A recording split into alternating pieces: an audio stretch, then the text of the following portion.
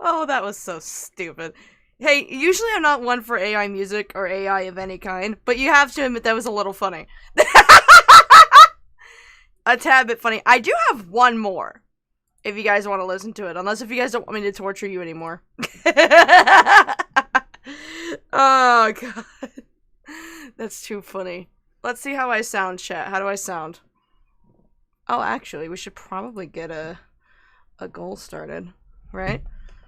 Right? Huh? I'm squealing like a pig. Hi, Rush. How are you? Oh, goodness. Oh, that was too funny. That was too funny. I was trying to see if I could find the one that Fauzi played on stream that one time, but, unfortunately, I'm not that fun. Why would you do that, Lazy? Why? What's the other song? I'm curious. Well, since you guys have asked, and since I need a little bit more time, why don't we listen to this masterpiece called Doodle Tones Quantity Over Quality, the Rap, the Remix. Here it is. Started March 20th, yeah, in the spring, and I was looking for something to satisfy myself, making beats, showing off my raps, so this is the way I started my naps. It was just peace from Doodle Tones from there on out. Then I heard about earthquake victims and I wanted to shout, cause the memories of the good days disappeared before me. Coordinates for these, so no photos please. We all just have to sing along to DJ Chip beats and DJ Din Dink songs. Because I reached 100, only 26 have done that. I'm climbing up from the top, I ain't going back. So I'm trying some more to give you the core, and I'll try to never be sore, because I'll have 100 more. And I'll just hang up on the mantle to give the KCRPSA music example. I'm an overachiever now, a real guitar. Wow, it's a warning to you all. This is to make up for that last song's fall. I'm just a little RC car mega mixing it up.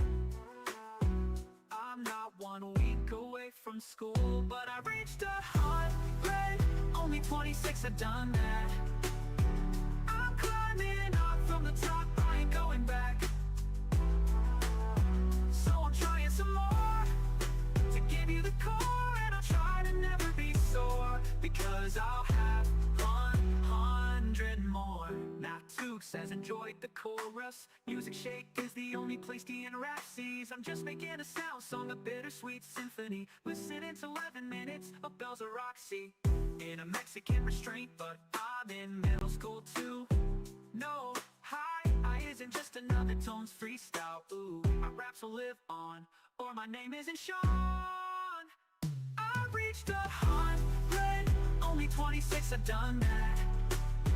I'm climbing up from the top, I ain't going back.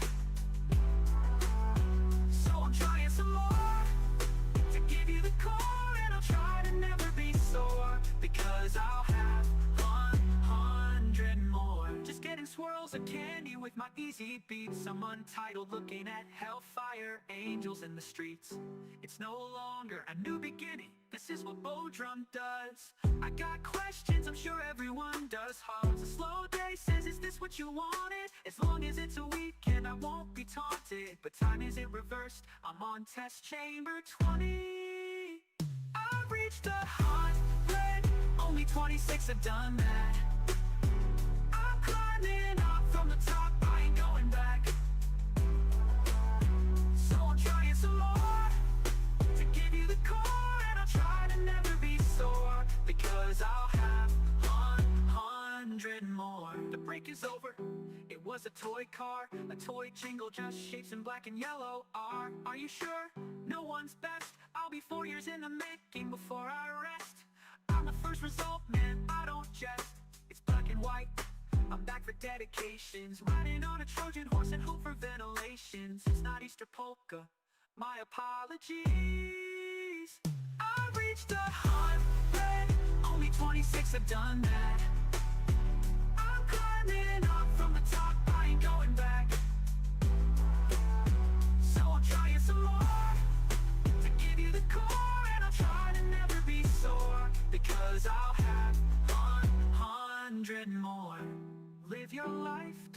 ashamed. Chase your dreams, you have named. Reply, what's up, Sean? You don't follow your dreams either. I'm so sure you also think I'm USA forever. I have ideas and for sure fake no. Nobody here can kill techno. I just like pie, but you can't see he. Well, this is the life of Sean Hembry. Now before this isn't out long, I'll give you the challenges song. Because the Flash MS don't work for me. I give you a 9-day reign of combat arms, you see. I reached 100, only 26 have done that. I'm climbing up from the top, I ain't going back. So I'm trying some more to give you the core, and I'll try to never be sore. Because I'll have 100 more. Just looking out the window at the people below. Life is too hard, there is no hope to joy. They'll stay, but no introductions to toy. It's the first jazz man with a gun in his hand, thinking about killing, but I reached 100. Only 26 have done that. I'm climbing up from the top, I ain't going back. So I'm trying some more to give you the core, and I'll try to never be sore. Because I'll have 100 more. Isn't it funny how social networks are? It's a back to school rap, so get out of the car. Humpty Dumpty points to the carnival of mirrors. It's a never-ending adventure, no ands or ors. But it's back to being bottom again. Capon had too many chewy bars, my friend. Skype conversations say Happy Halloween in 29 different instruments. Well, this is the end of my frontline punishment, we're all different.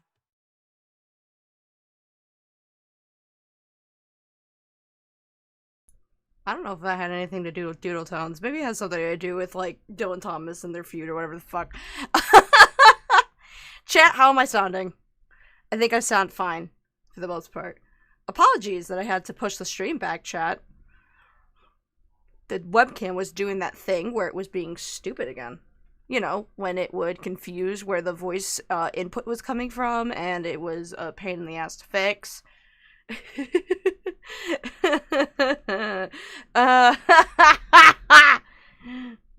Thank you, in the meantime, the Ever-Searcher with the 5 Canadian, thank you for the ear cancer. You will be hearing from my attorney. And also 382 Crash. How good is Doodle Diapers music? It depends.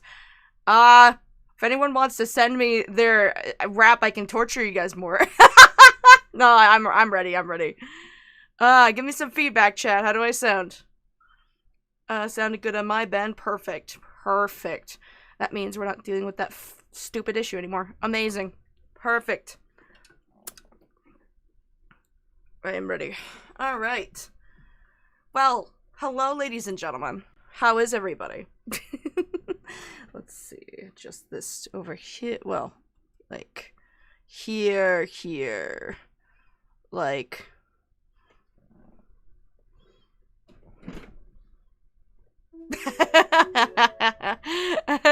Three, two, crash with the 5.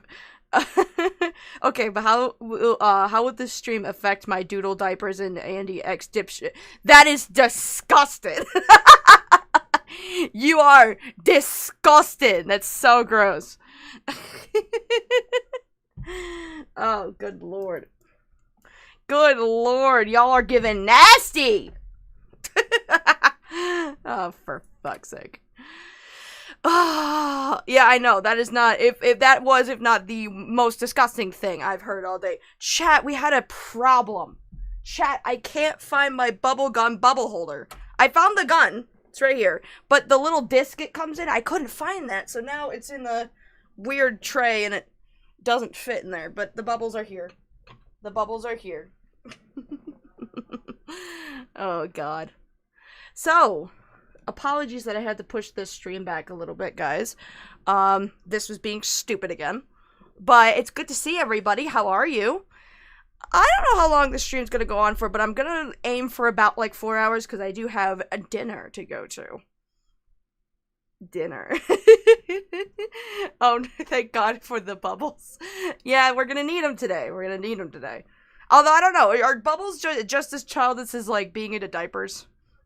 I would probably say no. Show no mercy to Diddy Tones. I will be ever curious because I have known about Doodle Tones for a very, very long time. And knowing that they've recently crashed out and burned everything to the ground is interesting. But before we get into any of that, I must host a toast to the dearly departed. I am sorry that you have to hear this from me. Unfortunately, King Cobra JFS has passed away this morning.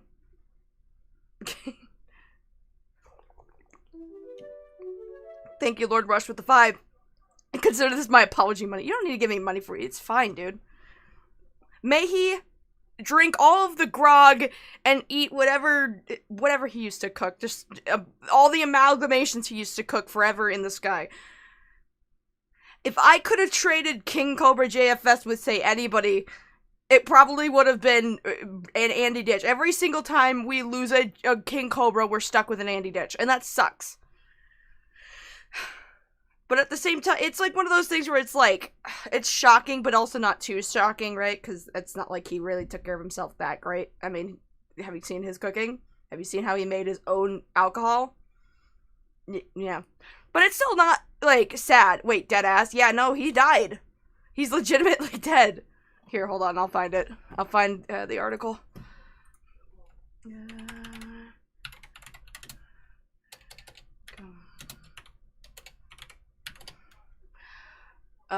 There it is. Alright. Go to the stream hub. Yep.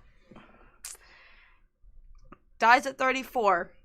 He is from Wyoming. You know what? That's how he died. He was from Wyoming, which is not a real place. No, I'm kidding. Yo, what the fuck? Did we hit the goal already? Guys. Are you fucking kidding me? We did it again. Well, you know what we must do.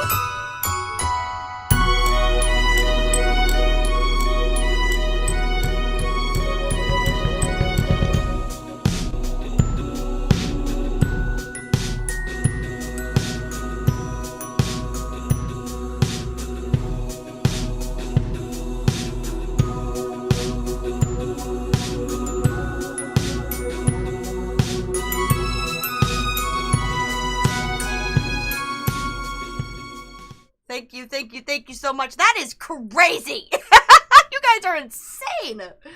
Alright, well, I didn't think we would be doing this so early into the stream, but you guys never cease to amaze me. Here is your bubbles. Whee! Wait, Bedhead! Another 500. You guys are crazy. That's crazy. I need to make that go higher. I definitely need to make this go higher. Are you kidding me? Okay. Ah, no. We already did that. Anyway. Oh, shit. Alright, well, we're gonna have to reset it again.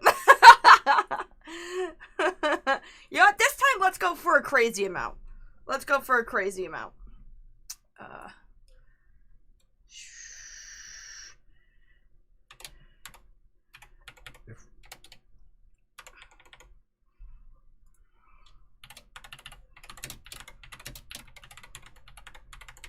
Do that. And then let's have that end by, like, November or something. November? Yeah, sure.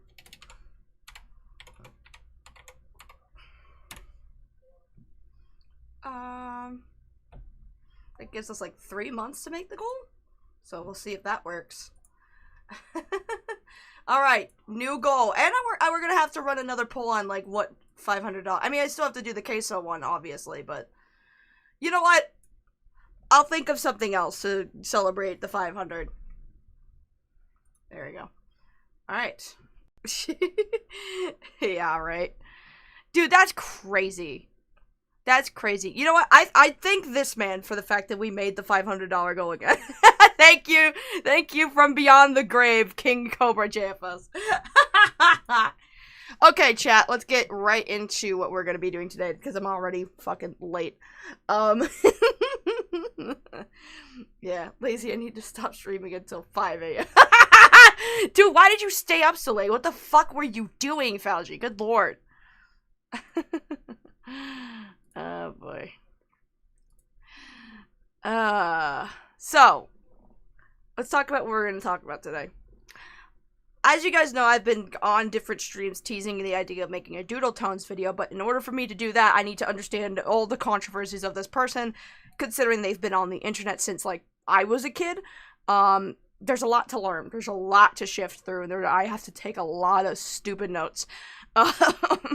Fortunately, Phineas used to be a part of the SEC circle, so he knows pretty much everybody involved, and he can help in the research process. But of course, I also have other friends that are willing to do that as well. This is just me kind of diving into, I think, we have to remind someone their voice never mattered. Jesus Christ. Falgy is so mean. I don't know what the fuck is happening, but you're getting so mean now.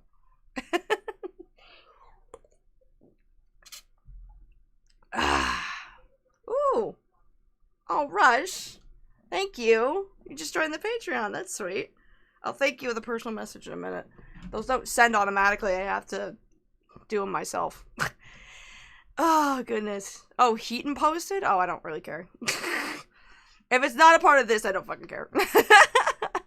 What did Heaton do? I don't remember. Something, I think she was trying to, like, defend fucking, who?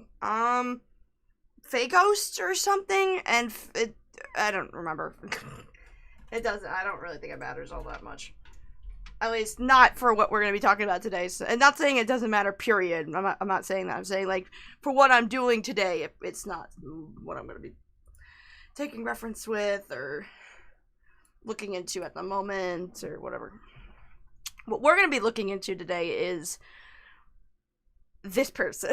So let's talk about who Doodle Tones is. She is kind of the head of the SEC. At least a lot of people quote her as being the head of the SEC.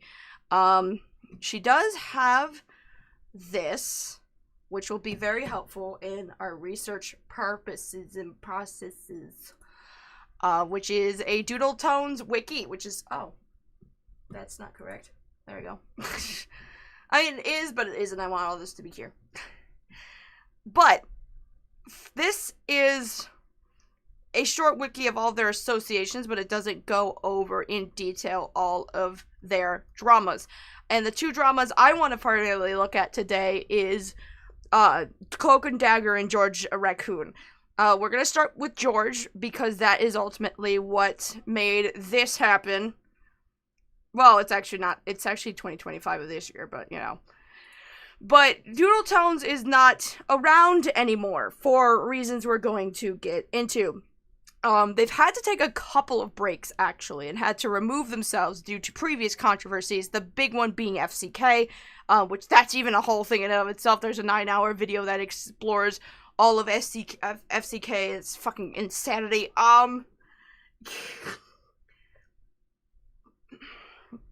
Yeah. They've also had run-ins, I didn't even know this, but apparently Doodle Tones have also had run-ins with, Mr.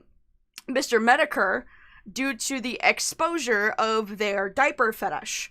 And we're gonna get into conversations about fetish, because Doodle Tones has a very interesting definition of fetish that I've never fucking heard of before. Doodle Tones apparently thinks that, like, not all fetishes are inherently sexual, which I've never heard of, because in my personal opinion, right, every time I hear the word fetish, every time I search up fetish, you know what it brings me to?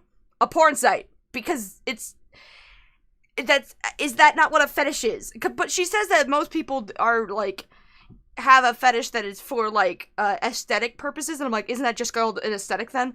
I don't know, it's very strange, I don't understand, and her views on, basically changing the definition of words, is why she got in this mess to begin with. Doodle Tones is somebody who a lot of her content centers around call-outs in her own communities, whether that be for people with bad videos or they've done something bad. Of course, one of those people, like, as an example, let's say, I know it's down here, this person...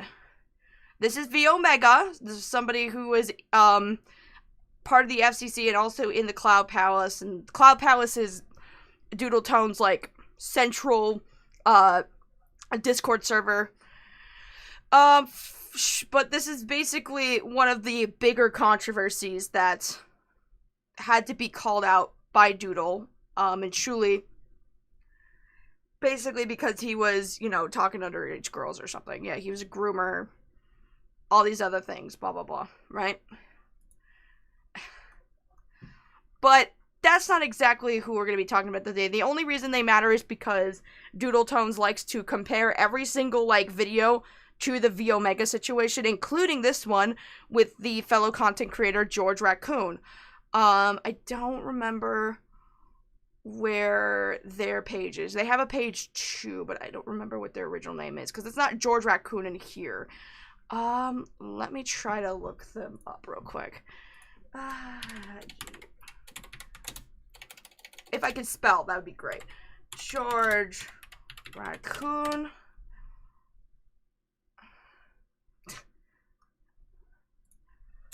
SCC. There it is. Horace. That's what it goes by. Alright. So. This is George Raccoon. Formerly known as Raccoon Man or Horace Tomes. Commentator and artist who had started way early on in 2010. They became well known within the community for providing artwork for specific commentators. They would leave the community in 2019 after accusations of behavior that painted them in a negative light, but they would return later when Doodle Tones highlighted how the controversy that drove him out was perceived unjustly in June of 2021. Keep this in mind. After coming out with their own side of the story, Horace rebranded to their current name. Then they left the community again in April 2025 after Chuli and Rin released their stories about how they were treated, and Horace felt uncomfortable remaining in the SEC. However, on May 18, 2025, it was revealed that Horace wasn't innocent and actually did groom Leo after some further looking into by Chuli. Another name that will come up later. They are heavily involved in a lot of things. SEC, ACC related. So, that comes to this. Now, I've thought about reacting to the actual video where Doodles defends George, but I think everybody's kind of made their reactions to that already. Everybody knows that that exists. It's, you know, not exactly important. Everybody knows it's a bad video. But keep this in mind that this is a video that she created in 2021. This is a live stream from 2019. When the entire thing first popped off. So, all the way back when this first started, Doodle was defending George Raccoon even before her video that would come out like a good few years later that would effectively revitalize George Raccoon's reputation and bring them back into community, despite the fact that their actions are, well... I suppose I'll put it up to, hold on. I will put it up to a poll whether or not we actually watch. Because I know it's re-uploaded so I can find it.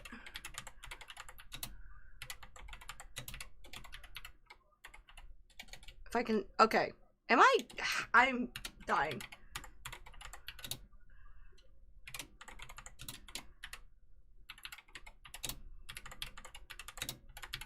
We'll put it up to a poll whether or not we actually watch it or not.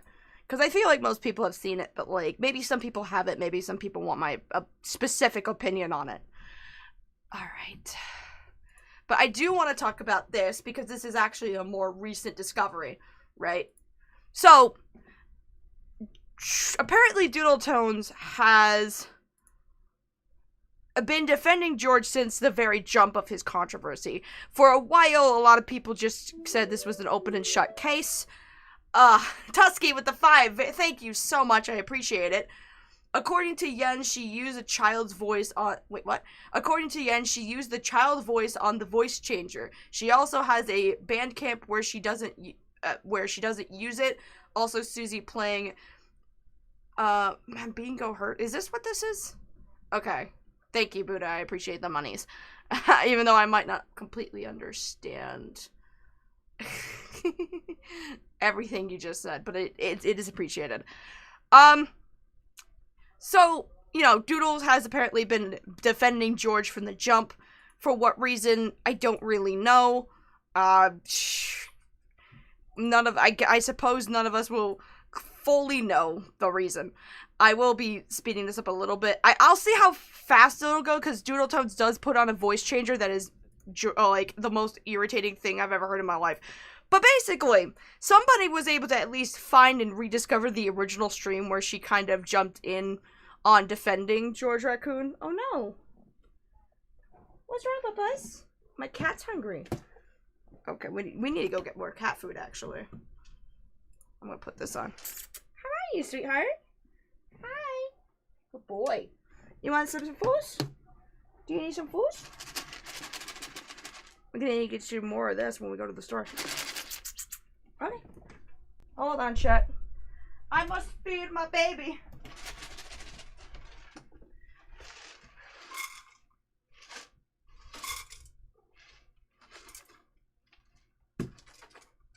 There we go.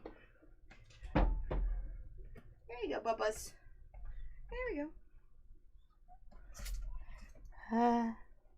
Okay. There you go. Kitty. Kibby needs food. Kibby does need food. Okay. So as far, what was I saying? As early back as 2019, when the original allegations popped off, Doodle was kind of in defense of George Raccoon, but wouldn't make an official video that kind of reinvigorates the Ever Searcher with the 5 Canadian. Thank you. Is there any reason why it's not allowing me to read the chat right now? Oh, there we go. I demand Kitty. Well, you can get Kitty when we reach the goal. How about that? You can get my cat when we reach the goal. There you go. I was able to fix it. Anyway. So, a lot of people don't remember this live stream. They just remember the video that came out, which is something you guys can vote on whether or not we watch or not. But I wanted to watch the live stream because I want to understand the beginning sources of her thought process into why she thought this was a good idea. Because if she was thinking this as far back as 2019, up until 2021, even up until 2025, until, of course, she gets confronted and everything and loses her whole career.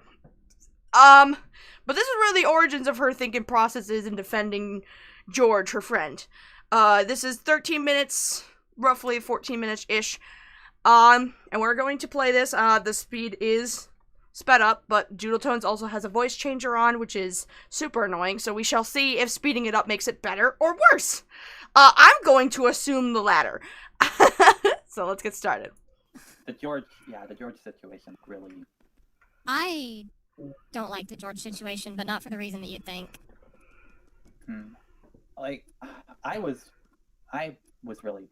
When I found out about that, I pretty much broke down. I'm not even like... That really, like, depressed the shit out of me for today. I have been looking more... Or, like, I keep looking back at that document. I keep reading that document. And the more that I read that document, the less makes sense. And I think people kind of jumped too quickly to Leo's defense. And don't get me wrong, I understand why. These are pretty heavy accusations. I mean, I don't know. I did say something on Twitter about it. I didn't like want to like jump so quickly, but like pretty much the more I read it, the more it made sense to me. I don't know. Okay, so I'm not sure who any of these people in the call are, but this it looks like Paradox Philosopher, who's the one who's actually mainly speaking, seems to be the one that's just like, as I read the document, it all is kind of dawning on me that this is bad, right? This is not good. And Doodles is over here just being like, I think people jumped too close into defending Leo. I hope they explain why, because a Paradox isn't, like, apparently calling her out on her shit just yet. But we shall continue forward and see. Strongly disagree. Well, okay, here's what I think. Here's what I think happened reading the document and reading poor Kate's document that followed it, right? Yeah. I think what happened was people, or I think what had happened was two people who don't know how to handle more stressful situations and don't know how to handle confrontation wound up meeting with each other and not knowing how to say no to one another, not knowing how to react to certain situations. That's a really odd assessment of that, because the two people in the situation in relative, there's more, but like the two people in main, according to the document that they're referring to, is Leo, who at the time was a minor, and George Raccoon, who was like 21. And I believe it started off when they were 20 and like 14 to 15 years old. So when she says two people who couldn't say no to each other, that's so weird to put in the context that one of them's a minor. It's like, what the fuck do you mean? Of course they couldn't, they're a kid. Like, what the fuck? It should be the adult in that situation. Hold on. Change the mood because my fucking skin is orange for some reason. Hi. Hi, sweetheart. Would you like to come on stream? Do you guys want to see Kibby? Kibby! Do you want to come up here? You never just want to casually come up here. Kibby. Kibby. What are you doing? Why are you being a weirdo? I should get like a cat cam. Except for they don't ever stay in one place for too long. That's the problem. Hi, Kibby. You are getting tangled up. Please don't do that. Please don't do that. No. No. No. Oh my goodness. Come here, Kibby. No. Why are you leaving me? You're such an indecisive cat. You're so indecisive. Here. Hi. Do you want to come on a yes or no? I won't force you to come on, but if you keep rubbing up... Hi. Hi. I'm gonna make you. He's right behind the chair. What are you doing? Get out of here. Buddha Cat with the $1.99. Thank you so much. You know, I can't read the super chat right now because of the stupid poll that's in the way. Whatever, it's fine. Backflip off a bridge in Minecraft, George. Anyway, continuing on. Doesn't matter. Alright. It's two people who didn't, or it's two people who socially don't know how to read the room, or socially don't know how to, you know, think things through, I guess. That's what I mean, sure. I mean, I don't know. I think George Raccoon is somebody who's a little autistic, so mayhaps yes, but so if we're dealing with two autistic people in this situation, then sure, but still, George is an adult. Like, he should have known better. Like, I have a lot less leniency for somebody who's a kid than somebody who's an adult. You know what I mean? When you're a kid, you have to kind of assess where that comes from. When you're adult, you do that, but also with the added context that you are somebody who has to follow the law and be held to by the law. Not that, you know, children don't, but yeah. Mac with some cheese. Greetings from work, lazy. Thank you for the, what does that say? The 2, sorry. I thought that said 5 for a second, and my brain was like, what? That's not what that says. I can read. But I feel like with this whole thing, her argument comes down to they both didn't know how to communicate with each other. And it's like, yeah, sure. But like, a communication issue is not the reason why this is bad. I feel like boiling it down to a communication issue really downplays what exactly their relationship was. And we could get into what their relationship was because I have the Google document, so we can read through that. I don't know how long it is, but I feel like a lot of people haven't actually read through the whole thing to kind of bear witness to what it was that Leo had to go through. And I would like to show you their perspective here and during this stream, but let's finish watching this first. I think happened. It's just two people met up with each other. Neither necessarily did anything heinous. Both sides are at fault as well. Don't get me wrong, I don't think George is necessarily innocent. He definitely should not have let a minor on his, even if he calls it an NSFW-ish account, he should not have let a minor on there. He just should not have done that. Yeah, no shit, Doodle, fuck! But like, when looking at Leo's document, there's definitely a layer of fault on Leo.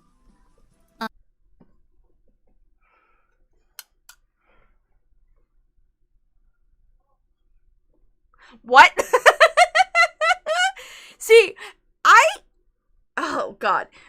I have heard that one of the biggest reasons this ended up blowing up in, Doodle's face was because she blatantly, like, in her original video, which, again, we'll see if we get to, it comes across as very victim-blaming. This whole stream is just victim-blaming. I see now where this is going. Maddie, hi thank you for kicking down my door.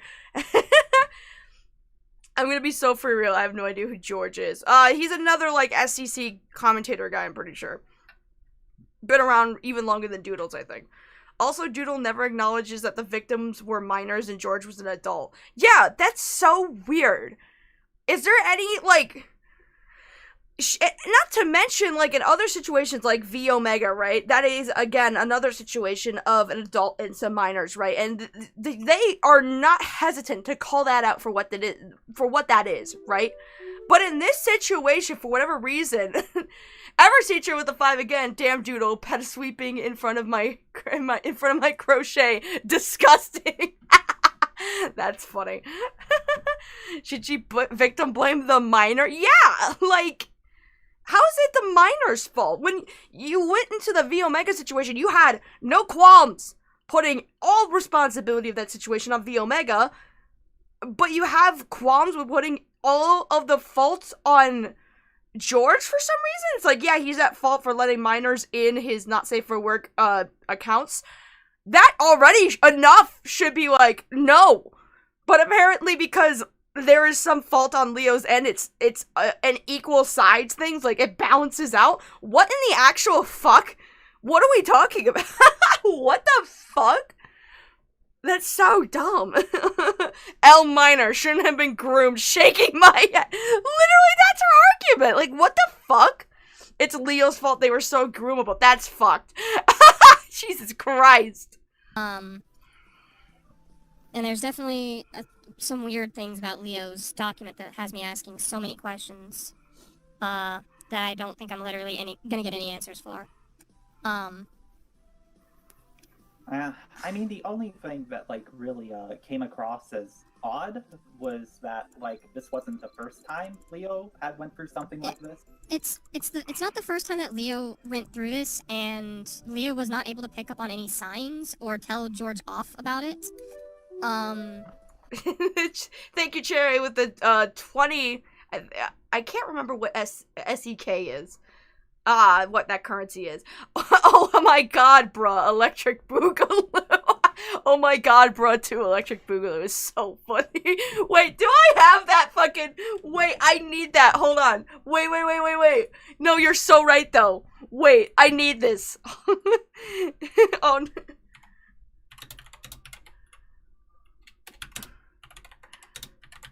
Okay, hold on.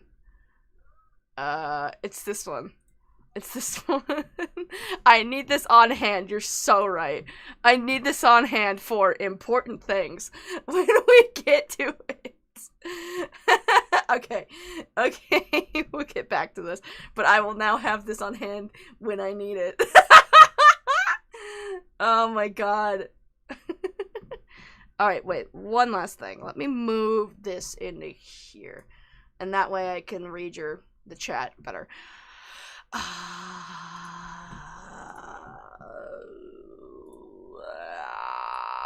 Play. And only came to the conclusion that Leo was groomed again because someone in another call presumed that George was grooming them. But that's not the only thing that's weird about this situation. Another thing that constantly gets brought up, at least to me, is how Leo looks at how George reacts to a situation, how George reacts to being wrong, how George reacts to screwing up, how we apparently know that, or have to know that George kind of self-destructs when he does something wrong. Leo writes that as if it's like the biggest problem that George has. But we're supposed to also turn a blind eye to all these times that Leo also self-destructs because they could be wrong. Oh my god, bro. Oh, hell no, man. What the fuck, man? Get your ass on, bro. I'm sorry. That was just... Where did they go? I lost them. No. Holy shit. Oh, God. I feel like a minor self-destructing because they're groomed by a grown-ass man is a reasonable reaction. I feel like George Raccoon self-destructing doesn't really matter when they've hurt a child. Like, what? What? Like, what? Huh? What is happening? This is worse than Jar, not gonna lie. Yeah, you never want to be the person that defends a groomer. You know, I understand playing devil's advocacy, but like...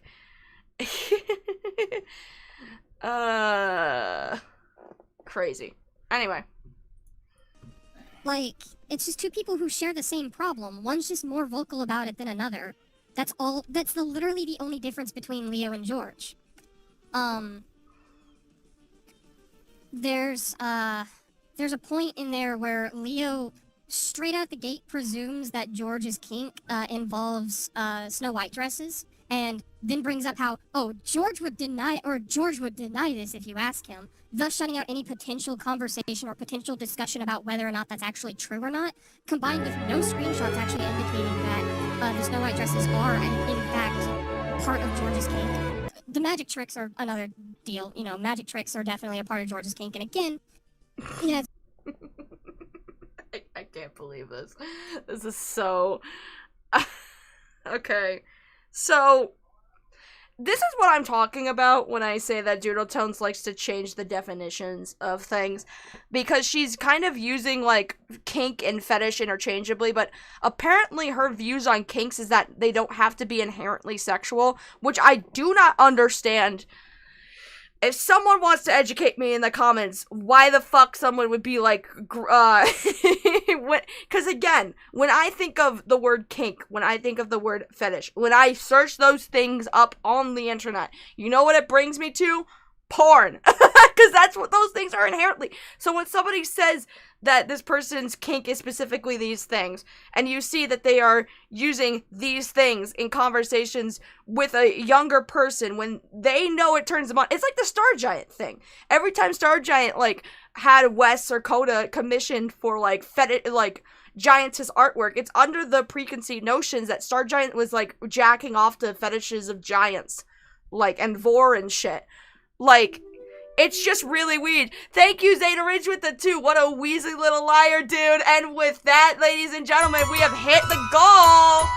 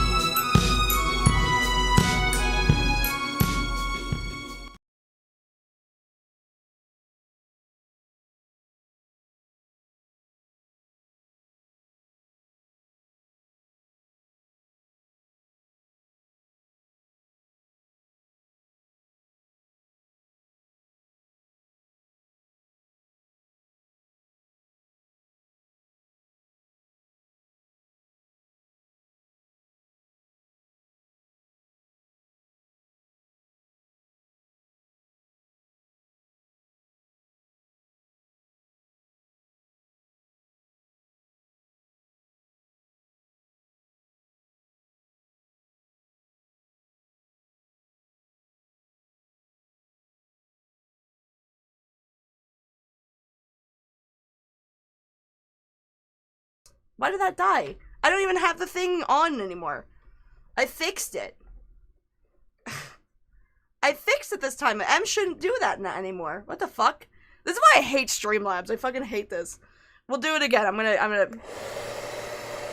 You have been blessed by the bubble priest. Here's your bubble baptism. Again. Sorry about that. Bubbles killed the mic. It literally did. How the hell did the stream you? I don't know. This time I don't actually remember.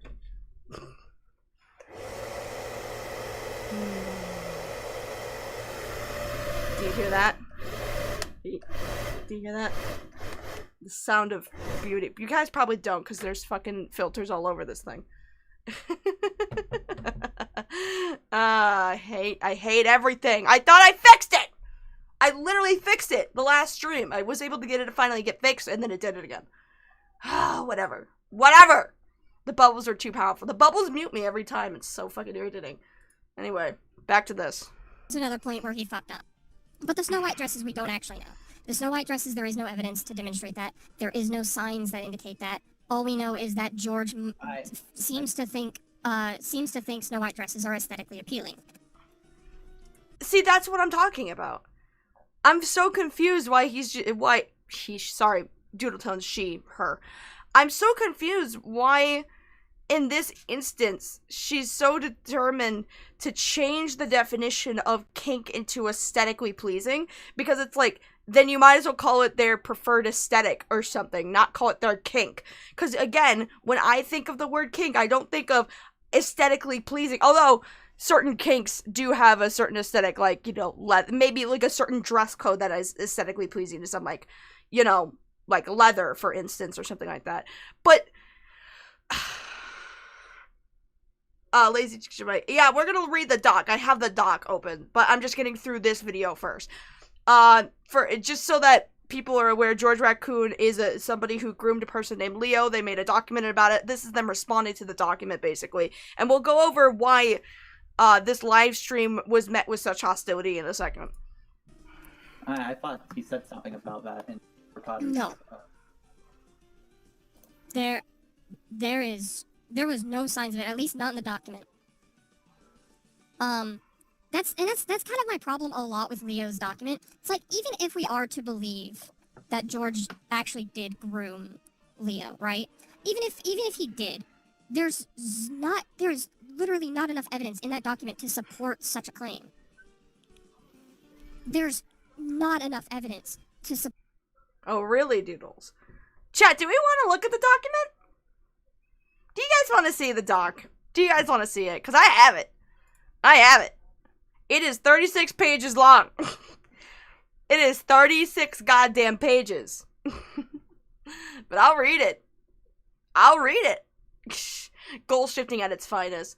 While I could attempt to explain how kinks aren't inherently sexual, the fact that there is such a heavy sexual affiliation with most kink and kink culture, exactly like kids shouldn't be involved. Exactly. Exactly. Like, I guess if someone could explain it to me how No, shit. There's a bug. So irritating.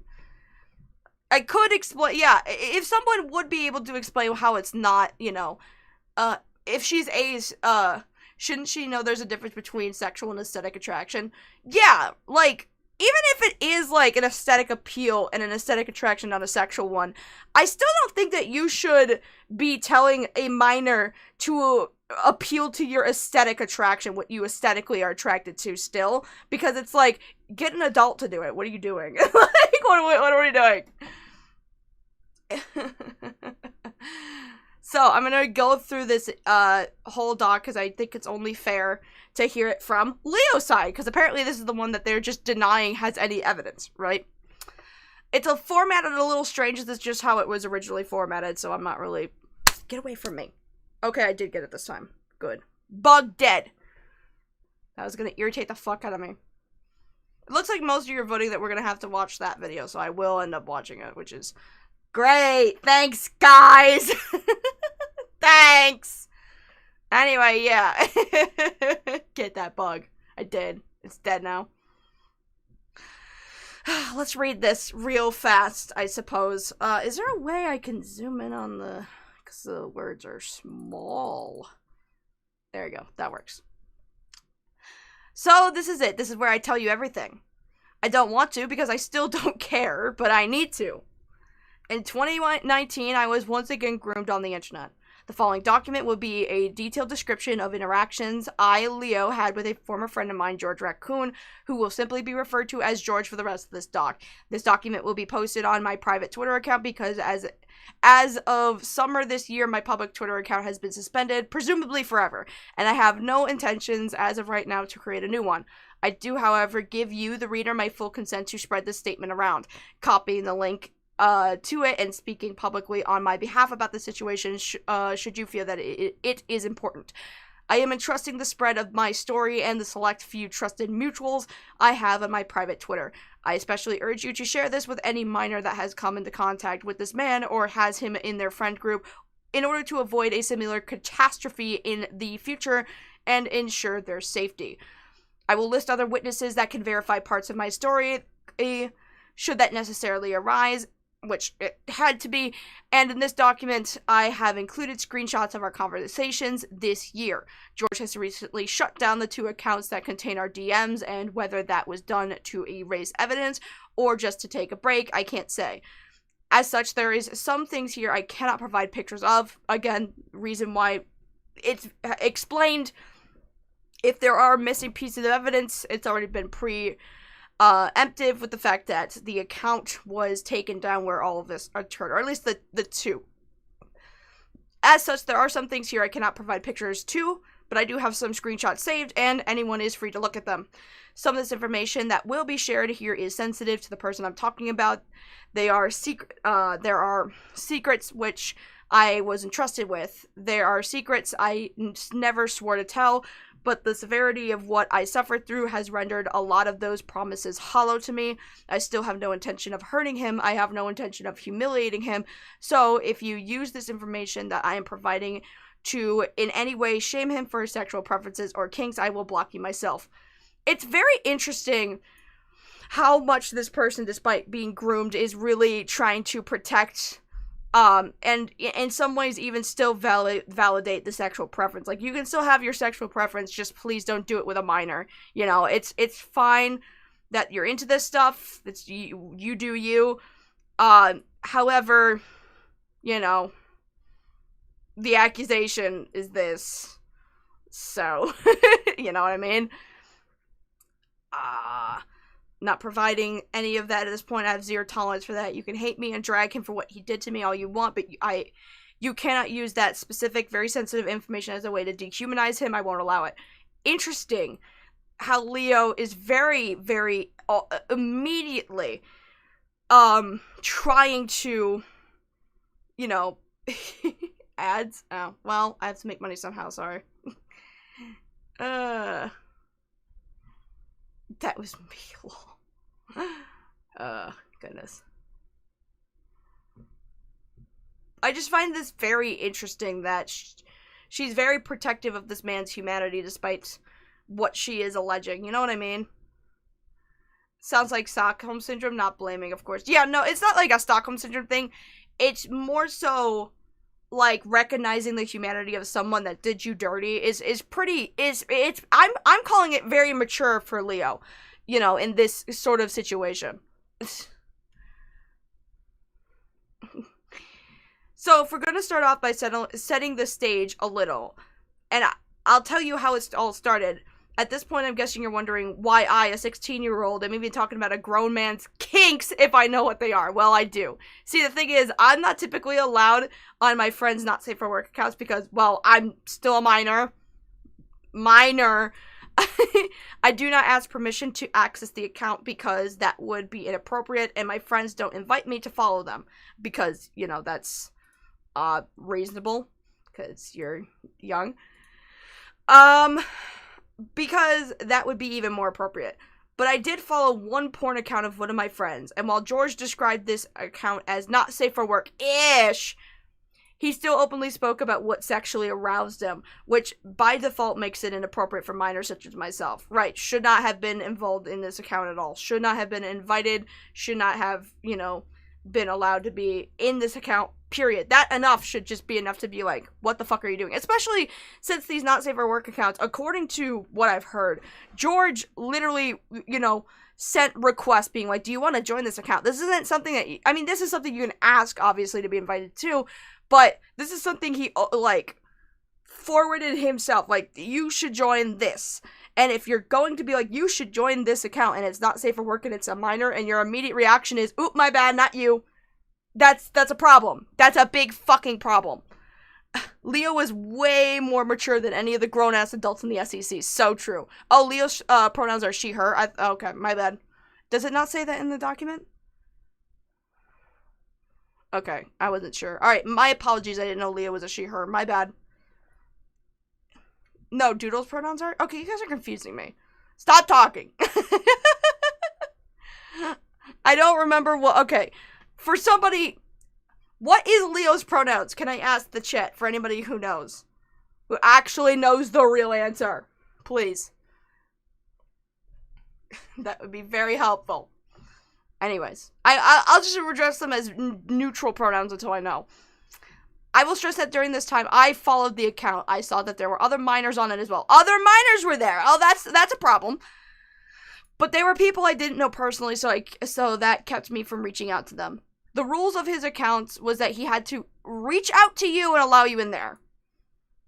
Again, if this is the case and the fact that, you know, the immediate reaction from George by like, here is access to this not safe for work account, hands it to a minor. Whoops, my bad. Hand it over to an adult and not to you. You stay away, adult. My bad, sorry about that. Then I'd understand it, be like, whoops, slip of the tongue. Not even slip of the tongue, just like, wrong link, don't follow, right? But in this case scenario, like, bug. Did I get it? I don't know where these bugs... I'm dealing with a fruit fly issue right now, which is so fucking irritating. Oh. No. Bitch.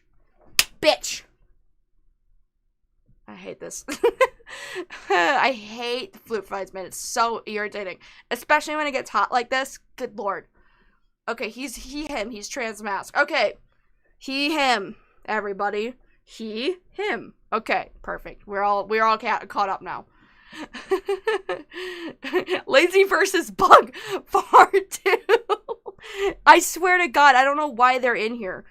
Fuck off, dude. That's embarrassing. Anyway.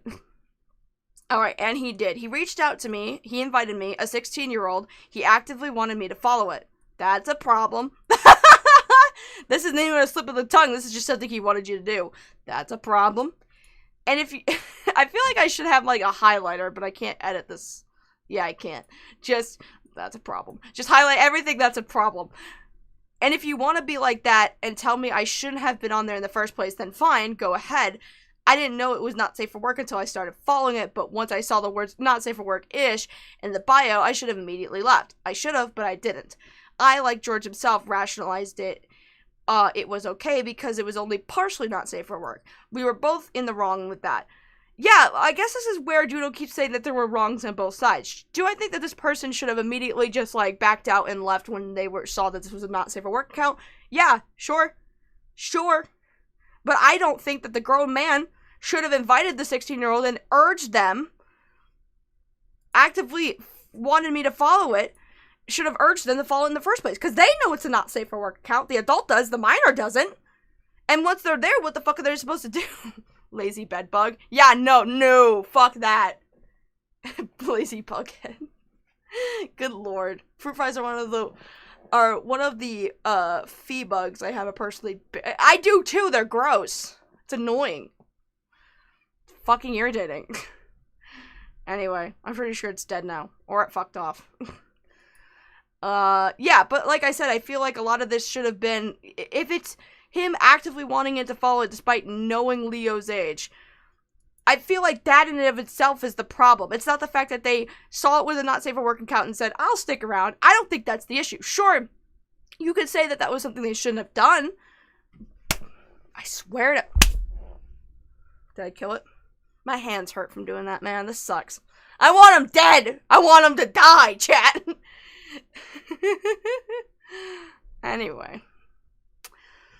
But still, I really feel like the adult in that situation should have never urged a 16-year-old to join a not safe for work account. Is that crazy to say? I feel like that's not an insane take, right? We were both in the wrong in that. I'll take responsibility of that if I have to. Point is, in early 2019, I was allowed on a not safe for work account. Let's talk about the dress. In this section, I will detail our interactions in one of the areas he used to groom me. There are multiple, so keep this as structured as possible. I'll let you know when I'm moving on to another subject. When I first met George, I was 14! 14 years old!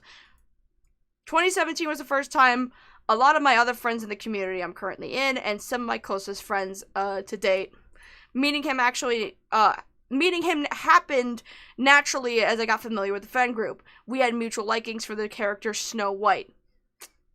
Snow White, let's keep this in mind. And other things like Kingdom Hearts and so on. Snow White was one of my favorite Disney princesses at the time, and he shared that mindset, so it was something that we bonded on every now and again. This is unfortunate because the way that Leo describes it sounds like, oh, what's your favorite Disney princess? Oh, I like Snow White, and that being the end of it. For George, it goes a little deeper than that. A popular thing George used to do was that he would draw his friends and other fictional characters in Snow White dresses. I'm sure you've seen at least one or more drawings with him and that theme. When I was 14 years old, he came to me telling me he was planning to draw me in one. I was excited and felt very honored to have someone draw something for me, especially when it came to a Snow White drawing, because I knew George was I knew George was liked her. Okay, I'm not the problem with the reading. It's that this document sucks at typing and drawing those things. I really didn't think anything of it, and I was happy. Luckily, I was contacted by one of my good friends, Gwen, minutes later, and she warned me not to let him do this. She forbid George from drawing me in the dress and told him to back off immediately. What I didn't know was that dresses were a form of a kink for him. And I had no reason to doubt Gwen when she said this, because she was one of my closest friends at the time. She wouldn't cut in like this unless it had to do with my safety. This is such a snaky form of it, right?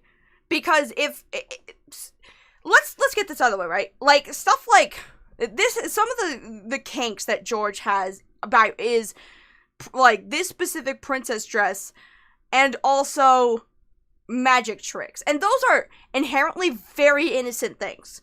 When you think of something that turns somebody on, you don't think magic tricks and a Disney princess dress from the 40s, right? They're completely innocent things. Completely innocent things. And it's this guy's fat material. And it's really, really weird that he's taking this thing that is so innocent and being like, hey, since we both like this thing, I'm going to draw you in the dress.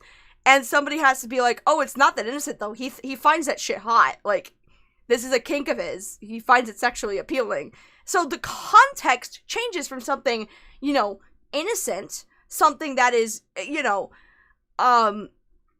very much something you can casually talk about with your friends without knowing that it's something that sexually turns them on until you get the context that it is. And it's like, wow, you just changed this completely normal conversation, this completely normal context of this, conversation where we're relating on something relatively the same-ish, and you're turning it into a sex thing, especially with a 14-year-old. It's like, what? Can you not just be normal?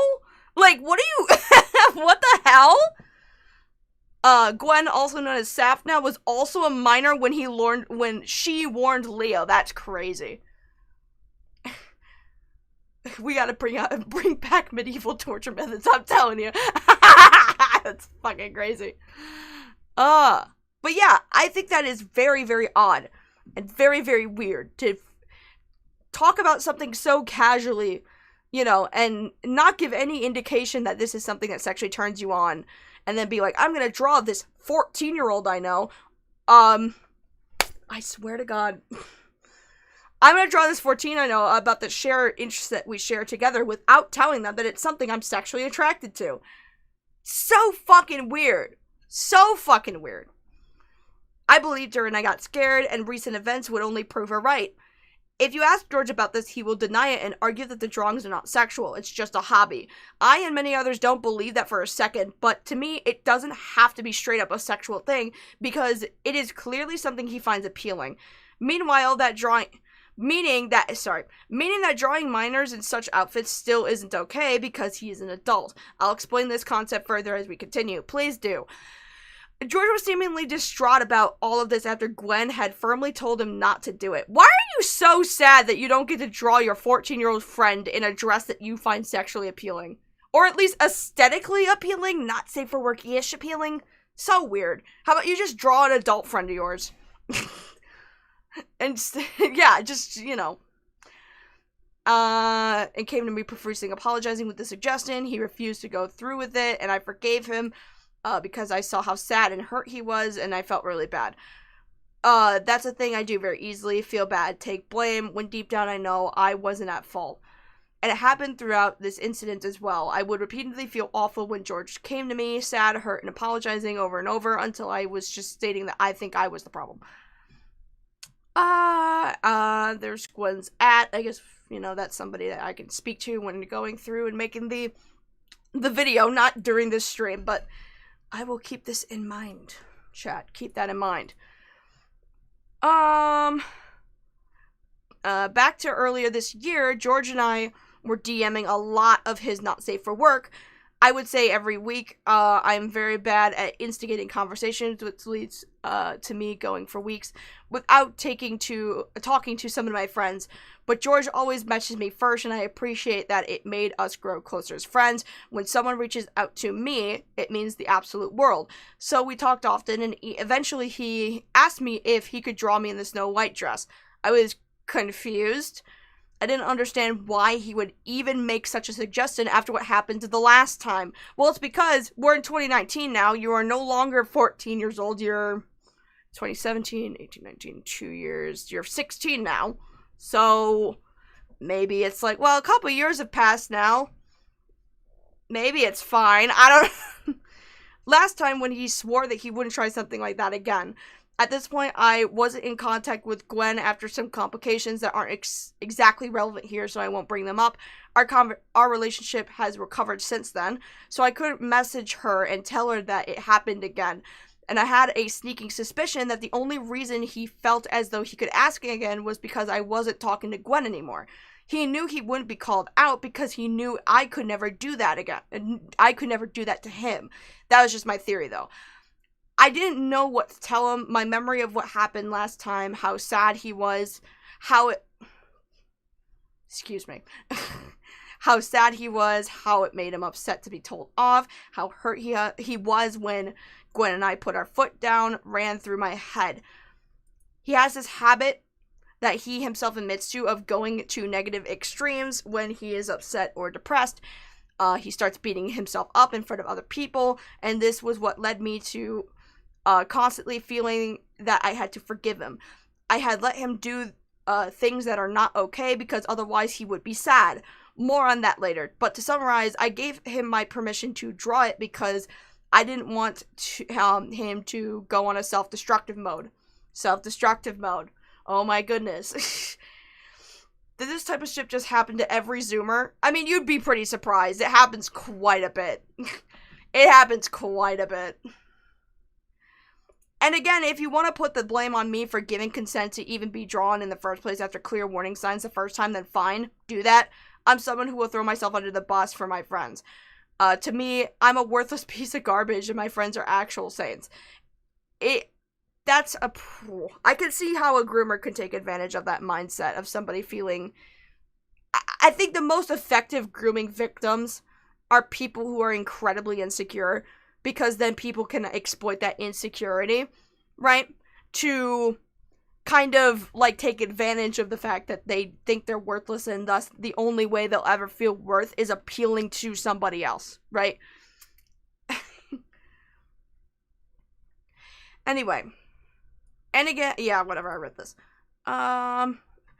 It's always been like that, and I don't think that's changing anytime soon. That's why I said yes, the first time. The second time he drew me wearing a Snow White dress, I had no idea until he sent the image to me. He didn't ask or even let me know. He just did it. Alright. Here we go. This is the so-called not proof that Doodle Tones thinks doesn't exist for some reason. I did something you want to see? Sure. Here you go. I hope you like it. Apparently this is Leo in the Snow White dress, along with this as well. So pretty. I'm glad you really like it. This looks traced, by the way.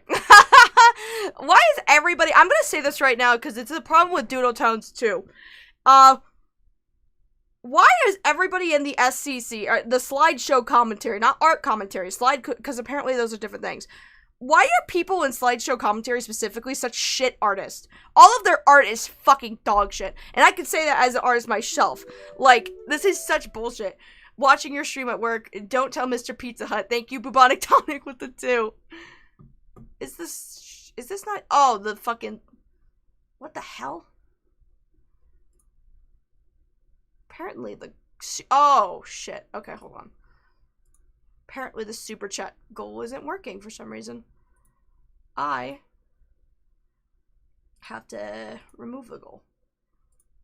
I have to restart that. My bad. My bad.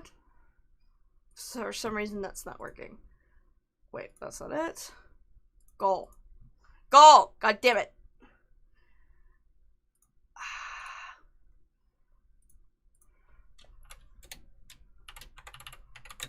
For some reason, I don't know why that. Anyway. Alright, that fixed it, I think. All the colors. There we go. Alright, keep in mind that we're of 1 of 10. We're not 2 of 10. Blah, blah, blah. Heaton is one of the few people with good art. I don't even think Heaton is SCC, though. I think Heaton was ACC. But I'm telling you, it's all the SCC people with fucking dog shit art. He got his very own Snow White dress IRL one day, and it confused a lot of people, myself included. After asking, he told us that it had nothing to do with his gender identity or him being trans. He just wanted the dress to look pretty in it.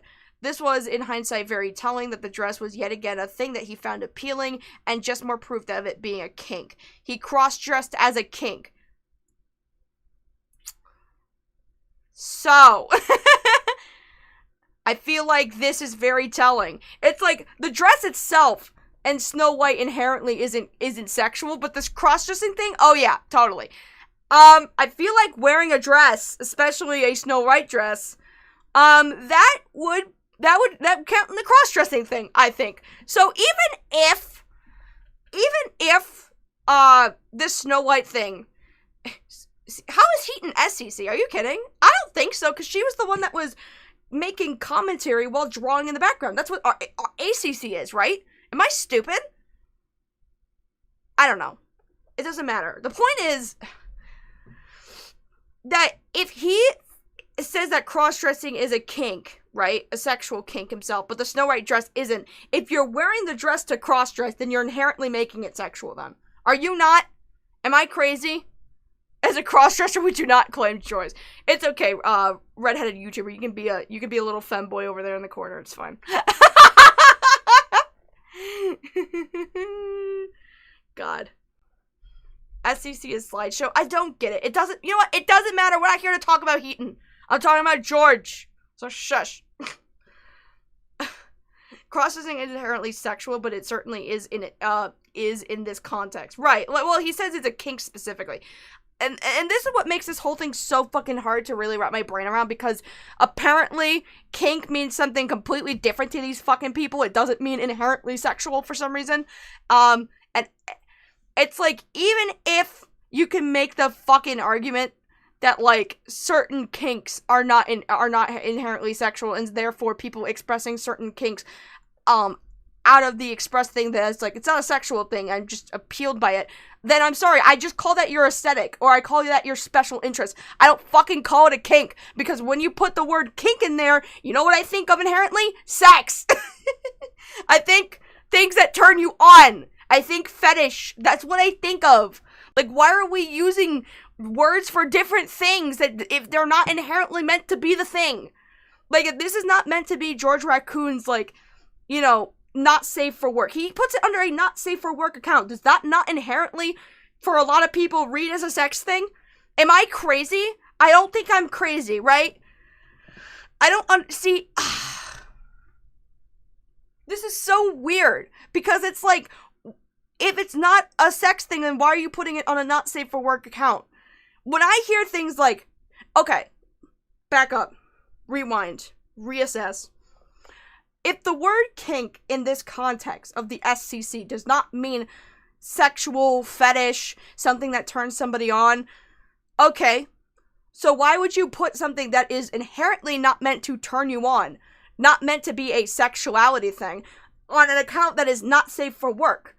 If the account is not safe for work, most people look at that acronym and think sexual inherently, because that's what or gore or something, because that's what not safe for work means. Like, if you don't want this to be perceived as a sexual thing, why the fuck? Why the fuck are we putting those in the same category? Put it in a different thing if it's not meant to be your sexual kink. Don't put something that's not meant to be your sexual kink into not safe for work accounts, because you know what that's going to indicate to a lot of people? That you find this sexually appealing. Am I crazy? You are crazy because you're right. That's not helpful. That's not helpful. I don't know. Like, just call it an interest or an aesthetic. Exactly. What is happening? Am I... Okay. He would upload pictures of himself wearing the Snow White dress on his not safe for work every now and again. Why would you post this into something that is not safe for work if you do not inherently find it a sexual kink, or if your kink is not inherently sexual? Alright, so... is this the kinks and fetishes are not inherently sexual thing a get out of jail free card? Like, no, I didn't groom a minor, I just showed them something I liked. Like I said before, kinks can be a therapeutic rather than arousing, but even in that regard, a child doesn't need to be involved or aware that you pet regress after a stressful day at work. That is a good point. Like, I feel like it's fine to, like, be like, hey guys, this is how I recover from, like, anxiety, or this is how I deal with depression, you know, and be like, this is what I do, I journal, you know, stuff like that, wearing a maid's dress, I guess, you know, but, like, again, I just think, in this context, if it's being put in an account that is not safe for work, then it's hard to argue therapeutic, right? It's hard to argue coping mechanism when you're inherently pairing it with something that is sexual. I'm sorry. Like, I feel like I'm going insane. Like, I feel like I'm going crazy. I feel like I'm going fucking insane. Cause it's like, I'm not crazy, right? Like, if this Snow White dress thing is just like a therapeutic thing, like it's just something that this person says, then why is it being paired with something that is inherently sexual? I don't understand.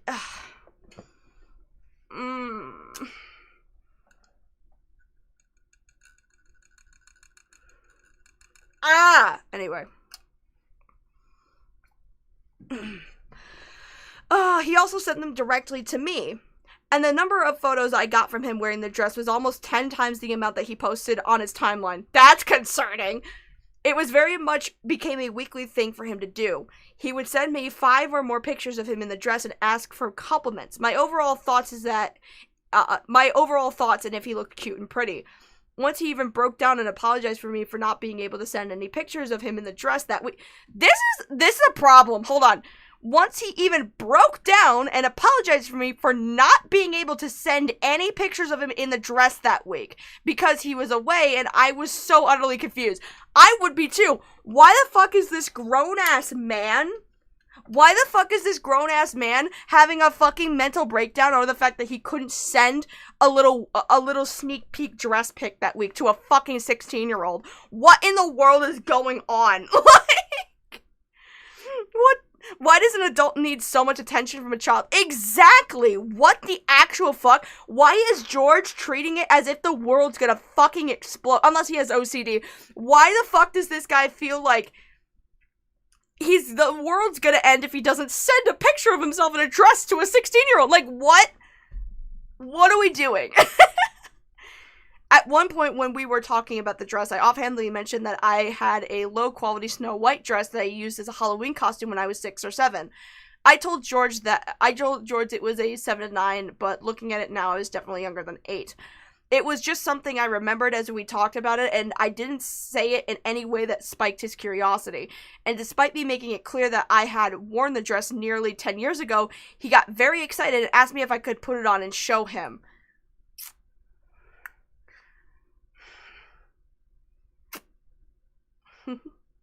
That's so fucking creepy. It really is, because you know how there's, like, people, like, in sort of, like, grooming circles, right? Pedophile rings, whatever it may be, that, like, try to get kids to wear certain clothes because they find, like, not only the kid attractive, but kids wearing specific outfits attractive. That's what this is giving for me. This is so weird. This is so weird. This is so weird. Regardless if it's sexual or not, it's bizarre and disturbing for a grown man to daily cross-dress pictures to a kid and guilt them into letting them draw them in a certain clothing. It really is. It's so weird. It's so weird. Like, even if you want to say that, like, even if you want to take the Doodle tones route and be like, he's not a groomer, guys, we swear. Fine. You can't deny, though, that this is fucking weird, though. That he shouldn't just be... I'm not letting this man around kids because he's a groomer. I'm just not letting him around kids because he's fucking a weirdo. Can Disney sue this guy? I wish. It's so weird. It's so weird. Let me put this into perspective for those who don't know me. I am a non-binary trans mask.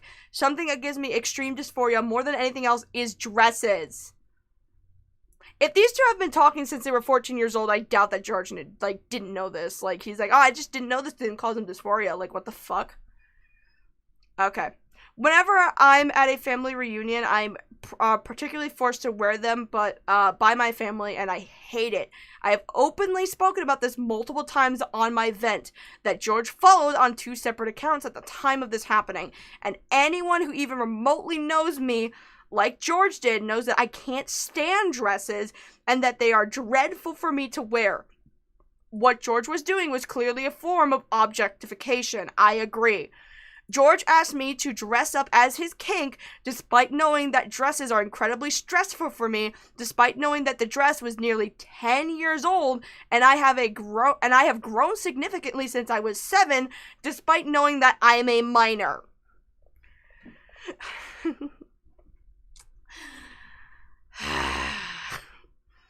And you know what? I again was scared. I was terrified of him having a meltdown, of him beating himself up. I knew I wouldn't be able to handle it if he did. So I said that I could try finding the dress, and it made him very pleased. For weeks after I had said that I would go look for the dress, he was in my DMs asking me over and over if I had found it. Why is this guy so obsessed with Leo specifically? He could have done this to anybody over the age of 18, or even close to his own age, right? To wear fucking little girl dresses with him, if he wanted to. But it was specifically Leo, this fucking 16-year-old. It's so weird. It's so weird. Once or twice a week, while we were talking, he'd go, any luck with the dress? Have you found the dress? This constant asking for where it was, if I had tried it on. One day I straight up told him I have a lot of dysphoric feelings right now, so I don't feel like trying it on, and I really expected him to catch on to what I was saying, but no, he just said, oh, okay, try again when you feel better.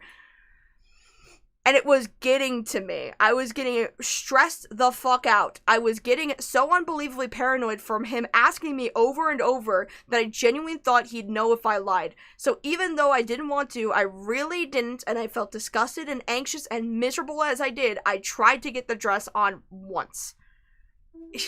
Metal Man with the 5, the dress is a fetish. Oh, I know. I tried to get the dress on once, and naturally it didn't work, because I don't have the body of a first grader anymore. This is so weird. This is so weird. And when I told him I couldn't get it on, he was very disappointed. He was so disappointed, and I apologized to him. I just felt more and more guilty. How's it going with the dress? I haven't found it yet, unfortunately, but I'll keep looking. Alright. I don't know what the fuck this is. I'm a little scared to look it up. What do you think? It was cool. I really liked it. Glad to hear that. Any luck finding the dress? So, any luck finding the dress on, April? Yeah, April 29th. This says 5/4/2019, so this would be like a week later. Or no, here. This would be a week later. Any luck finding the dress? Yes, actually, I have it now, and once I get home, I can try it on. Not sure if it fits, since I got it when I was like 7 to 9 years old, but I am a small boy, so I think I could try. This is so fucking creepy. What's happening? We're, grooming. Gross. Icky. Creepy. Some time went by and George continued sending me dress pictures, and I continued complimenting him because he was basically asking me to, and I didn't want to be rude. Then, just a few weeks before everything went to shit, after this having passed and not been talked about for nearly 2 months, he said that he would still love to see me in a Snow White dress one day. I am so weirded out by this fucking grown dude, so obsessed with the idea of the 16-year-old wearing some dress that he likes. Like, it's like, could you not just either do it yourself or just talk about literally anything else? It's so creepy. This is so fucking weird. Ugh. Yeah. Because I would look very pretty in it. That scared me, but I just laughed it off and reiterated that my old dress didn't fit. And then he recommended where I could buy one. He sent me a link, said I could ask my parents for a Halloween gift. This is so fucking creepy. Even if this isn't like inherently a sexual thing for this dude, it's so fucking weird to continuously ask a random 16-year-old on the internet that you met, who you met when they were 14, to please, can you just ask your parents to wear this dress I really like? Don't you like it just as much as I do? Right? Ask your parents. This is so weird. I don't like it. I don't like it. I don't like this at all. So here it is. If I could recommend an option, there are some good Snow White costumes you can find on Amazon.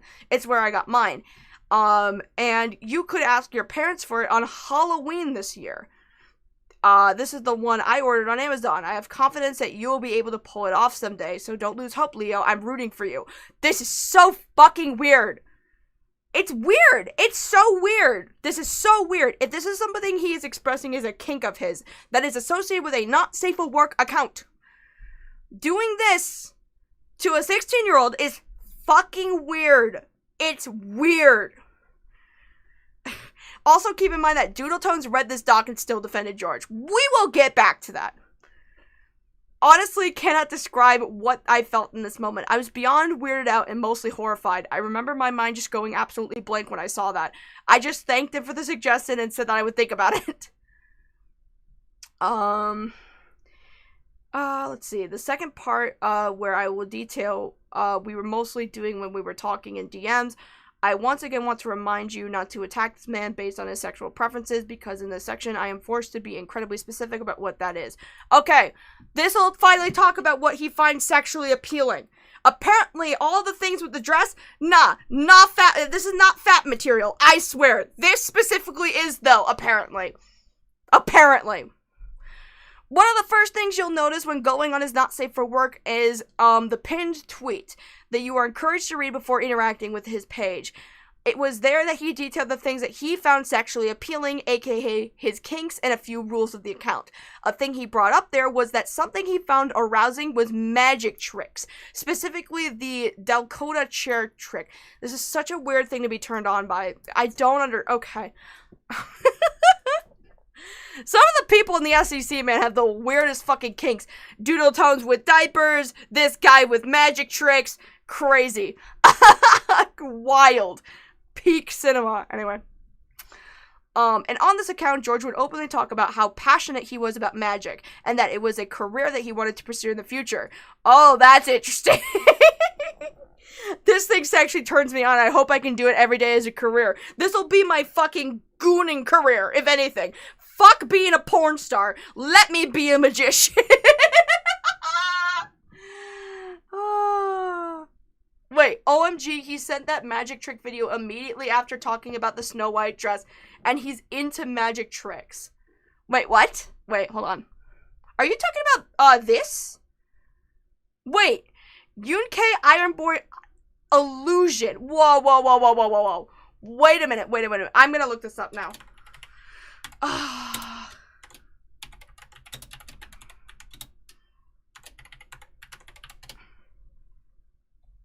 Is this it? Oh, I think this is it. Okay. I think this is it, actually. Okay, so, context. He's begging this person, this trans mask fellow, please put on the dress that I totally don't find sexually appealing. And they're like, sorry, can't. Okay, then sends her this. Sends him this, sorry. Sends him this.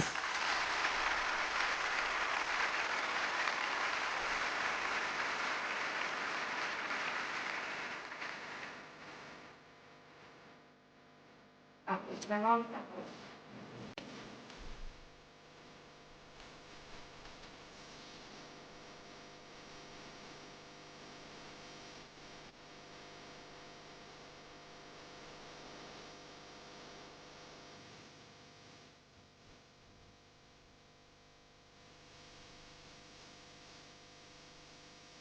Oh. You know, I will say, with the choice of music, I can see why George would find this to be a sex thing. What the fuck is this music? Anyway.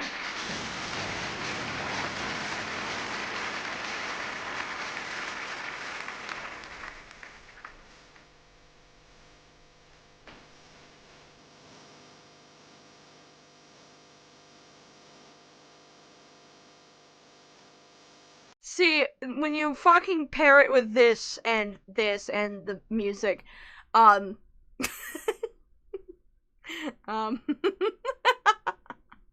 stage magician harems are the best harems. Shut the fuck up. Shut up. Anyway, so, once again, must reiterate, right? He's trying to get this Leo person to put on a dress that he totally doesn't find sexually appealing. But you know what he does find sexually appealing? Magic tricks, which he immediately sends right after. So amazing. And you know what's so fucked up about this? Is that like I mentioned earlier, everything that this guy finds, like, appealing or kinky or whatever the fuck, are completely normal-ass things. Magic tricks, Snow White. You can have normal-ass conversations about it and have no indication at all that this guy is sexually turned on by any of it. You can literally appeal to this guy's fapping and gooning by just having a normal-ass conversation about David Copperfield or whatever the fuck. And you'll never know that you were actually satisfying this guy's sexual fetish. That's so fucking weird. That's so weird. I hate that. Anyway. Yeah, anyway. He was very interested in this field and he really knew his stuff when it came to it. Once or twice he asked me my thoughts on magic tricks and I had simply responded with, oh, they're nice. Because what the fuck else are you supposed to say? It wasn't something I had ever given much thought, and if I'm gonna be completely brutally honest for a second, I had no idea it was something that people thought about and took seriously. But I didn't want to seem rude, so I just said that they were kind of cool or whatever. Of course you would, because you're a fucking teenager. What teenager's interested in fucking, not the fapping and gooning. Literally. The crash out begins. Oh, the crash out we're not even close. But I didn't want to seem rude, so I just said that they were cool or whatever. And eventually, he would start to send me videos of the Delgado chair trick, and it would turn into another weekly thing. The dress photos and the videos would come in junction. This dude is so gooner-brained, he cannot have a regular conversation with this 16-year-old unless it has something to do with something that turns him on. That's... God damn it! And eventually, he would start to send videos of the Delgado chair trick and it would turn into another weekly thing. The dress photos and the videos would come in junction. He would send a couple of dress pictures and then send a video link. And the thing about the videos was that I was expected to watch them and he would always ask me, what do you think? Did you enjoy it? This is just prepping at this point. Like, my god, dude. I can't get over the fact that this dude basically admitted that he wants to do a career that associated with entertainment for children, states that it turns him on, and saw no issue. Literally! You're taking something that is so innocent, that has literally nothing to do... And you can do the same thing with, say, other fetishes, like a foot fetish or something. Let's just casually talk about our feet. This reminds me so much of Dan Schneider, actually. Dan Schneider had such a foot fetish that he integrated into the branding of Nickelodeon under the guise that it's like, this is just a cool logo, when it literally turned him on. Like, it's the same goddamn thing. Oh my god. I watched them at first in order not to be rude, but sometimes I just didn't feel like it.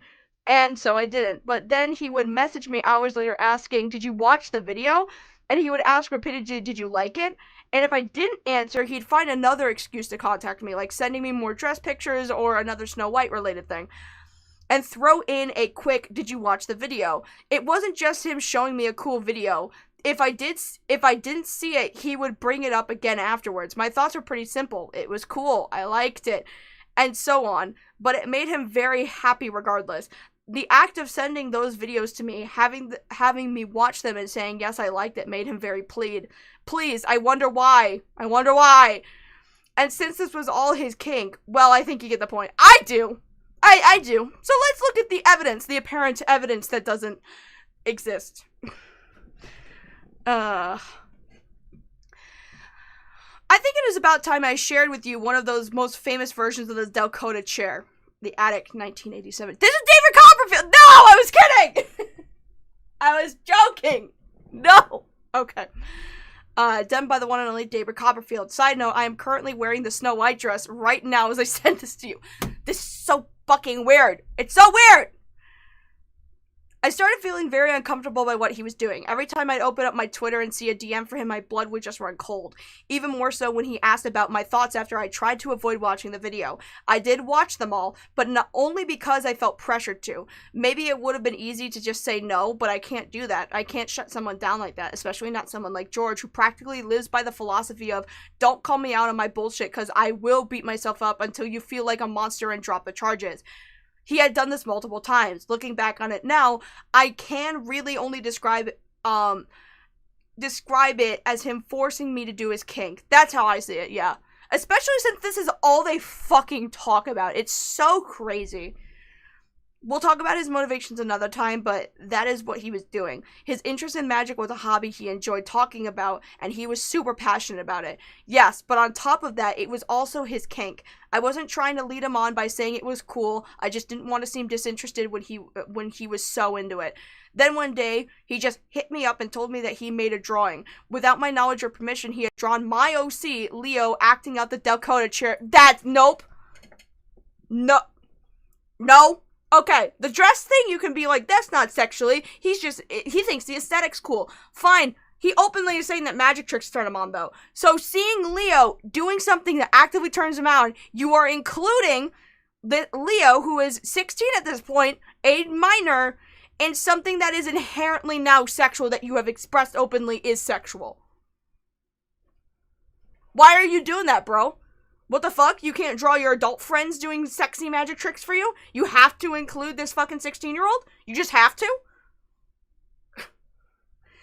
Susie was really delusional to approve of this. Yes, it's so fucking crazy! What do you mean? Like, if this guy is, like, explicitly saying in his not safe for work account that magic tricks are his kink, they are his actual not safe fetish that is sexually arousing to him, why are you drawing somebody, one of your friends, your 16-year-old friends, in magic tricks? What? Excuse me? What the fuck are we doing? Like, what the fuck are we doing, chat? What is with everyone not reading Google Docs lately? I feel like it is important to do so. I mean, I've learned that the hard way. I really hope more people cover this drama and the fact that Doodle Tons offended this guy. Literally, this is wild. This image has been lost due to George removing his accounts, but I do have the screenshot of him admitting to doing it. Now, because I am AFAB, Leo was was presented in a feminine appearance. Okay. It was simply the way I look in real life, so naturally my OC would have a similar appearance. And considering George disregarded how dresses make me uncomfortable because I'm trans and go by he, him. I'm not saying Leo's appearance had anything to do with it, but it was really unreasonable to assume that. Either way, he still drew me, a 16-year-old, acting out the thing that he found sexually arousing. He drew me vanishing underneath a clock the same way, the very same act he did that he stated to be a kink of his. Actually, I kind of want to quickly mention a drawing I did a good while back. Alright, so the one drawing I did but never completed was a step-by-step drawing of your OC vanishing from the Delgado chair. It had him covered up with a cloth and the final part is an empty chair. Oh, that's cool. Like, this person is showing absolutely no fucking interest at all in any of this, right? At least I don't see this person expressing any sort of, like, inherent, interest at all. It's one-note responses like, it's cool. And this guy will not get the fucking hint that, like, this person is so not interested. Is so not interested. Like, what the hell is happening? At this point, it was too much. Too much had happened at the same time. I felt sick, anxious, uncomfortable, afraid. I would have a minor anxiety attack when George DM'd me his creepy fetish stuff. I had this suspicion. I was starting to understand, and I don't think you understand how scared I was. I can't even put into words how undermining how much utter fear I felt. Pedophilia and grooming are my biggest triggers due to my previous experience with such things. But and that's the other scummy thing about this too, is that, again, everything that turns George on is not something that is inherently sexual, right? And if that is the case, then this is even something that I don't even blame, even though Leo has had a past history of being groomed, I don't blame them for inherently not picking up on this, because what George is grooming them with is stuff that is not inherently sexual. It's completely normal shit. And that's why this is even more insidious, because it's like, what this dude is turned on by are things that are, again, completely normal. You can have completely normal conversations about until you get this fucking guy involved. You know what I'm curious about? Hold on. Ooh. The gun. Hold on. Let me... The chair is gone now.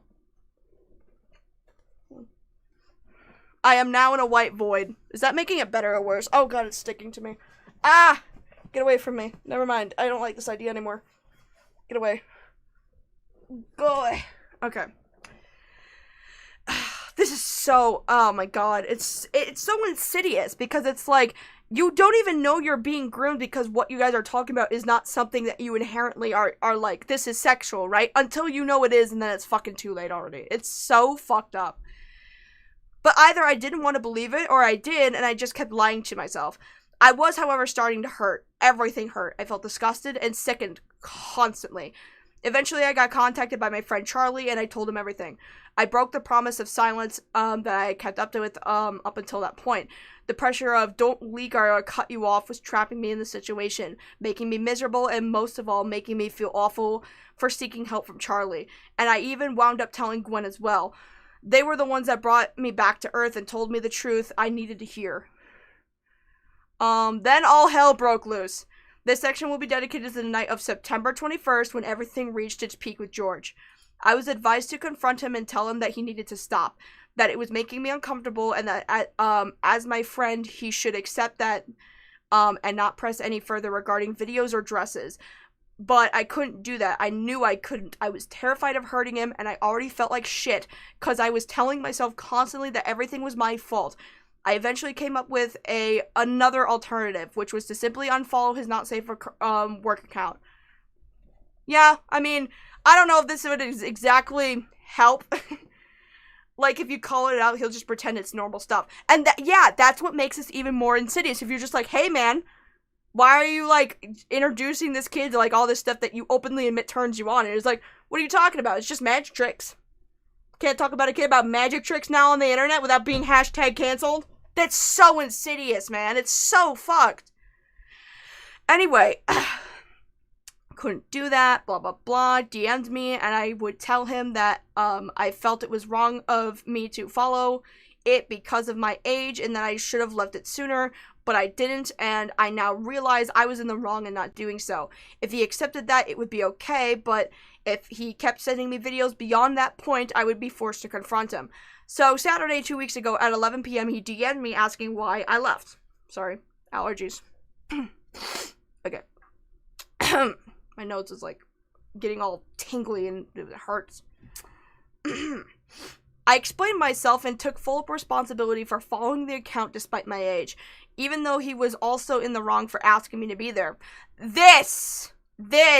should have never asked you to join this account to begin with. It was not on you to, like, you can say what you want about Leo following this account or whatever, and say, like, it's on them for looking at a not safe for work account and not leaving immediately. Fine.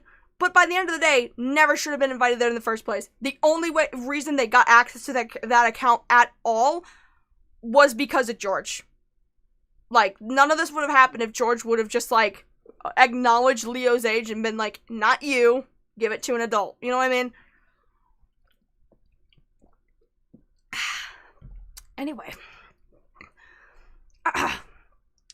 And at that point, he asked if he could still send that video.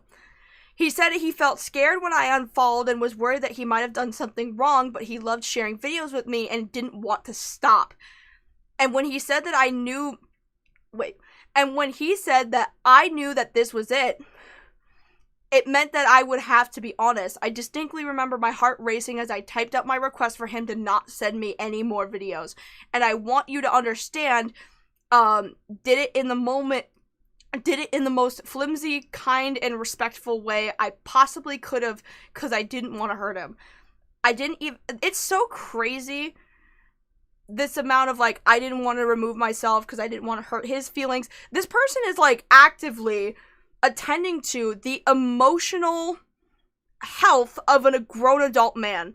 They are actively trying to regulate the emotions of a grown-ass adult whilst disregarding their own. That's why I would say that people with low self-esteem are, like, inherently more susceptible to grooming, because they are, you know, they're not emotionally regulating for themselves because they feel like they don't deserve it, but this person who they find to be one of their closest friends, right, even if they're a grown-ass man, they can regulate for other people, and thus when, like, grown-ass people come to these people who are underage and, like, have no self-respect in themselves, don't emotionally regulate for themselves because they don't feel like they deserve it, can be like, well, you can emotionally regulate for me. You can appeal to my emotional needs instead of your own if it makes you feel better. Like, it's so fucked. It's so fucked. Why are all the fun people minors? Cindy Bear 2020. Oh my god, that's so fucked. Honestly, I can completely understand why Leah would struggle to confront him. I had the exact same issue with my obsessive ex, and he was my age, right? Confrontation was scary for me as a kid, so it's understandable, right? Exactly. I have nothing for sympathy for all of us. Feeling like, oh, I can't confront him, I shouldn't confront him. All that shit, completely understandable. Like, confrontation's tough, especially when you're a 16-year-old having to confront a 21-year-old man and be like, I don't want to appeal to your fucking sexual fetish. Please stop. Like, how do you even have that conversation as a 16-year-old with a random 20-year-old on the internet? It's crazy. I didn't even say anything about the dress. I kept that part out because I was scared of hurting him too much. I just said, please don't send me any more magic videos, and explained why in a very polite way. I reiterated that I wasn't accusing him of being a pedophile and that I was just getting uncomfortable. And he seemingly took it well. He apologized and said that it was not his intention and promised not to do so in the future. I appreciated that so much. Both Charlie and I were pleasantly surprised, but we thought of it as a good thing. He was so kind and understanding, I was completely willing to let it go. So apparently I think this is another alt account of theirs. Did I do something wrong? Have I been making you uncomfortable? Oh no, it's just that I figured that it was slightly inappropriate for me to follow it since I am still a minor. I'm not allowed on the majority of not safe for work accounts because of my age, and I realize now that following you from the start wasn't a very good idea on my end, and I apologize for that.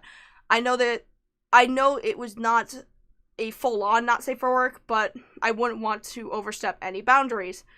Alright. I felt very anxious, like I might have done something wrong, but I'm relieved. I love sharing my magic videos with you, and I hope I can still do so moving forward. Hey, listen, I should probably tell you that after a while I started feeling a little uncomfortable with what you were doing. I'm asking you as a friend, please don't send me any more, magic videos. It was nice at first, but when I realized it was also your kink, I can't. Even if you didn't mean it like that, it felt like you were trying to get me into what was basically your fetish. Exactly! Exactly! Now that's exactly what this is! Like, what? I'm not accusing you of anything, I'm just saying that it was been making me feel weird and a little scared, and I don't want to you to share that stuff. Share that stuff with me. You're my friend and I love you and I just, oh my god, this is so insidious. And I love you and I just wanted to set the record straight. You deserve that much. Oh, I am very sorry. I won't do it anymore. It was not my intent to make you feel uncomfortable and I apologize for that. I understand that. Thank you for respecting my decision. But no, it did not end there. It did not end there. Much love to Leo, man. He's been through so much bullshit. So true. So true. And the fact that the fucking video, which we will watch a little bit of, that apparently Doodle Tones, one of the biggest SCC people, made to rejuvenate this guy after all this shit is so fucked. It's so fucked. I would say 30 minutes or so after we had this totally respectful and amazing conversation, I see a DM from George. He's telling me that he's going to step away from social media and that he feels terrible for all that he did to me and that he... Excuse me. He needs to stay away from me. And then he says, don't feel guilty. Well, you kind of just made me feel guilty, pal. Well, I don't know. I think taking a step away from the internet in general shouldn't be a guilt trip. I think that that's generally a good thing about it. You should be like, oh, good for you. Work on your mental health. Good job. I told him that that's not what I wanted or said at all, and that I just wanted him to understand, like he seemingly did at first. He said that he didn't mean to hurt me, but he did, and that made me feel awful. Made him feel awful. Despite this, I confronted him and told him that everything was fine, but he still kept fucking with it. He tweeted goodbye and that he was leaving and that whatever happened was his fault. He changed his Twitter bio saying that there was no defending him. He was at fault for everything. He deserves no sympathy and that what was happening to him was not important. And of course, I started freaking out. I was crying. I settled into a panic and I started yelling at myself. I felt fucking terrible and like he left because of me. I can't fucking handle the feeling of hurting someone that badly. Even though this person, by the way, said, I'm not accusing you of anything. I'm just saying that it's been making me feel weird and a little scared and I don't want you to share that stuff with me.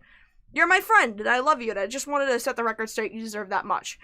Literally, it's just like, I'm not saying you're a pedo, I'm not saying that anything you did, I'm just saying that I just think it's a little weird and I'm not really that comfortable with it anymore. Not even putting the accusation of groomer, pedophile, none of this on this guy, and he's like, hey, just don't want you to send those videos, that's it. And he took that as, my god, I've hurt someone so bad, I am indefensible. And you are, technically, but like, I would say that the fucking burden of why this person got canceled is on them, because he openly looked at this and went, shit, he figured me out, I need to fucking wipe everything, I need to fucking, and this person wasn't even willing to fucking go forward and accuse George Raccoon of grooming. That's the crazy thing. They were just like, I'm willing to let it go, because he said, I'm sorry, didn't mean to make you feel uncomfortable, won't do it anymore. That's all that Leo wanted. Leo was like, oh, good. Okay, great. That's taken care of. Problem solved. And he decided to just be like, I'm leaving the internet. My career is over. I cannot. And Leo's like, I didn't want him to end his career. I was just saying I just don't want him to send videos of magic tricks anymore. And it's like, oh my god, I just made this person fucking rage quit the internet. And of course that's going to make them feel horrible. They're just like, I'm not trying to cancel this person. I just want to express something. Oh my god, this poor kid. Jesus.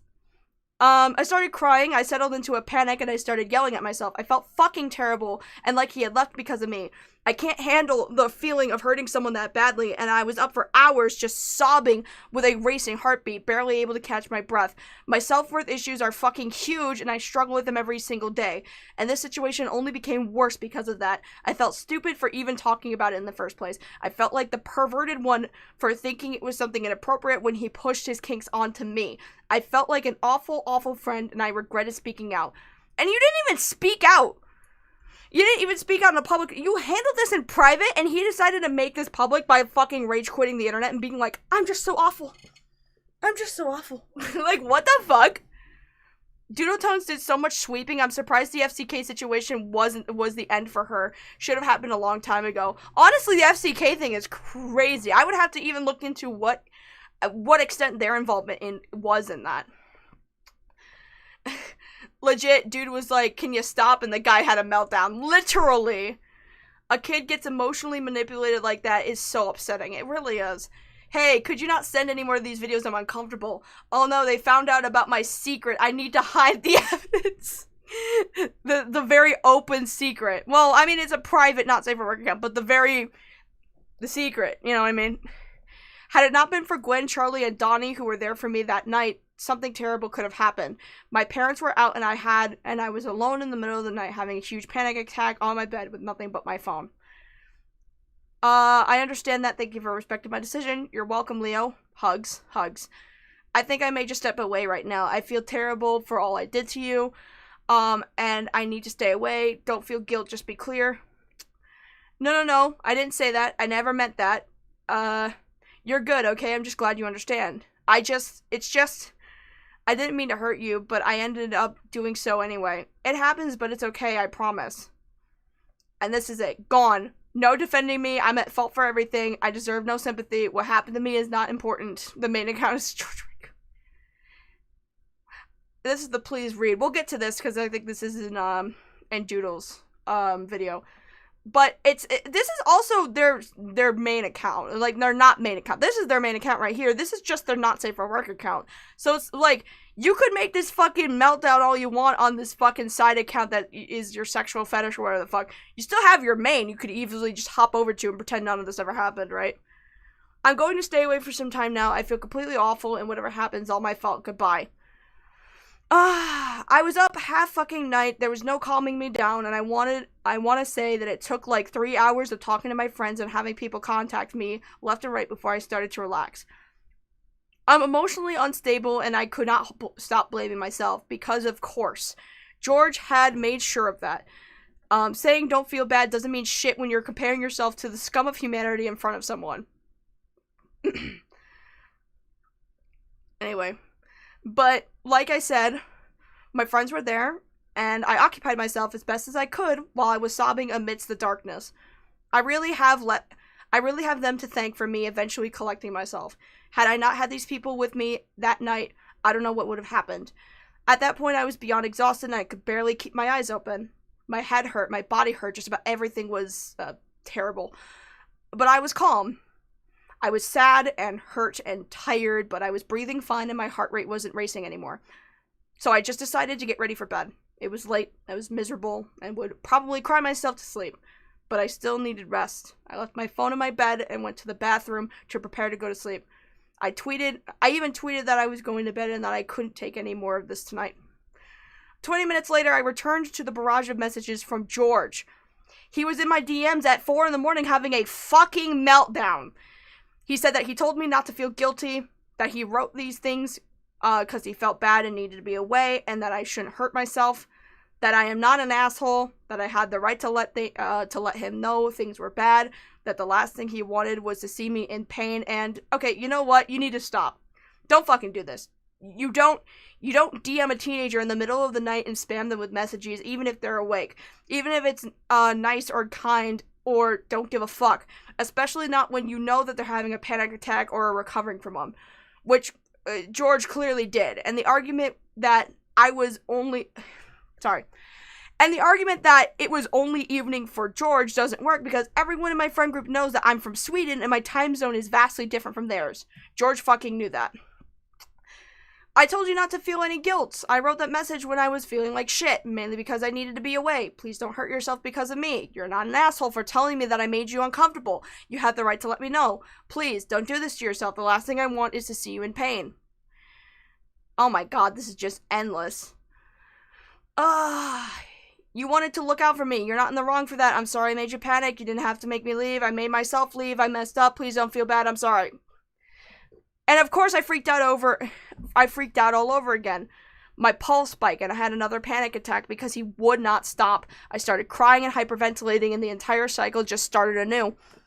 Sorry, I'm like putting an ice pack behind my back because my back hurts. I started crying and hyperventilating and the entire cycle just started anew. This was the absolute worst day of my life. I had been tormented by this man half the fucking night, and just when I went to catch my breath and got slammed back into that state again. And for what? So he could beg for my sympathy and get, again, sympathy that I already had given him? It's probably becoming clear that I'm getting progressively angry as this goes on. Yeah, I can tell. I can tell. But you have to understand how much this hurt me. It took a week for me to fully recover and to make this decision to even talk about this. Every aspect of my body was in ruin. I slept for 6 hours that night. I woke up after 4, but I forced myself back to sleep because I needed it. I was so timid the entire week in school that I could barely speak to my peers. I was depressed and very scared to be alone. My friends are here in Sweden. They helped me get back on my feet a little, and the mutuals online who helped me through it honestly deserve the world. But it took work. I told George I needed to sleep and that we could talk tomorrow if he wanted to. I had nothing to say, but he hit me up anyways cause he did. He started by profusely apologizing and then explaining what I have already told you. His mind often gets clouded with negativity and it results in him beating himself up.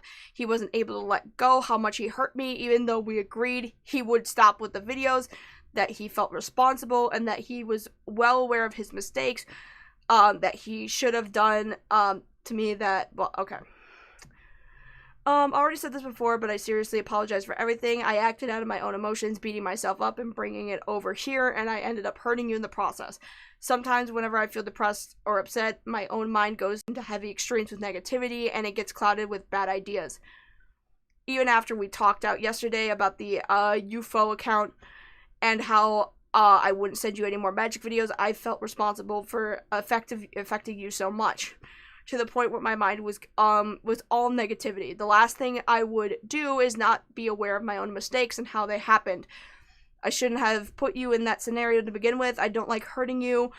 I would not tell people that you are an asshole for simply telling me something I needed to know. At that point, I was honestly a little done with the friendship. A large number of my closest friends were already encouraging me to drop him, and I had ran out of counter-arguments.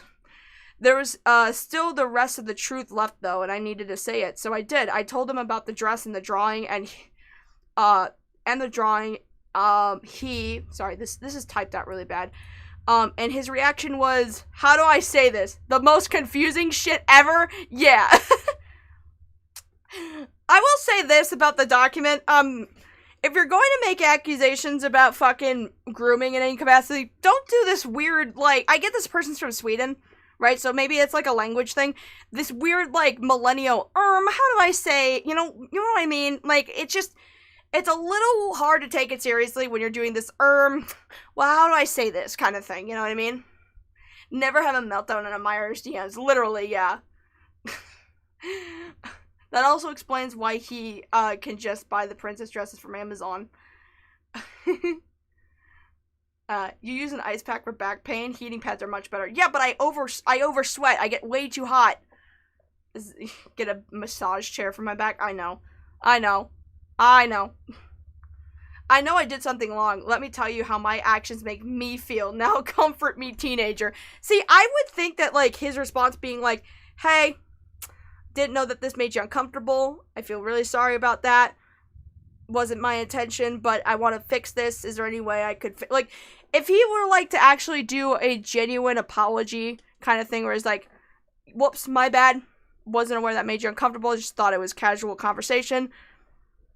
You know, I see we're not on the same page now. My bad kind of thing.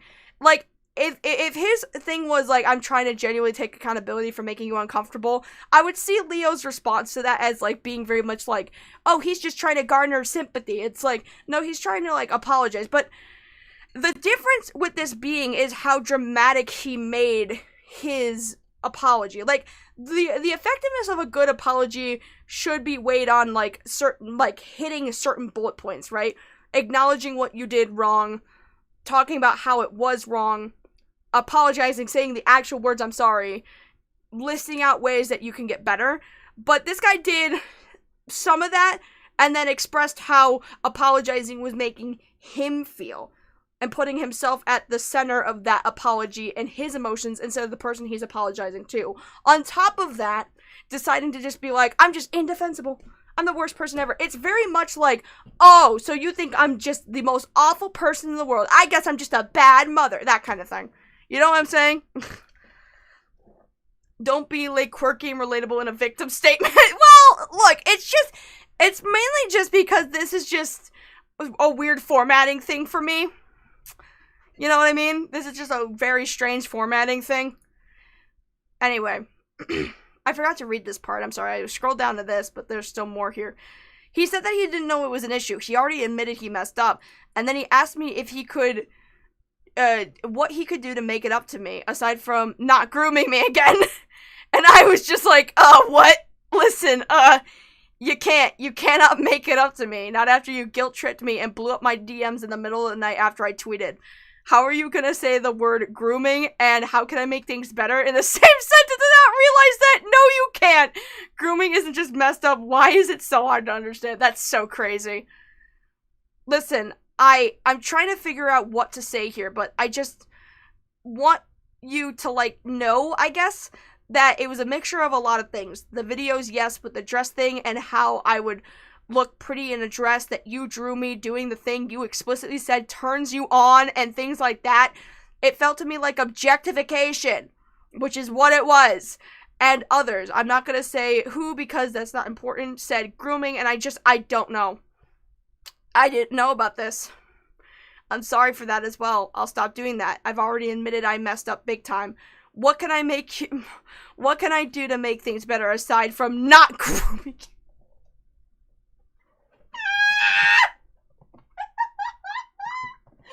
Dude, what can I do things to make things better aside from, oh, I don't know, not grooming you? What? Hot take, I think depriving someone of sleep to trauma dump on them is a form of abuse. I don't think that's crazy. Hi, Ed Ground. How are you? I love you. Am I wrong? No, you're not wrong. You're not even wrong. Dude, that's crazy. Hi, Echo. Nice to see you. What can I do to make things better aside from not grooming you is the funniest thing he could have possibly said. Ungrooms a minor. That is so crazy, actually. That is legitimately so insane. How could I fix this situation of grooming? I guess we could start by, oh, I don't know, not grooming anymore. I mean, like, what specifically? God. I basically just told him we need to take a break because what the fuck was I even supposed to say to that? Exactly. George seems to understand and hope that things would one day be okay between us. We unfollowed each other and parted ways peacefully. And reminder, Leo has not made any of this public. He did not make this document right after all this happened. He was willing to even let it the fuck go. He was willing to let it go. And just be like, we're just gonna stop talking. Let's part ways. Let's not talk anymore. Blah, blah, blah. And he was the one that decided to have a fucking mental breakdown publicly on his Twitter and be like, I'm leaving. I'm leaving. I'm the worst person ever. And he's just like, I didn't even make this a public thing. Like, you are making a, I'm leaving, goodbye, I'm indefensible, to something that's not even public. Something that is completely in private. And now everyone's like, what the fuck is going on with this guy? What's going on with them? Why is he saying that? What's going on with that guy? They don't have any of the context to this at all. M. Creeper with the $10. Thank you so much. I accidentally did the bite of 87 on my neighbor's baby, and now I have a lawsuit. Damn, what can I do to make things better besides not doing the bite of 87? No, let me just Control-C this grooming. That is crazy. God damn it. Oh, this is so funny. This is so funny. I mean, it's awful. It's terrible. I feel horrible for Leo. But just the response to this is, let me have a public breakdown about something in private that is not in the public eye at all, confusing the shit out of everybody and stressing this person in private the fuck out. Echo with the 99 cents. Thank you, as always. Echo being the main dono sugar mama of my channel.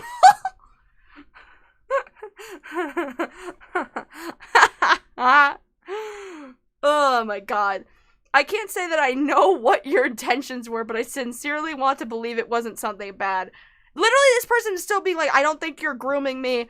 I mean, other people say it was so, but I just don't think it was in bad intent. I just don't think that we should be doing things that make me uncomfortable. Literally, this person is like, you're not predatory, you're not being a groomer. I just don't want to do this anymore. That is it. I'm not going to make it public, and this person is just like, I must leave the internet. I've hurt someone so bad. I must leave the internet. Over something that is not even in the public eye. Over something that is happening in private. What are we doing? How to ungroom a minor. No glue, no bore. Jesus Christ.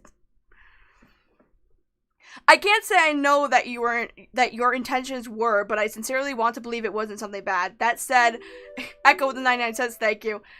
I don't know if we should be talking, at least not for a while. A break would probably be optimal right now. I don't know how long, but just like some time apart. I understand I broke a friendship and I severely hurt this one. I feel like I need a break as well since yesterday. Hopefully when the time arrives, everything will be much better between the both of us. Since I'm probably going to be tweeting on this account about how I'm feeling and maybe you on yours, perhaps we should unfollow each other too for the time being. I agree. See you next time. Yes, goodbye. Alright, we're almost done, guys. This is the last page. Last page. Last page. Last page. Last page. Last page. I'm about 99% sure this is somehow gonna end up in your hands, so here it goes. I didn't want to believe you were outright malicious, mostly for my own sake. I didn't want to believe that I would be directly targeted by a monster yet again for that kind of reason. But your actions have forced me to come to that conclusion. I was perfectly willing to let you off the hook. I was happy that you took my word so well, but you ruined it. You ran to other people in your friend group and told them my story. Oh, that's the reason why. So you outed yourself, basically. You outed yourself. That's why this is all happening. This isn't happening. This whole document doesn't exist because Leo decides now I must expose George Raccoon. It's because you told other people, yeah, by the way, I was grooming a minor in private. Like, what the fuck? I was perfectly willing to let you off the hook. I was happy that you took my word so well, but you ruined it. You ran to other people in your friend group and told them my story that I was not yours to share. Blew up my phone right after I said I was going to bed and excuse me. In the late ass morning and approached the subject of grooming with the mundanity of a mistake. The fact of the matter is, Metal Man with a 2, props for enduring the doc, thank you. The fact of the matter is that I was very kind to you that night, and I did nothing to warrant your avalanche of self-loathing. Very true. But I will admit to one of my mistakes. When we parted ways, I had no intention of ever speaking to you again, but I was too scared to tell you that. I hate being mean, and I felt that I would be if I cut you off. I thought that you'd get sad again and start beating yourself up, so I said that we should take a break. But even then, it wasn't okay. I'm sorry. I wasn't brave enough to be honest with you. I'm telling you now, however, that I do not want to speak to you ever again. Before signing off, I just want my friends to know that I love them. How much I appreciate everyone who came to check on me after this happened. All your messages and support has honestly been so amazing, and it has helped me recover. I've been terrified to do this, and I still am, but I know I need to do so. Wait. I need to so that I can move on. Sorry.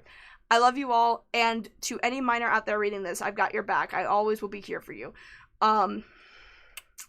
Should you be taken advantage of like I was, please stay safe and steer clear from this man.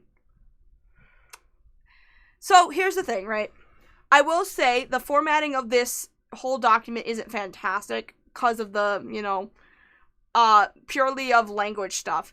But to say that there's absolutely nothing here, there's no evidence of anything, is ridiculous when these screenshots exist, when this exists, when that exists, and where is it? Hold on.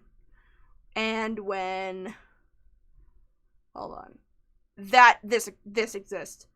This right here. How the fuck did he survive so long? I don't know. Actually, after everything so far, this seems normal. The way it was written, I cannot tell if the OP is still 6 or not. They might have been. They might have still been a minor, but it's so crazy. It's so insane.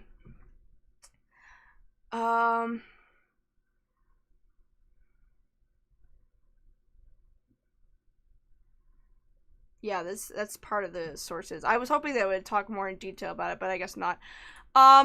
Yeah, so, that's the document that Doodle Tones apparently says that there's absolutely no evidence in it. Chat, what do we think? Do we want to... Lazy, where do I send any fan art? Send it to my Instagram. Send it to my Instagram. Anyways, let's put it up to a poll. Let's I want to hear the democracy of the people. Is George a groomer? Everyone vote. Everyone vote. I want to hear democracy. I love democracy. I would love to hear from the people. Let's see. Maybe also a language barrier as well. I would say so. I would definitely say it was probably a language thing. So I'm not, like, I posted an OpBlock server. That also works. That also works if you post it, like, immediately. Let me see. Digital, traditional, blah, blah, blah, blah. Do-do-do-do-do-do-do-do-do. There's so much I have to catch up on. That's cute. OpBlock is, like, community is so... It's full of such creative people. Like, it's crazy. Tusskie with the 2, listening while, redoing my tie-dye shirts. Aw, this is adorable. Wait, I love this. Aw, I love this. Oh my god! Oh, it's so cute. Are you kidding me? This is adorable. Are you joking? Wait, hold on. Hold on. I found it. Hold on. Put this over here. Just so I don't out anybody on the stream. That's adorable. I love that. Shark jumping walrus with 1. Thank you. This is so cool. Are you kidding me? I love this shirt thing. And I love your art. It's so cool. This is so awesome. Thank you. Aww. I love it. It's awesome. That's awesome. I love, I kind of like it's like in this sort of like, it kind of reminds me of, Ed, Edd, and Eddy in a way. I can't explain why, but it's giving the vibe. And I absolutely adore it. It's so fucking cool. That's sick. That's sick. Anyway. So yeah, that's the document. Most people are voting yes to the... Most people are voting yes. That's so funny. Oh, goodness. Okay, so we should watch the rest of this, right? Go back. Oh, wait, that's not correct. No. Let's watch the rest of this, and then we'll get to Doodle's video, I suppose. I don't know how much of that we'll watch, because I imagine that it's about the same amount of defense as this, but let's... Yeah, W artist chat. Can I get some W artists in the chat? W artist. Alright, let's continue. Port, such a giant Oh, claim, shit, like, hold on. Headphones turned off again. Hold on. There we go. Fixed it. George actually groomed Leo. So it's like... I don't know. The more... I keep going back and rereading that document. Keep going back and re-looking at that document. And processing everything in it. And I'm sitting here going... Did we not learn from Spoctor? Oh my fucking god, shut the fuck up, you stupid bitch.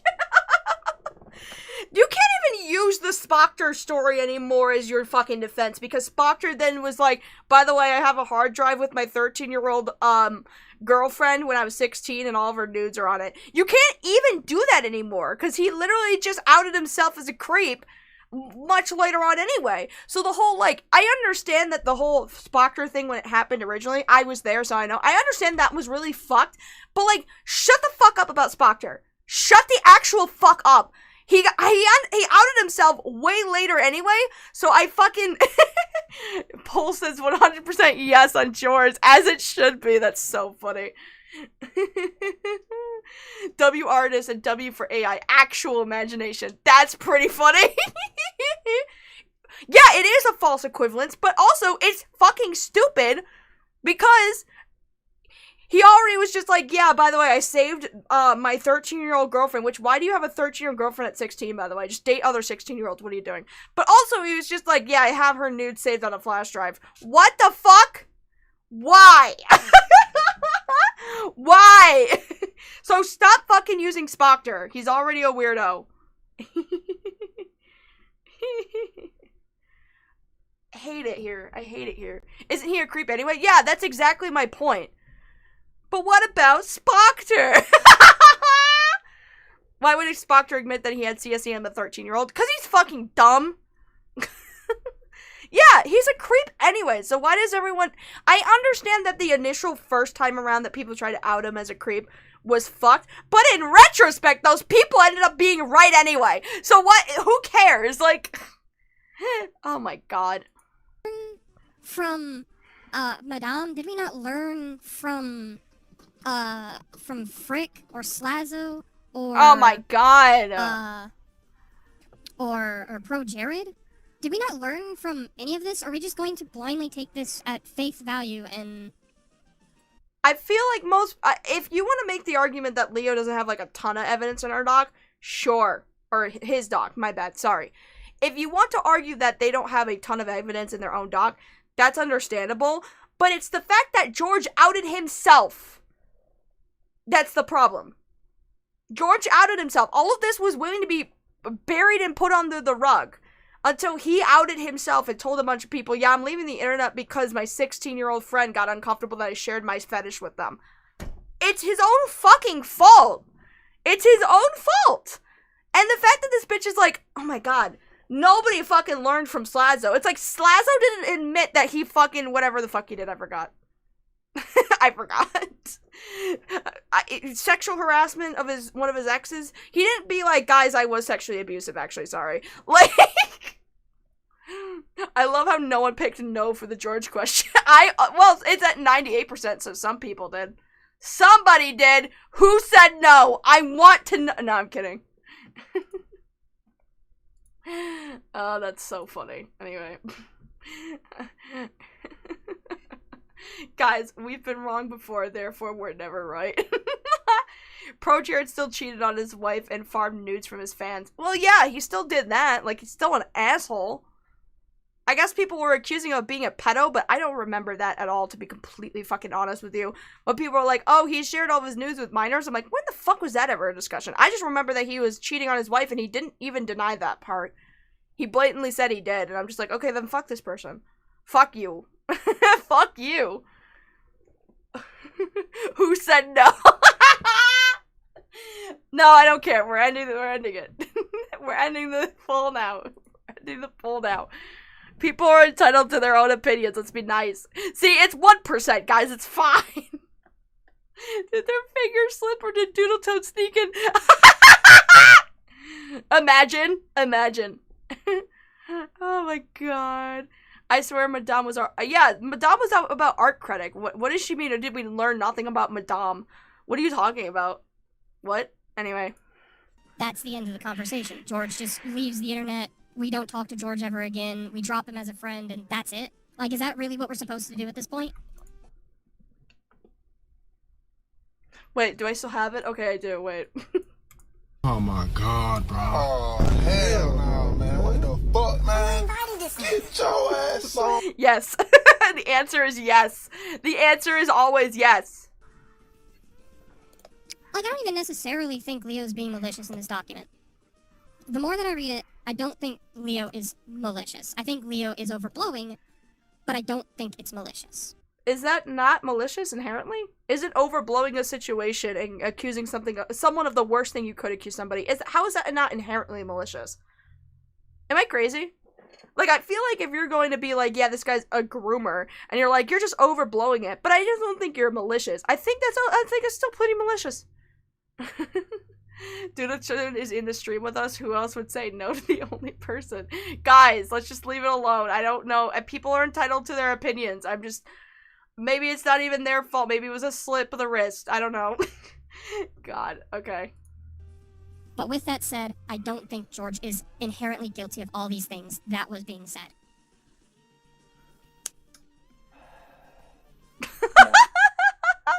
These people are like, oh my god, this bitch is stupid. I'm just gonna say I pretty much disagree with a lot of that. I don't even want to like argue with that right now, but no, argue it. Yell, scream. I want to hear it. I mean, That's fine. If you don't agree, if you think George is guilty, I'm not here to change anyone's mind. Because at the end of the day, I don't know all of the situation. But I think that's also a problem. The fact that we don't know all of the situation. The fact that we have to look I at... think we do. I think we do. You know how we know we have all the situation? Because George admitted it. George just basically was like, yeah, I made this Leo person uncomfortable with the whole not safe for work account that I ran. Yeah, George does suck. Dude, I think we have the full picture. I think we do have the full situation. Because George literally admitted to it. And also the DMs show that, like, he's not fucking justifying this shit. He's not trying to fucking hide it because he's bringing it out publicly in the open to begin with. And, like, Jesus Christ, man, can we have regular drama about, I don't know, hair color? So true. A document with so little actual scathing evidence to the point where we have to see George as like this pressuring individual that groomed a child. I think personally, if this did happen, like whether or not George is guilty, as I said, I don't know. George may be totally guilty in all of this. You know, George Raccoon might have been a groomer. I don't know. But I feel like Leo's document doesn't make that case enough. I feel like Leo's document doesn't sell me on that idea. And how? I'm confused as to how. Hold on. Okay, Felger. 1 minute. 1 second. What's up? No, I've seen this. No, thank you, Felgy. I've seen this. Yeah, I showed it on stream. You weren't here. No, it's awesome.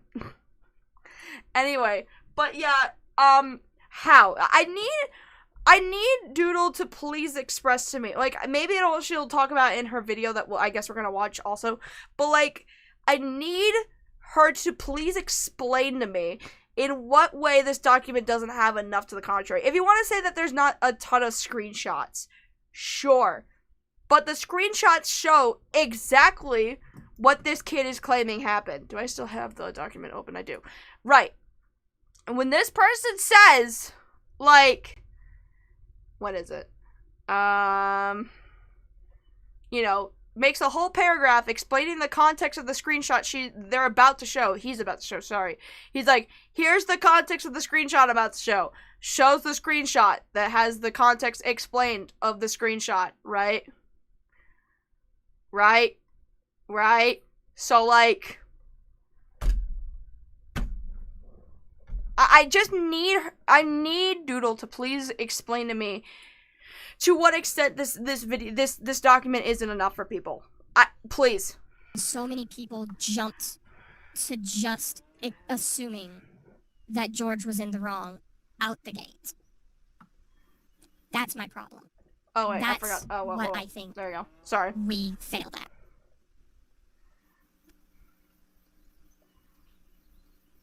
And the more that I look at that document, the less it makes sense.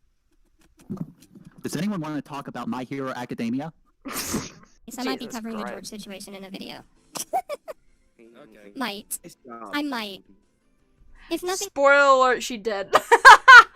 else, I'll have a document written on it. It's cool. He might have been a groomer, I don't know. Yes, you did, he admitted to it. Literally, Doodletone's not wanting to cut off someone whilst being best buddies with Lyle Convoy is the equivalent of not wanting to kill zombies in a zombie apocalypse. That's pretty funny. Oh, that's something. I can't wait for the Doug Walker review to come out.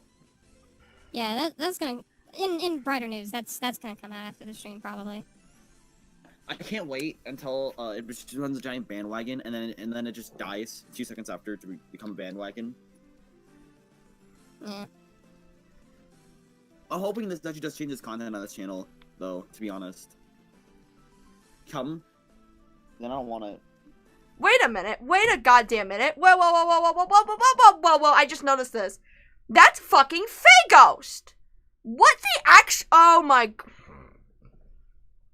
That's Ghost. What is he doing here? What the fuck? Dude, that's crazy. That's Ghost. He's not the one talking, but he's in this call for some goddamn reason. Was this before or after he gets canceled? I think he gets canceled in 2020. But, like... There's a 12-year-old in this call, by the way. Is there? That's crazy. Jesus Christ. I don't know what he thinks to this behavior. What the fuck is Fagos doing here? I don't know. Probably is like, I don't care, I'm making money off the video anyways. For you. Yeah. Well, I really wish we could somehow watch it without giving them a review at the same time, because that would be like the best thing ever. Oh my god, the quality is so bad. I can't even tell who's fucking talking anymore. No, actually, there's a way to do that, just downloading the video. I'm gonna speed this up, because this fucking is awful. Bringing around on Twitter. The reason it's gotten silent is because I've gotten to the point where I'm like trying to calm down.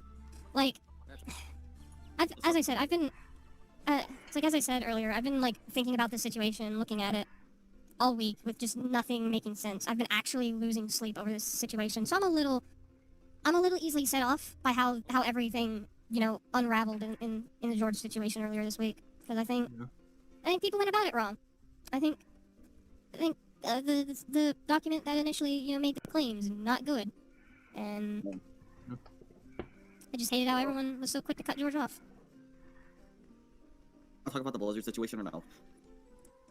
Literally, there's nothing I can say about the Blizzard situation. The reason being, my thing with the Video game? I don't know what you're talking about. okay. I may or may not have gotten a message from Channel Grey saying that I victim blamed Leo when... No! It's not at all what I did, Charlie, but thanks for straw manning. If you're out there watching this, Excuse me? What do you mean you weren't victim blaming Leo? Were you not? Hold on. Document that followed it, right? Yeah. I think what happened was people... Or I think what had happened was two people who don't know how to handle more stressful situations and don't know how to handle confrontation wound up meeting with each other and not knowing how to say no to one another, not knowing how to react to certain situations. It's two people who didn't, or it's two people who socially don't know how to read the room, or socially don't know how to, you know, think things through, I guess. That's what I think happened. It's just two people met up with each other. Neither necessarily did anything heinous. Both sides are at fault as well. How is that not victim blaming? That right there. How was that not victim blaming? What the fuck? Also, I don't think Doodletone's assessment of the situation is necessarily incorrect. Like, yeah, both Leo can probably, and even George can attest that they both were confrontational. George absolutely did not read the room when Leo's just like, this is cool. Like, the whole nonchalant responses to all of his magic trick shit clearly was not an indication that they were absolutely interested in this subject at all. So yeah, I do agree that George absolutely did not read the room, and I also agree that Leo didn't know how to handle confrontation. Leo even admits that himself, but that's not the fucking point. None of that negates the fact that George openly just admitted to being a fucking groomer. Anyway, I'm sorry to have to do this to you, chat, but we are gonna have to watch the Doodletones video. Because you guys voted that we should. Alright. This is the re-upload. It is 26 minutes. Oh my god. We were also supposed to talk about, fucking, Cloak and Dagger too, but I don't even know if we're gonna be able to get into it. Whatever, it doesn't matter. Let's just get this over with. Alright. Oh, whoops. This one. I don't know how much of this we're gonna watch, because basically, hopefully in this video, Doodletones, fucking gives a better explanation as to why they believe that, this video apparently was not as, the document was not, it did not express grooming, because in the live stream, they just, like, you know, kind of go over it, but I hope this video here explains why they believe that the claim is weightless, I suppose, because they don't, I feel like they didn't do that very well in the live stream, so hopefully this is a little bit more articulated better. Will Doodletones succeed? Let's find out.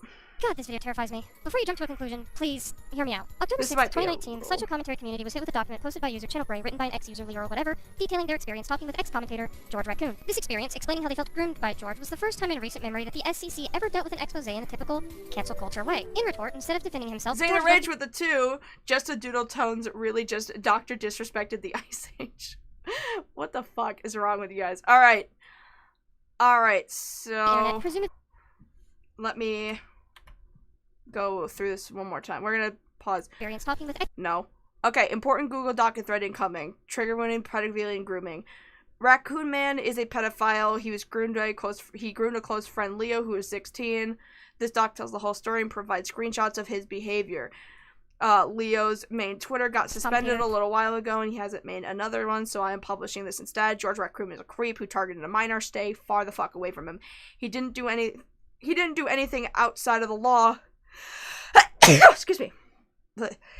So we can't have him turn himself in as a pedophile. He didn't solicit or send nudes. Yeah, I don't know if I call George a pedophile necessarily. I would absolutely call him a groomer, though. I would. Mosquito from the Darkest Dungeon is crazy. I admire Lacey for her grace. She is far more than I do. I have to maintain some decorum on this channel because, let's be so for real, if I had the fucking, opportunity to be like, would you beat the shit out of this person? I'd be like, no, I'm too much of a pussy. Let's be so for real. This experience, explaining how they felt groomed by George, was the first time in recent memory that the SCC ever dealt with an expose in a typical cancel culture way. In retort, that's not even true, by the way. It happens, so often. It's ridiculous. Anyways, let's read this thing. I suppose you don't want to hear from anyone right now, much less myself, but I've had some people ask me to talk to you about the recent stuff that's getting spread across Twitter. I don't quite know what happened myself. I'm mostly skimming the document myself currently, but I'd rather hear what happened from your end. Please take your time, though. I can understand if you need to first calm down. I deleted my YouTube account. I deleted my Twitters. I protected my Twitter because I felt people don't want to look at it. And upon my mom's request, I took down the major accounts. However, I realize now that some will see this as me running away from my responsibility, even when some want me to withdraw from the internet entirely, or Charlie telling me to do a chemical castration. I'm not happy. Stop. I'm not happy at myself for what I have caused. There's no defending myself. There's no point in beating myself up about it, even when it is really hard not to. The intention I had in my mind between me and Leo was that I shared the videos because it looked like he was liking them. I didn't know that something was wrong with what I was doing until it was too late. There's no going back fixing it. What happened, happened. It's not good for me to shrug off something as big as that. What I did was wrong, absolutely. That's all I need to hear, personally. And I have a lot to learn from this. I know now to not share my not safe for work stuff with a minor. No shit. And to be a lot more considerate about how they feel. When I was sending videos and stuff about him in a dress, I wasn't thinking about fucking Leo doing anything sexual with him. Fucking doubt it. This is the part where it's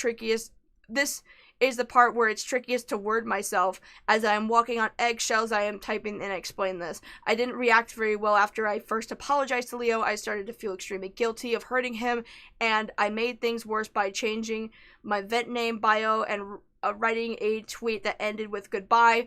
Someone told me before that it could come off as manipulative, and I ended up making him feel worse by doing so. So again, how is Susie doubting, this person's account when George is literally just admitting, yeah, I'm a shit person, everything that they claim happened?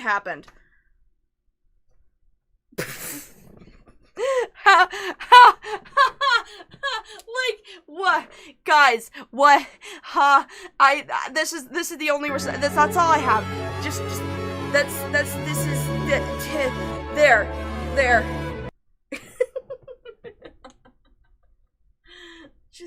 I can't. It's so crazy. This is so crazy. Oh, Jesus Christ. No, that's normal castration. Chemical castration is like taking away the sex feeling. Not even Jar was this stupid. That's so true. My God. Internet, presumably admitting to his guilt, depending on who you ask. To most people in this community, that was the end of it. George fucked off, the groomer was gone, and Leo was deemed a hero. However, I wasn't happy, because I didn't believe George groomed Leo. I initially tried voicing this belief on a live stream when tensions were high, and botched it all up. I put way too much of an onus on Leo, who I believed they were groomed, which to everyone else looked like I was blatantly victim blaming. Which yeah, cause you were. Cause you were. Cause you were. Anyway, god damn it. I should, you know what I'm gonna do? Hold on. 1 second. Where is the heating pad?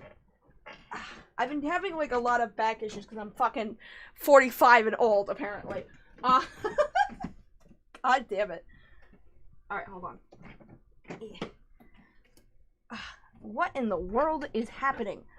The whole thing is like wrapped around the chair. Ow. The whole thing is like wrapped around this chair, and I don't know what the hell is going on. What in the world is happening? Oh, it is all fucked up. Hold on 1 second. 1 second.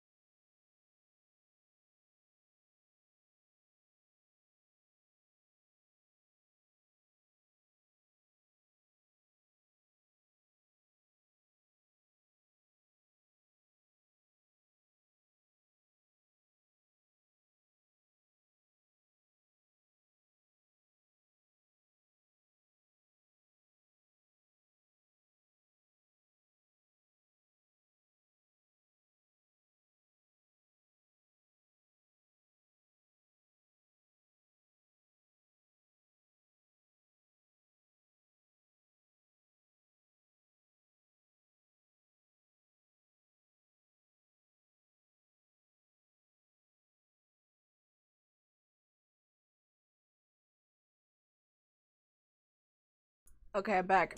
Sorry about that. Apparently, the entire heating pad was wrapped around the singular leg stand of my chair. 1 million years dungeon. Oh, that's so funny. We Happy Few is too much of a game to feature in a video where someone defends a groomer.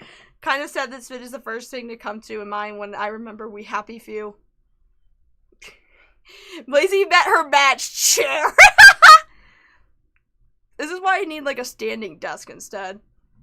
Anyway. Oh god. Oh, what happened? Ah, help. Help. God damn it. Hold on. How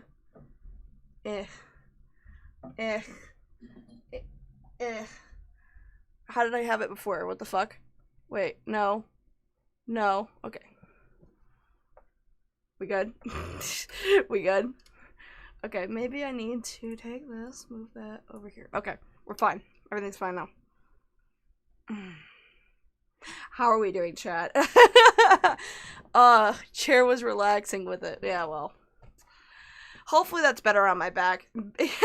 Lazy's being attacked on all fronts. By a chair, by the fucking fruit flies. I hate it here. I hate everything. Where are these bitches coming from? I swear to God. God. Damn it. Anyway. Back to this stupid shit. Was understandable. I took the massive L and apologized for it, and then stayed silent about it publicly until fairly recently, when I started getting tired of hearing how someone who I didn't believe was a groomer was falsely labeled as such. Right, okay. I guess this needs to be explained a little bit. So, that live stream happened, right, in 2019, where they were like, I don't believe Leo was groomed. I think they greatly blew over and over-exaggerated. Think of the Spoctor theory. And then, I think Lyle Convoy, like, pulls them into a call and is like, hey, what the fuck was that? That was awful, what are you doing? And then they kind of left the internet for a little bit. Chair used backprint, it was super effective. Fruit flies, are they gay? Very gay. Very gay. So now, I finally want to talk about it when everyone else has moved on. So, content warning, I guess. It's right there in black and white. This video will heavily talk about It's so crazy, too, that this whole thing happened, right? They had their live stream, made an ass of themselves. Lyle Convoy is like, hey, that was fucking stupid, what are you doing? And yet, all these years later, 3 years down the fucking line, they're like, yep, I'm gonna bring this back up again. It's like, this bitch has been bitter about being wrong for that fucking long. That's crazy. grooming. I also want to warn for mentions of rape, manipulation, gaslighting, abuse. I think that's it. Right, pedophilia too. Okay, now I think we're good. So to begin this structural disaster of a video, I guess let's break down what the accusations themselves are. Mind you, the way that I'm wording these is just what the accusations are. Obviously, I'll be spending the rest of the duration of this video detailing which ones are accurate and which ones definitely needed more evidence. But with that said, the accusations are that George, who was in his 20s, led an at-the-time minor on his NSFW-ish account.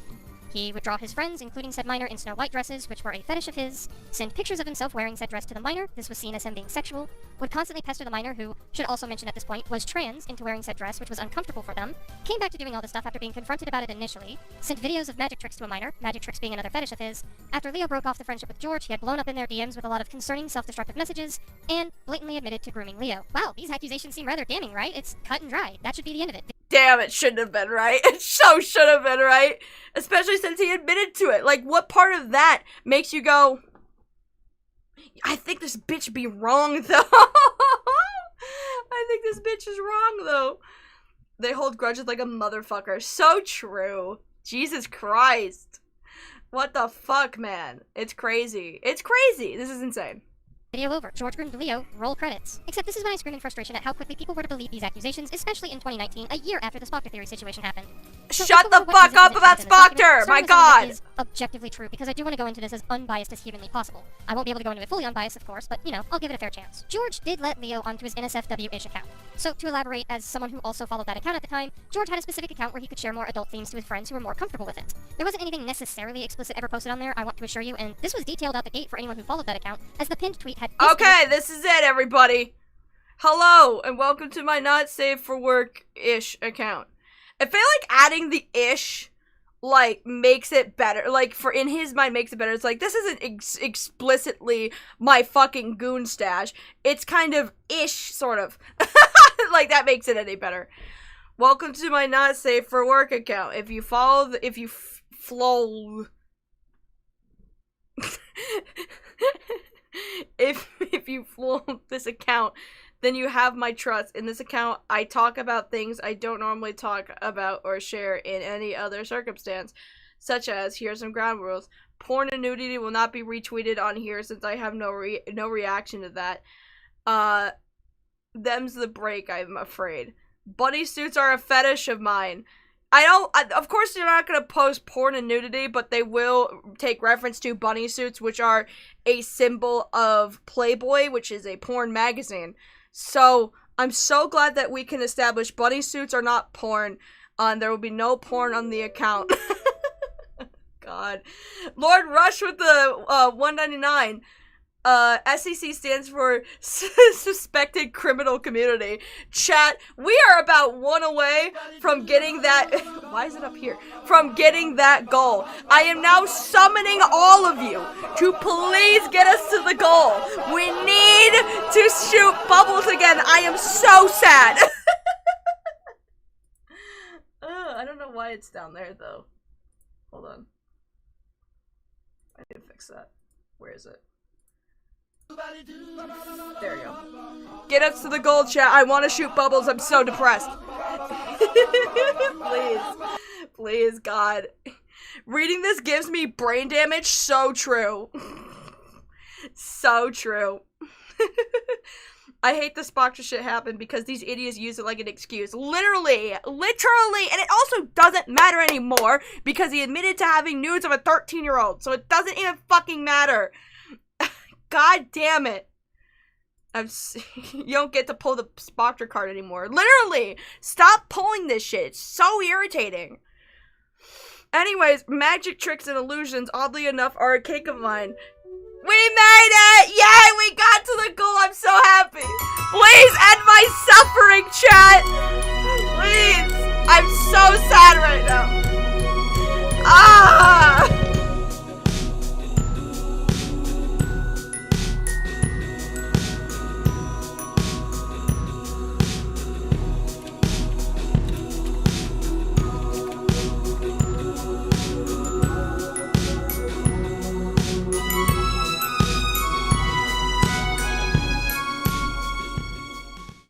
Chat, we deserve this. We deserve this. We absolutely deserve this.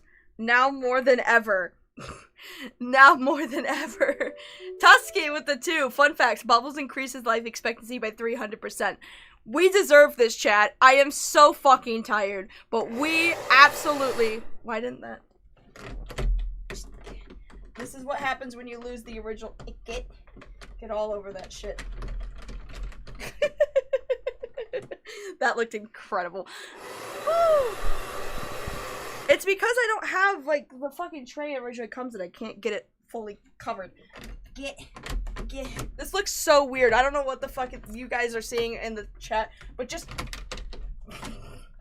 It's because the tray doesn't fit, and I'm trying to force it to get all cut. Okay, I got it. Alright. I need to get 2 of these, so I can just, you know... I wish I could get more coverage, but I'm missing my disc and I don't have to do it! You know what? No. Hold on. Put that away. Give me this. Gimme.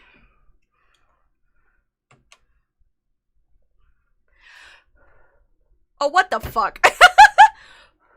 God damn it. This soap must be like fucking... There we go. Fuck. Well, what is that episode of SpongeBob where he keeps paying a quarter to blow a bubble?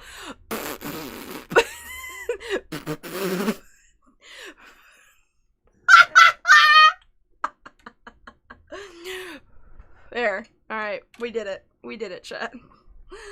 Oh, fuck. No! Stop. Anyway. Directly connect to it.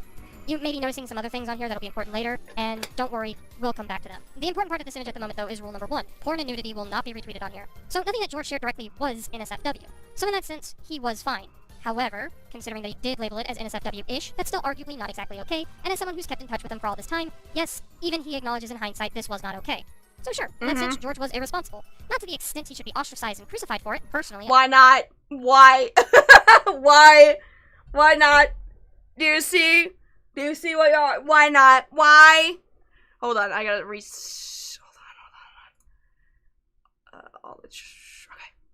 hold on. Okay. Sorry, I had to reset that. Okay, we're good. It's fine. It's gonna work now, I hope. Anyway.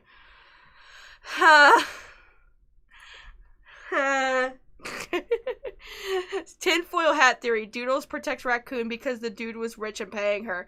Was he actually rich? Was he? I don't know. I actually don't really know. I have no idea.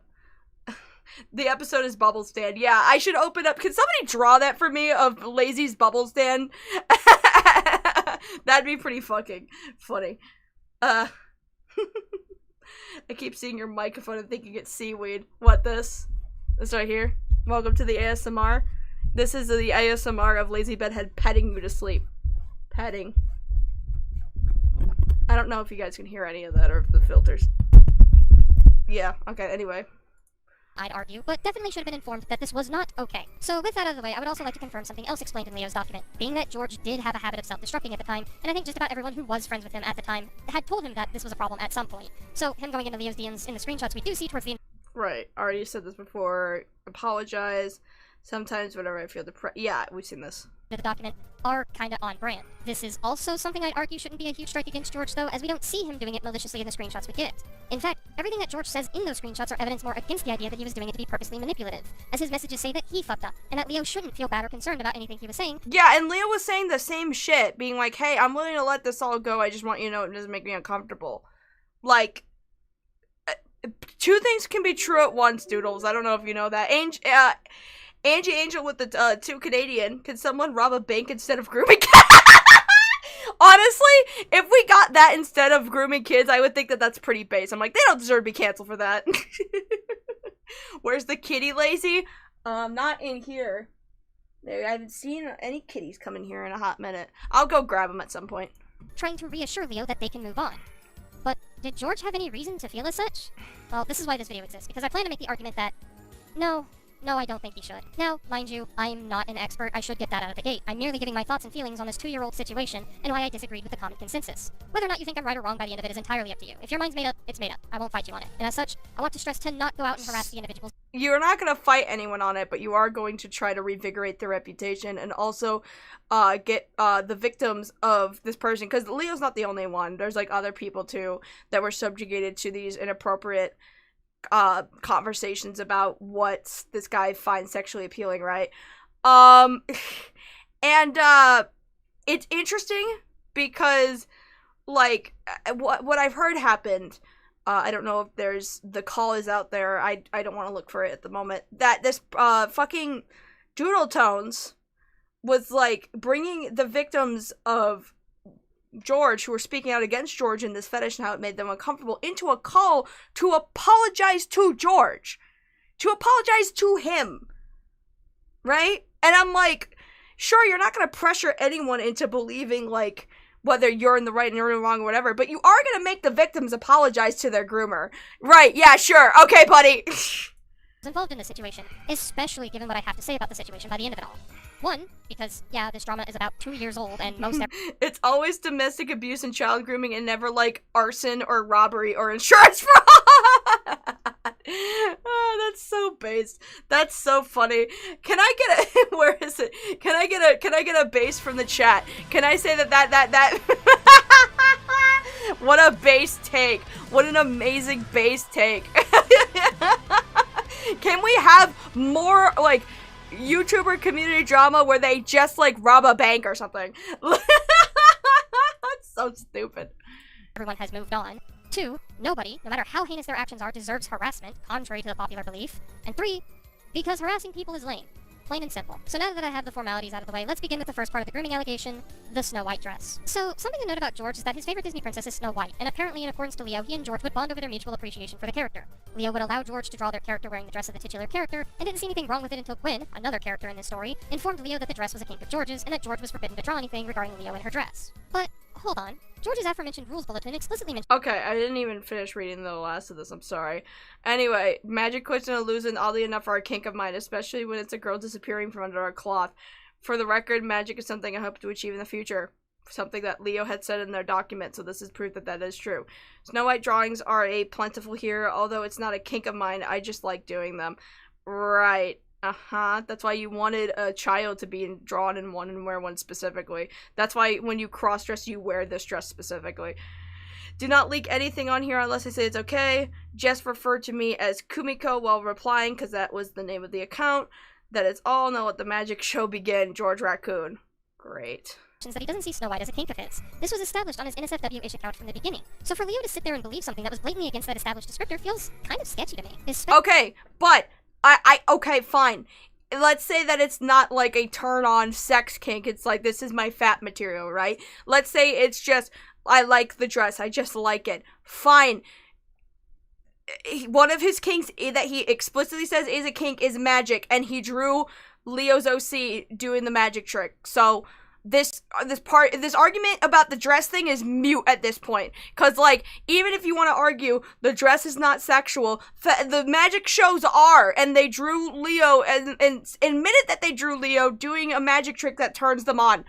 It's over, dude. Like, they admitted to it. It's Joe over. I don't know what the fuck you want.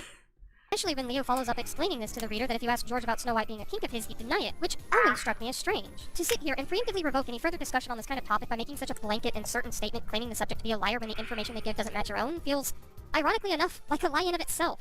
The tone of this document is to inform or educate people on your own experiences with an individual you claim to have groomed you. But as much as it typically isn't what people want to hear, there usually is 2 sides to a story such as this. And without the proper evidence to prove that your opposition has— Yeah, and the side that George has given you personally is that he fucked up, he was in the wrong, ha! What the fuck? The 2 sides of the story, the other side is, yeah, I'm gonna leave social media because I fucked up, because I'm in the wrong, I'm indefensible. What the fuck?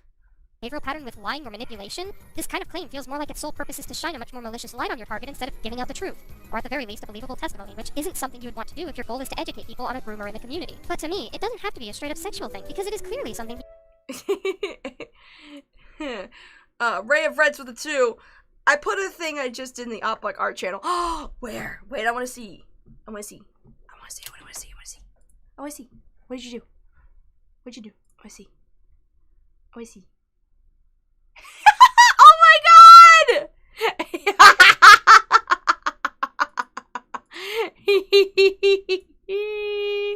Yes! Wait. I need to save the image because I don't want out anyone's Discord information that they don't want publicly out there. So now I'm gonna have to do this. This is so Kino. Wait, this is so Kino. That's pretty fucking cool. Me with the big ass glasses and the shirt and the that's so fucking cool.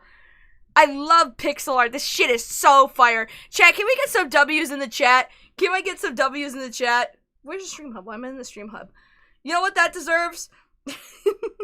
That is also very based. This is very, very based. Chat, can we get W-based artists in the chat? Oh, thank you, Razorred. This is so fucking good. This is so good. That's so awesome. I love that shit. So awesome.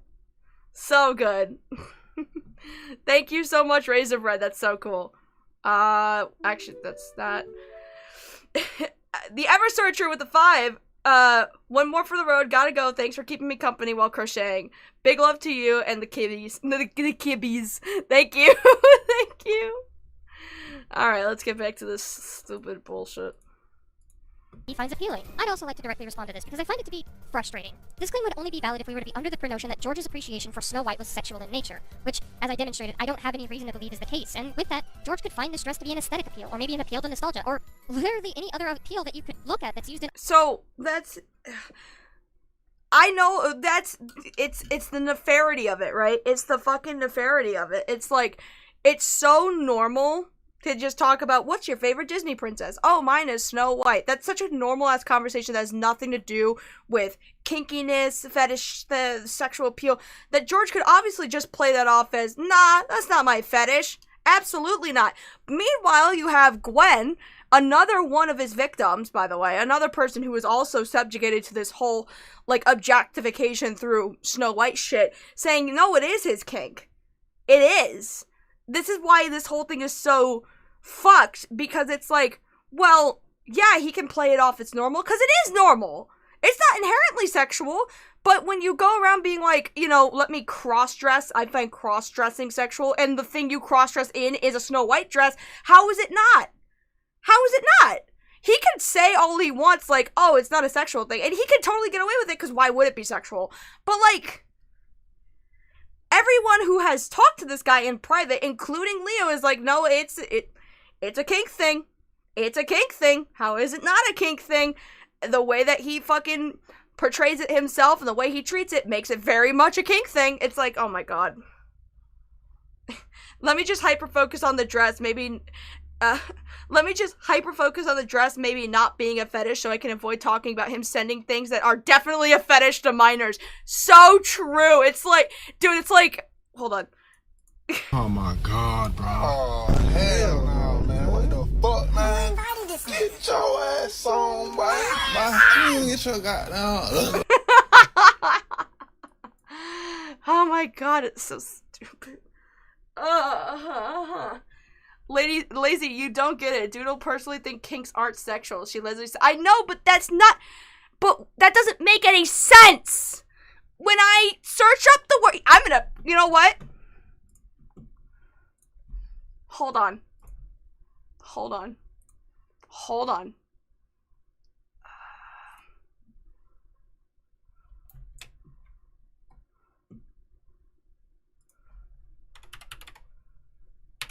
Hold on, this is important.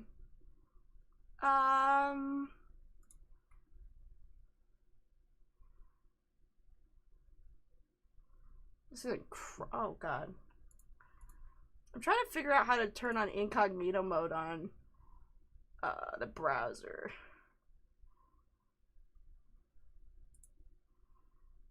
But am I stupid? Oh god.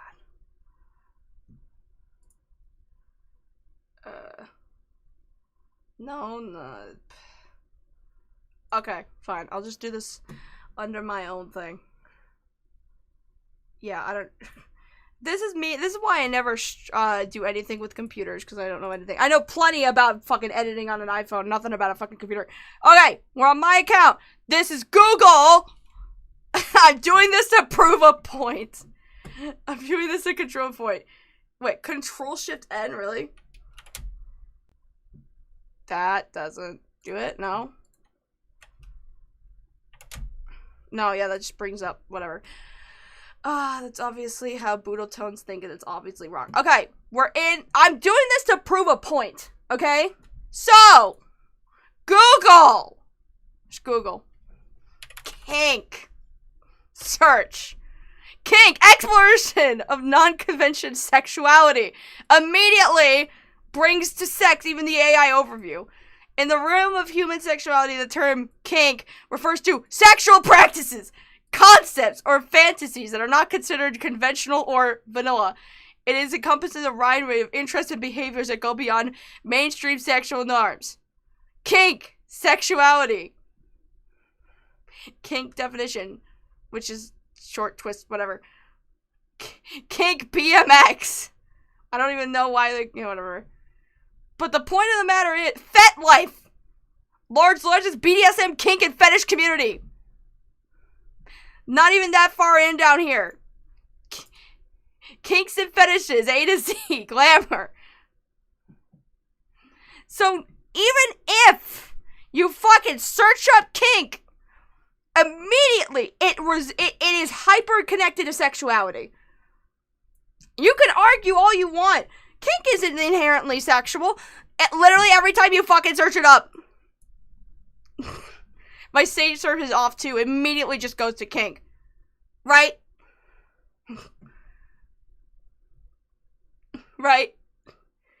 Doesn't believe Google regardless, I guess. Yeah, well, I mean, Google, you can agree to disagree with Google or whatever the fuck. Here. Let's do this then. Fine. Is kink inherently sexual? Kinks are not inherently sexual, according to this. Kinks are a broad term that defers as non-mainstream sexual interests or fantasies. Non-sexual interests or fantasies. Non-mainstream sexual, which can be expressed in a variety of different ways. While some kinks may involve sexuality, many do not. For example, a person who's interested in feet may not have a sexual desire related to feet, but simply find them aesthetically pleasing. So if this is what they're talking about, then sure. But when most people go to kinks, it immediately, even the Wikipedia immediately connects it to sexuality. Even if you want to be like the contrarian that says not all kinks are inherently sexual based on whatever the fuck the link is for this, right? Which is a bunch of fucking message boards, by the way. Like, I suppose if you want to say I have kinks as an asexual, right? Sure, most of your kinks will not be sexually inherited because of asexuality. Here's a little bit of a problem with that. The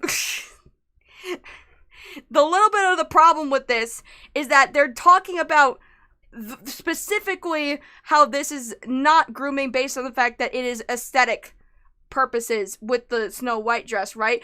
But the fucking disappearing chair trick, that is a fetish though.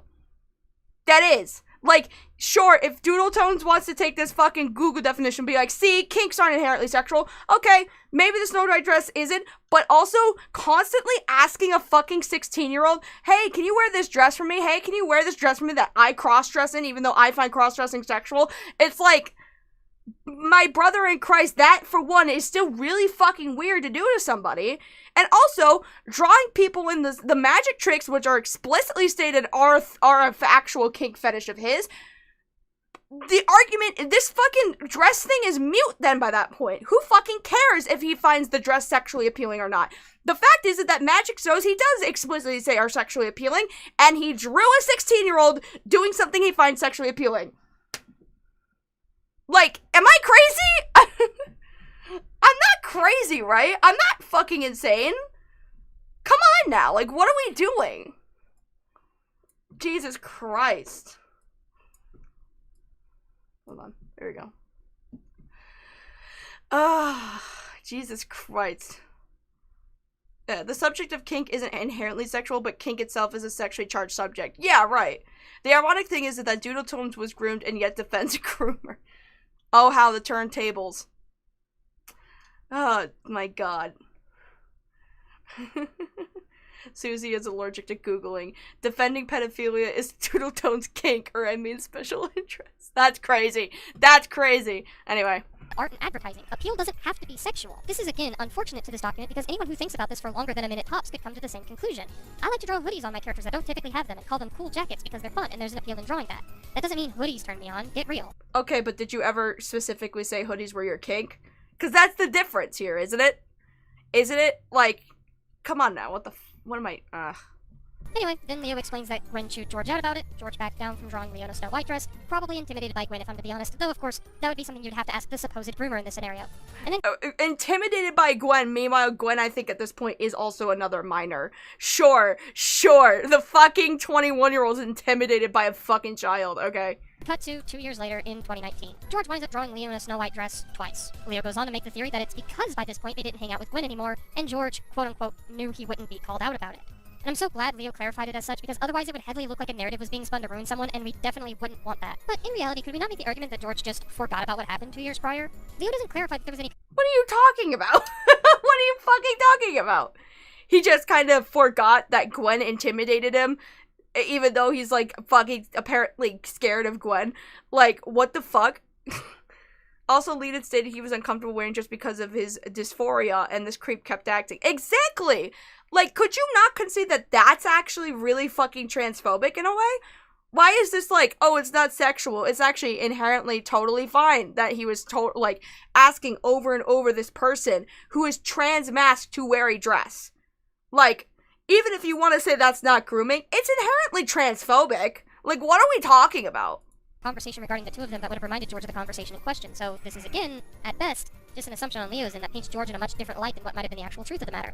Plus, Leo even tells us following this that George asked to draw the first piece for them, so even if he did remember, maybe he wanted to see if the opinion on the matter changed from whatever Gwen might have talked to George about, since we also didn't get that side of the story, and was instead just told to get it through Gwen's at the time Twitter handle. Following this, there's an explanation of George's self-destructive behavior, before going on to justify that as the reason Leo said yes to everything that George did. And it's here that I really start questioning matters, because throughout the entire document, there's not a whole lot of screenshots to help Leo's case, and Leo does explain— well, okay, there's not a whole lot of screenshots, but did you read the screenshots? Because it is blatantly fucking this guy bombarding this fucking person to engage in things that he has explicitly said in his not safe for work account is included in his not safe for work account as something that turns him on. Like, does that not... I'm like... that because George deleted everything, they didn't exactly have the time or ability to screen cap everything that they thought was important. And like, okay, I get that. But when the screenshots that you do share are just you happily nodding to everything and getting excited that George drew you in a Snow White dress while simultaneously telling us, the reader, that you were uncomfortable— Yes, of course. The minor being happy to and be having to engage in this person's fetish means that, like, they're totally not uncomfortable with the situation. Sure. Her argument basically is like, but look at how happy she is to receive this fucking grooming material. That must mean that it's not grooming because she doesn't hate it. Or, like, what the fuck? What are you talking about? Also, regular people don't coerce people into dresses, especially with minors that they don't know in person. Honestly, that's a pretty base take. I would absolutely agree. Completely base, I do not disagree. Stop coercing people into doing your weird things that are inherently part of your not safe for work things. Stop, you're weird. Anyway, I'm like sweating. Put this fan on me. This is why I don't use the heating pad, because I sweat like fucking crazy. But it feels good in my back. My back at least feels better, but... Turn it this way. Anyway. Not at all? Then pardon me for looking at this whole situation skeptically. Did George know that these images made you uncomfortable? Did you tell him they did? Yeah, later. Much later. Yeah. Also, he's trans. So, like, why wouldn't it make him uncomfortable, the idea that George wants to put him in a dress? What the fuck? Isn't Susie also trans? How do you not understand this concept that mayhaps putting a trans person in the clothing of the gender they don't identify with might be a little uncomfortable? The fuck? It's interesting how much focus is on the dress because Doodle knows it's easy to label that as silly, but conveniently overlooks the other shit this guy engaged with this kid in. Exactly. Considering George would fly off the handle every time Leo established any boundary, gee, I wonder why Leo didn't voice this discomfort. Yeah, no shit. It's almost like that's how fucking grooming works. Because even in accordance to your own document, that doesn't seem to be the case. You tell us that you said it was okay before going on your own self-deprecating tirade about the fact that you'll throw yourself to the dogs for your friends. This apparently is a self-deprecating tirade. Leo's not allowed to do that, but when George self-destructs, yeah, it's a problem, but, like, we already knew it was an issue, so, like, you shouldn't be using that, like, against him. But I'm gonna use the fact that you self-deprecate in your own document against you. George, you can't use self-deprecation against him, or self-destructing against him, because it paints a very negative narrative. But here's you self-destructing, therefore I'm gonna use it against you to discredit your allegations of grooming.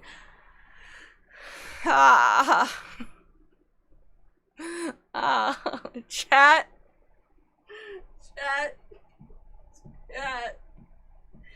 Help me. Oh, please give me money. I'm summoning you again. I'm once again asking for your financial donations so that I can blow bubbles again. I'm so sad. Anyway, I'm kidding.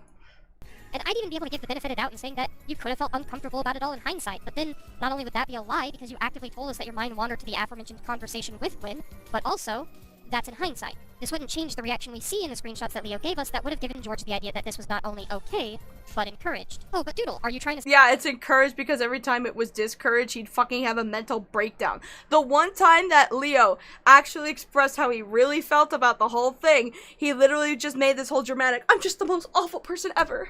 I need just to leave the internet. Bubble tags. Oh, fuck me. Say that it's Leo's fault he was groomed? No. I'm saying this isn't grooming at all. A very common tactic of grooming is testing the boundaries to figure out how you can push past them to get into a sexual context. For another example, and I apologize in advance for using an actual instance of grooming as an example, I'm aware of how tasteless this could come off, but I feel it's important to show that what it would look like had George actually been trying to groom Leo in a situation such as this, since our community actually has an example. So, let's talk about V Omega. V Omega— Oh my god, bro. Oh, hell no, man. What the fuck, man? Get your ass on, boy. You get your god. Just the constant false equivalences is pissing me off. Like, it's like, could you not go 5 minutes without making a comparison? I swear to God, this is probably why Doodle Tones and Jar got along so well. They both do the same shit where every time they're talking about the drama, it's like, this video is about this drama. Now let me spend 5 fucking minutes talking about something completely separate. It's like... Oh my god. Sissy says nothing about raccoons depriving Leo his sleep and being an emotionally cry bully. God. It was outed not even a full year after George's allegations by Joni Ruin at Twitlonger. This post outlined that V was an abusive, controlling, transphobic groomer, and I will happily concur to those labels. I'll be talking my experience with them in another video if it's not already out, because I'll have to then. I'll leave a link below to the whole Twitlonger nobody video about cares. it all, but the particular centerpiece that I want to look at, of course, is the grooming allegations. Though, while Joni didn't exactly have any screenshots relating to that particular allegation and was much more focused on V's abusive behavior, V sure as hell was willing to give them in a now deleted Twitter thread he was making responding to it all. Luckily, I have the important receipts. So, here's a screenshot that V took of their DMs from January of 2018. You can see here that V and Joni are talking about pornography, with Joni explicitly saying that she was not one to look at pornography. By April of the same year, the topic was brought up again, with Joni admitting to sometimes looking at specifically furry porn. By March of the next year, while we don't see the fullest extent of this screenshot, we can see that Joni was all for talking about pornography, showing that V's attempt to wear down her boundaries was, unfortunately, grossly successful. The fucking creep. But we don't see that with George. Yes, so you're basically saying that because it was easier for George, because he didn't have to try as hard to break down Leo's boundaries, Leo was just more receptive because, oh, I don't know, they considered each other friends. That means no grooming happened because fucking George had an easier time? Because that's what, okay, so basically, okay, so her fucking Susie is like, look at V Omega. V Omega tries to fucking bring up the concept of pornography. The minor's like, nah, I don't want to talk about pornography. Drops it. Couple weeks later, brings up pornography. Minor's like, I guess I watch a little bit of porn. See? Look at how grossly successful this person was at breaking this person's boundaries. Meanwhile, we look at this situation with Leo, and he immediately reciprocates. Therefore, it's not grooming. What? Hi, so I'm Joni. I'm the one who made the document that Google is showing. Oh, really? No shit. Fun fact, Doodle lies about the grooming screenshots. I have a document over 30 pages worth of evidence. I mean, I guess that wouldn't surprise me. Shit. It's the whataboutism tactic. Exactly. Grooming is when you push boundaries to see what you can get out, but also you didn't set the boundary. LOL. Ah, my god. Yeah, it's literally, dude, I can't, oh my god. This is so, it's like, oh, so she didn't set the boundary, or sorry. There's too many names, there's too many things to try to remember. I apologize if I'm like not using the correct pronouns in the moment. I'm trying my best. Okay, so Susie, Doodletones, she, her, is all like, V Omega is a groomer because he tried to bring up a sex topic with a minor, which they never should have brought that topic up to begin with at all. And the minor was all like, fucking... The minor was all like, I don't feel comfortable. He's like, okay, I'll drop it. Then he brings up again, and I'm like, alright. The minor's like, cool, I guess we'll talk about this. That's grooming. But because Leo didn't set a single boundary, it's not grooming. That's not how that works. That's not at all how that works. Grooming doesn't need to be not safe for work, but it's still bad. Literally, L minor, L document, L get boundaries. Basically, that's their argument. You don't need friends this badly when you're defending a confirmed pedophile, like, be for real, yeah. We're only told that through the lens of Leo, and even through that lens we can see that Leo never vocalized these feelings. So, how do we know that George's motivations are more malicious than maybe tone deaf? We literally can't, and I'm tired of acting like this was okay. Plus, I want to point out that these drawings that Leo alluded to being a source of George's grooming. Even if they were sexual, it wasn't exclusive to Leo, which also puts into question how much of this could actually be considered. God, that's so crazy. It wasn't exclusive to Leo, therefore it wasn't grooming. Guys, he was only grooming multiple people. Guys, he was only grooming multiple people. He was only explicitly putting people in his kinky little fetish area multiple fucking times. If this is Neko Koda, Doodles would tell the same child victim she is as bad as Vio for being annoying. I don't know who Neko Koda is. What would setting the boundary even do if this guy was gonna push them anyway? Like, this is a child we're talking about, literally.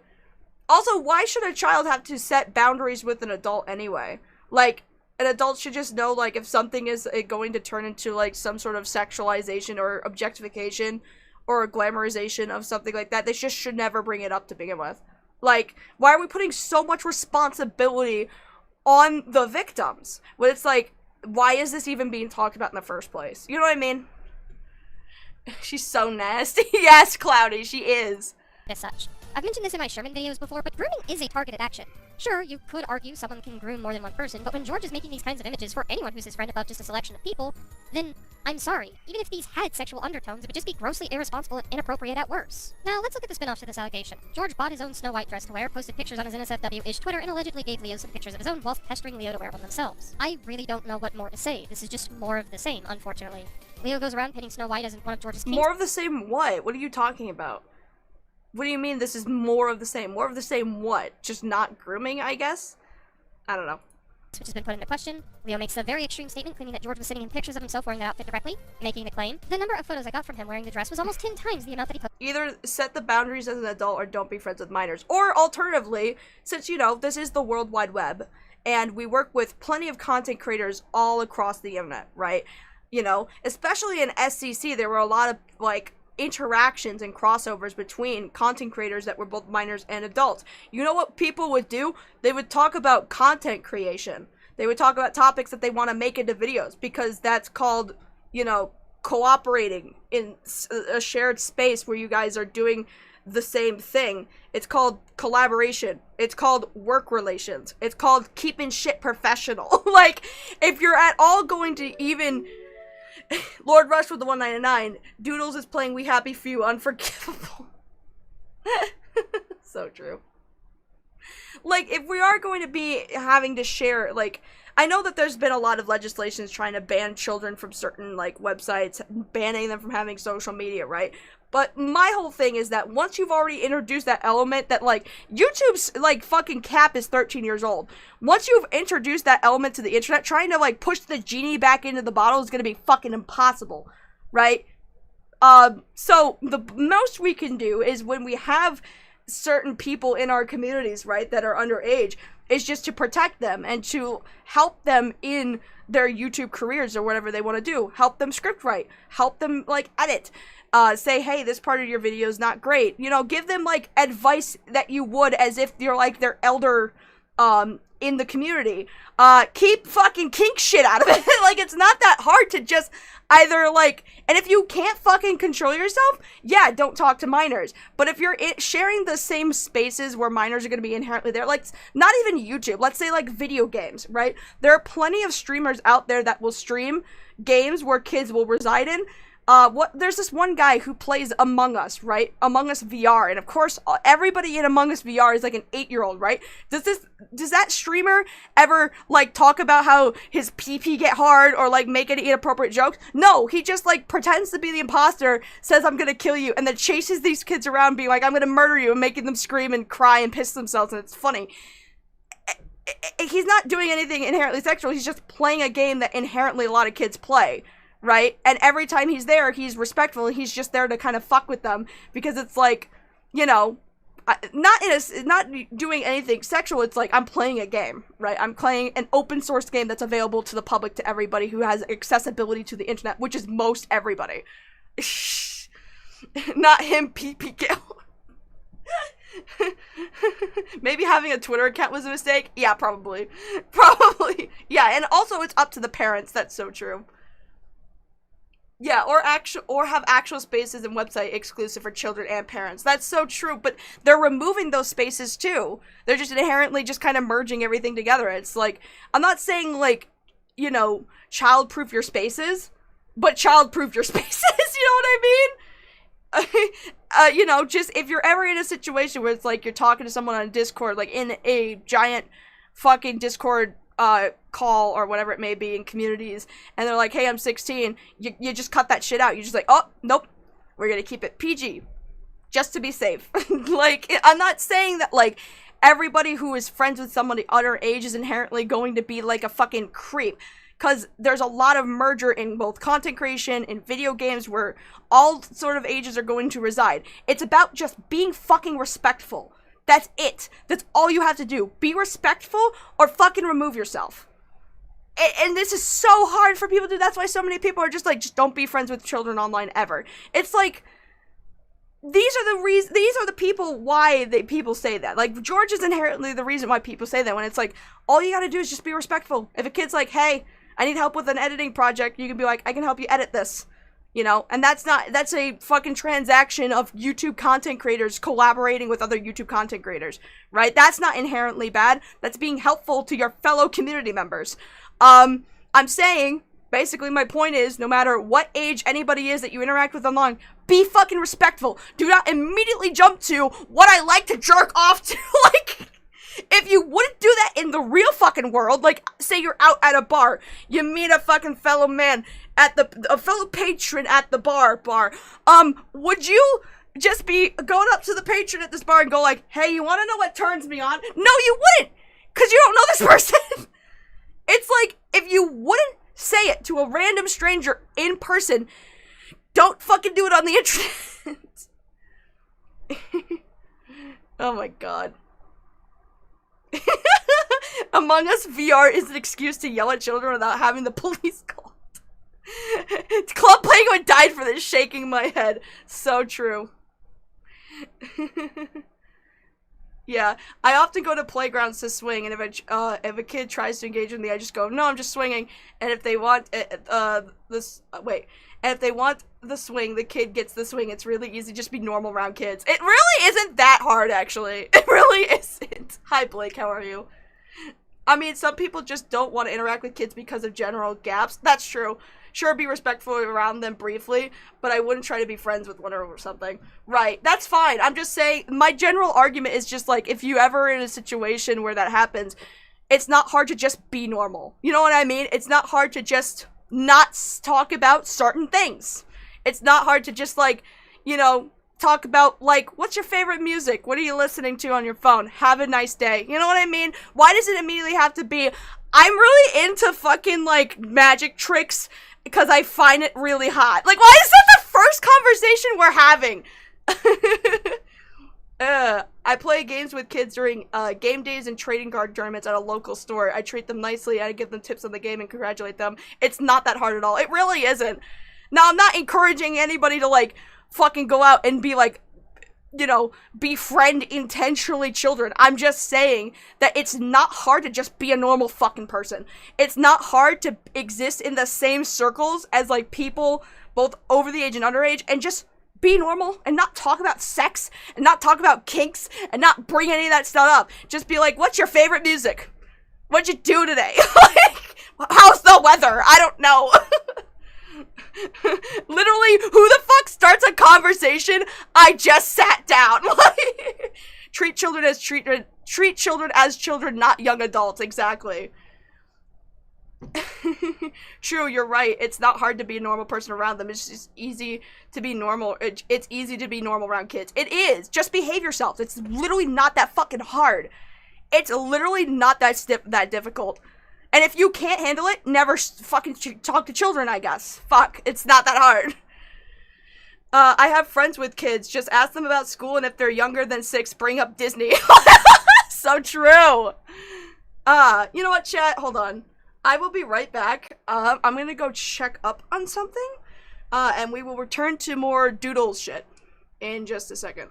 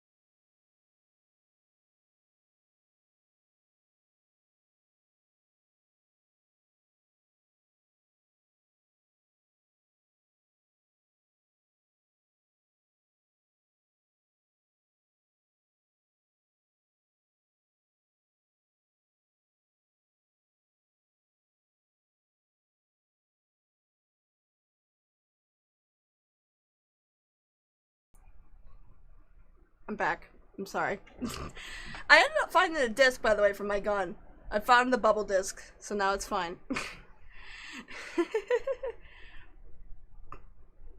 Anyway, let's get back to this. What are we doing?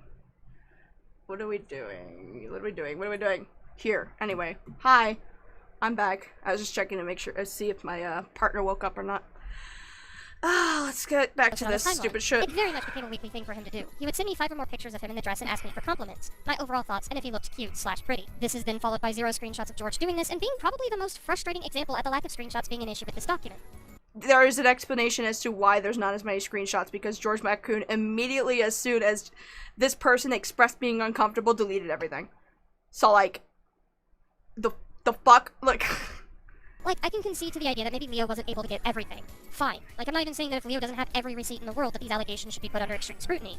And I can accept the lack of evidence to a degree. But Leo is making such an enormous claim here, alluding to George explicitly targeting them, and if there were that many instances of George doing this, why don't we even see one of them? You were able to get a screen cap between you and George talking about a dress, again with the problem of you visually... Oh my god! Oh wait, I just noticed this. Hold on.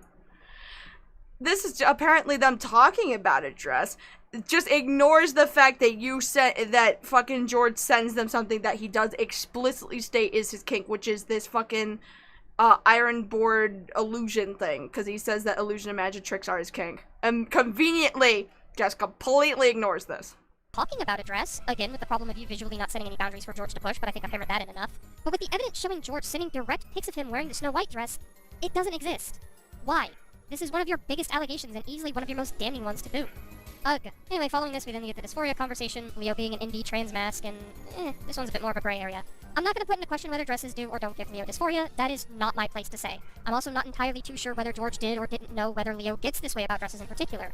If George did know, then... How would they not know? How would George not know? They've known this person since they were 14. They've been talking for 2 years, and he knows he's trans mask. The conversation of like, oh, I hate wearing girl clothes has to have come up. Like, what the fuck? Fuck, that's tone deaf as hell, and this could also go on the record as another one of George's actual transgressions. Get it? If he didn't, then I can't really get onto his case about it, especially since Leo doesn't show his discomfort in the screenshots, and either way, this would be he said, she said effectively. Still not grooming, mind you, but also not particularly great had George been guilty of knowingly setting off Leo's dysphoria. The continual excuse of, but George would beat himself up also doesn't exactly help matters either, because I get it, but those boundaries not being set doesn't give me any reason to believe George's intentions with these conversations are more malicious than 2 friends bonding over a common interest. I don't want to seem dismissive about these claims, because I can't know how Leo actually felt about these conversations. For all I know, he could have been uncomfortable, and also, I get how important it is to believe a victim of abuse. Plus, yeah, not every victim of abuse will know they're being abused. Charlie on leave. I don't care at all that you're unhappy with me or Gwen. I really don't. Oh, this is the Charlie that they're talking about. Okay. I don't care at all that you're unhappy with me or Gwen. I really don't. Your feelings on us are irrelevant. I do care that you victim blame Leo, which, hey, I was content to just let that go as long as you kept it private, but then Leo told me you victim blamed him on your stream this morning. Said it was his fault for being groomed, said that it was his fault for not realizing what George was doing to him, even though it's an extremely common thread of abuse victims that they need encouragement to leave the abuser. And quite honestly, the fact that you're defending a 22... He was 22? I thought he was just 21, good lord. You're defending a 22-year-old man targeting a 16-year-old, blaming the 16-year-old for what the grown man did. That right there says everything. Maybe I'm gonna put this up for a poll. Yeah, hold on. Do you think that, like, George intentionally targeted... Hold on. Did George intentionally target Leo? Alright, so I started the poll. I want to see what you guys think. Because, like, if Doodle's claim is entirely based on the idea that, like, grooming is intentionally targeted, I think, one, you can groom multiple people at once, which is what happened, because it's what Gwen went through. And 2, I just think that, like, there is a sense of targeting there when he's constantly asking Leo to do this, right? I can excuse grooming, but I draw a line at transphobia. Yeah, the moral grandstanding of this community is kind of insane, I'm not gonna lie. Oh, hi, Yen! How are you doing? I see you. Hello. Hello. We better not have to vote no. We better not have anyone vote no this time. Everybody is entitled to their opinions. Don't lose your shit. I just want to know. And also, if you guys want to leave a little explanation, like, why you think that. Like, because my whole thing is, like, saying that targeting, like, grooming is something that is targeting indicates, like, singular targets for me. Maybe that's not exactly what, like, Doodle meant by that, but, like, I feel like when you say targeted, it means that you're specifically going after an age group and you're going after one at a time kind of thing, right?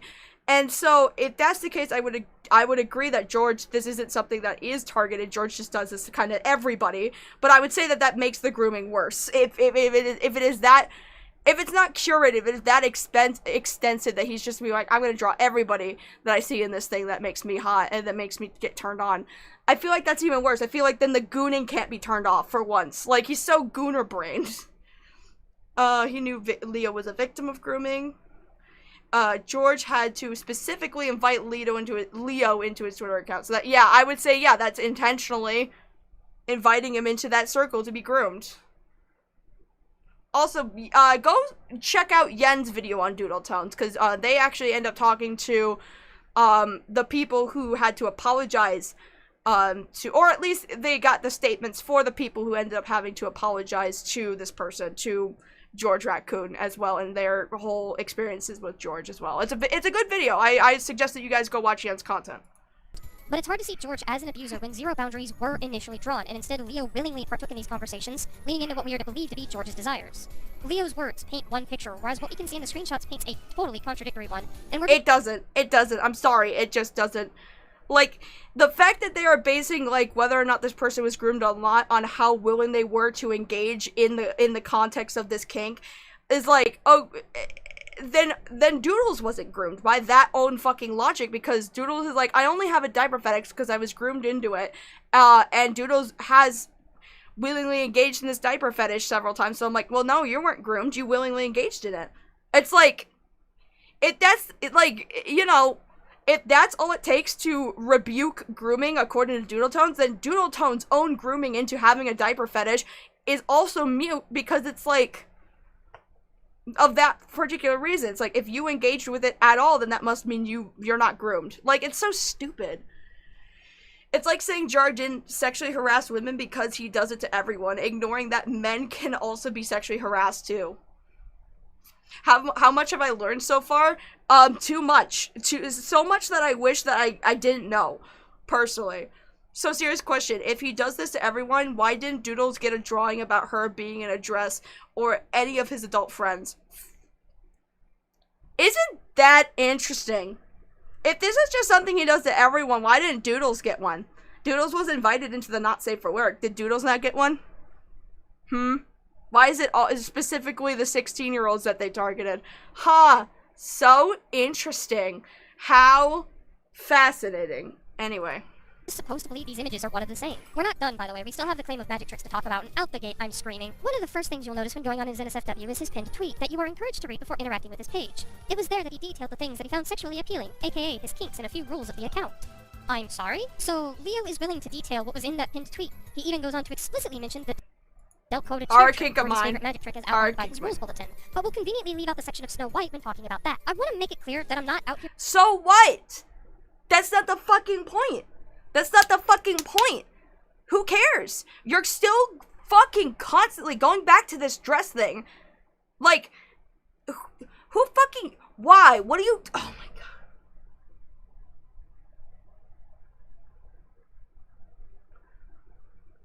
Who cares about the dress thing at this point? If your point is it's not sexual because it's for aesthetic reasons and not all kinks are sexual, fine, you've made your point. But now we actually get to something that is explicitly a kink, is explicitly something that is intended for the Not Safe for Work account as not safe for work. And you go, but the dress though, that doesn't fucking matter. It doesn't matter. By that point, it doesn't fucking matter. God. You're trying to pin Leo as this bad person, but covering this document makes it really hard when stuff like this is scattered throughout the entire... Okay, I think she did. I think, he did draw, her in a dress. Okay. I wasn't sure. I don't... And that's interesting. If that were the case, it's like, oh, he just does this to everybody. Why didn't you provide an example of your own OC getting drawn in the dress? Like, you know? And also, even if he did do that to Doodles specifically, Doodles is an adult. Like, by that point, you know, Yep, her OC, that he had in her videos. Okay, gotcha. The dress thing does not matter as much as the magic tricks, which George has explicitly stated is one of his kinks. Exactly, yeah. But you keep going back to the dress, though. It's like, it's the dress, though, guys. The dress, though. It's like, we can let the fucking dress point go. We get it. It's not inherently sexual, blah, blah, blah. It's just fucking weird and disturbing. This, however, it is explicitly sexual. Like, it's something that he says is a kink. What the fuck?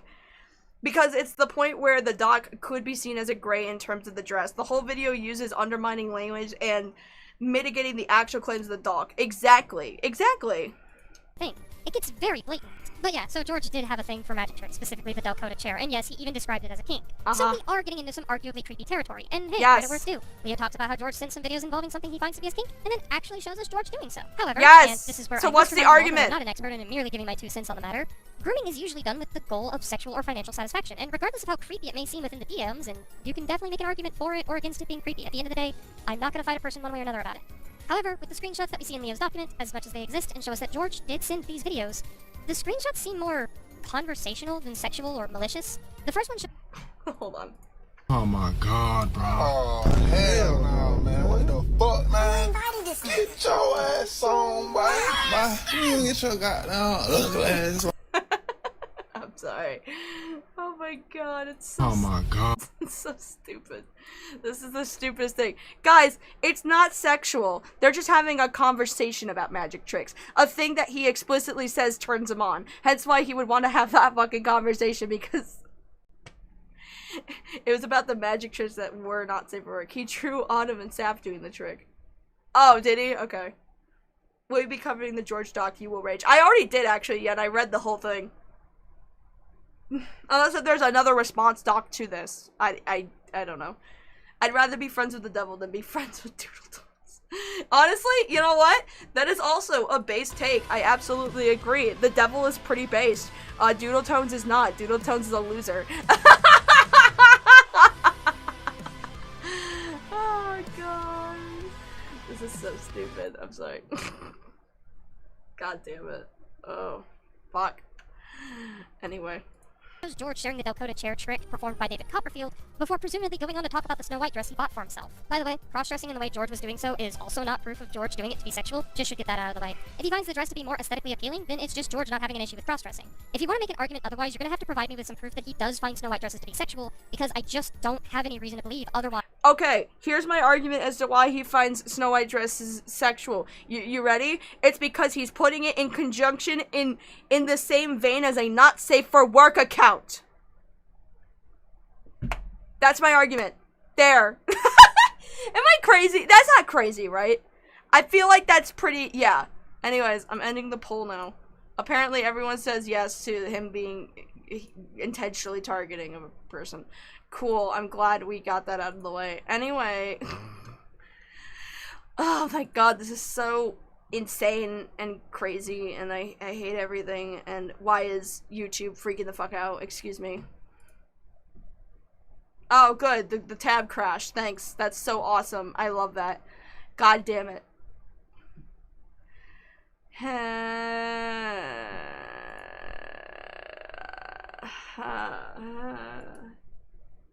Ow. Oh, for fuck's sake, man.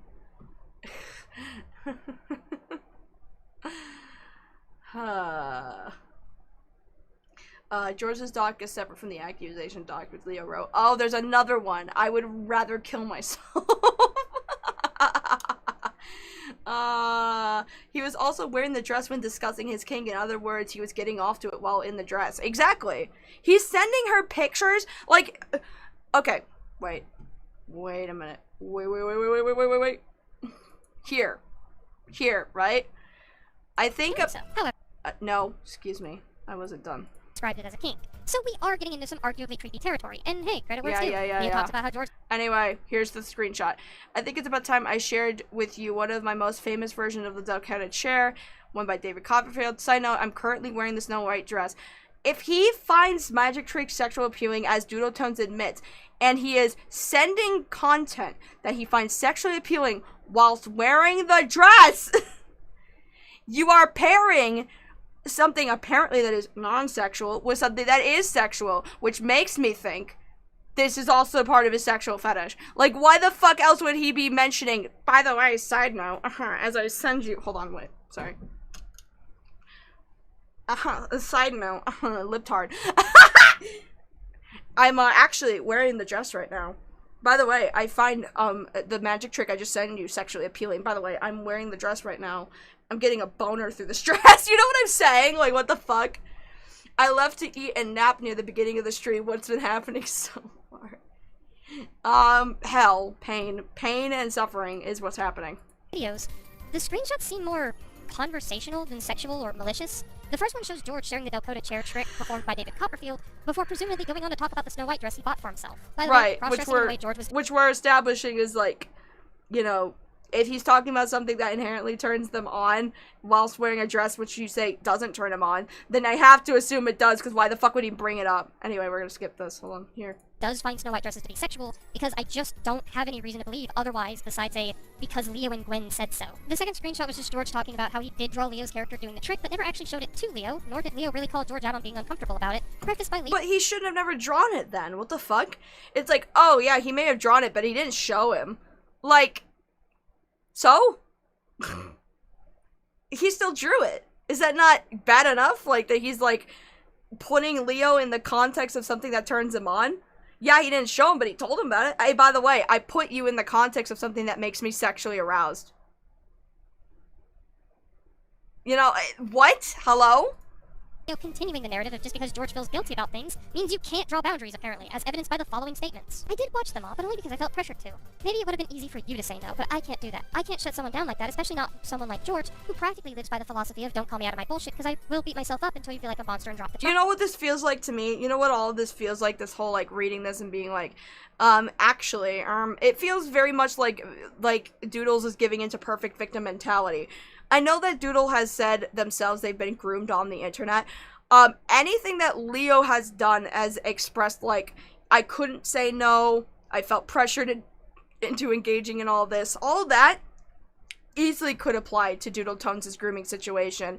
And instead of at all trying to relate to the situation or trying to, you know, kind of relate to it or understand it from the perspective of their own grooming, they go, nope, it's not grooming at all. It's like, if that's the case, then by your own logic, your grooming isn't real either. Like,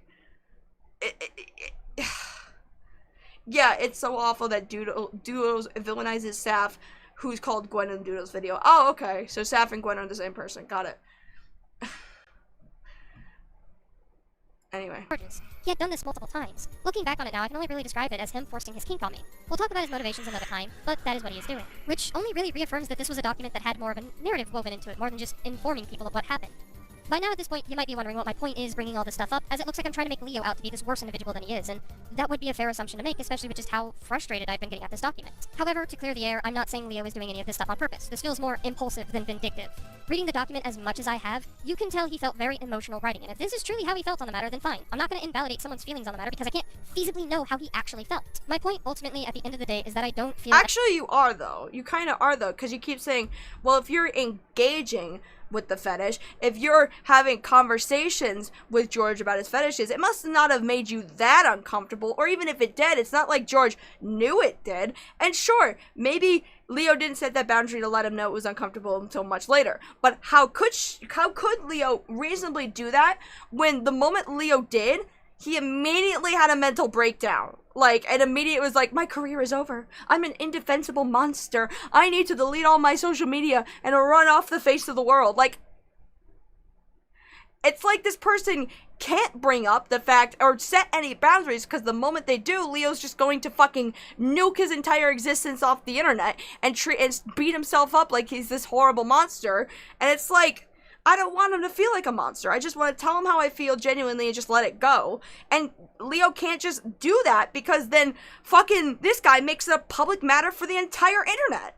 Like, sorry you felt that way.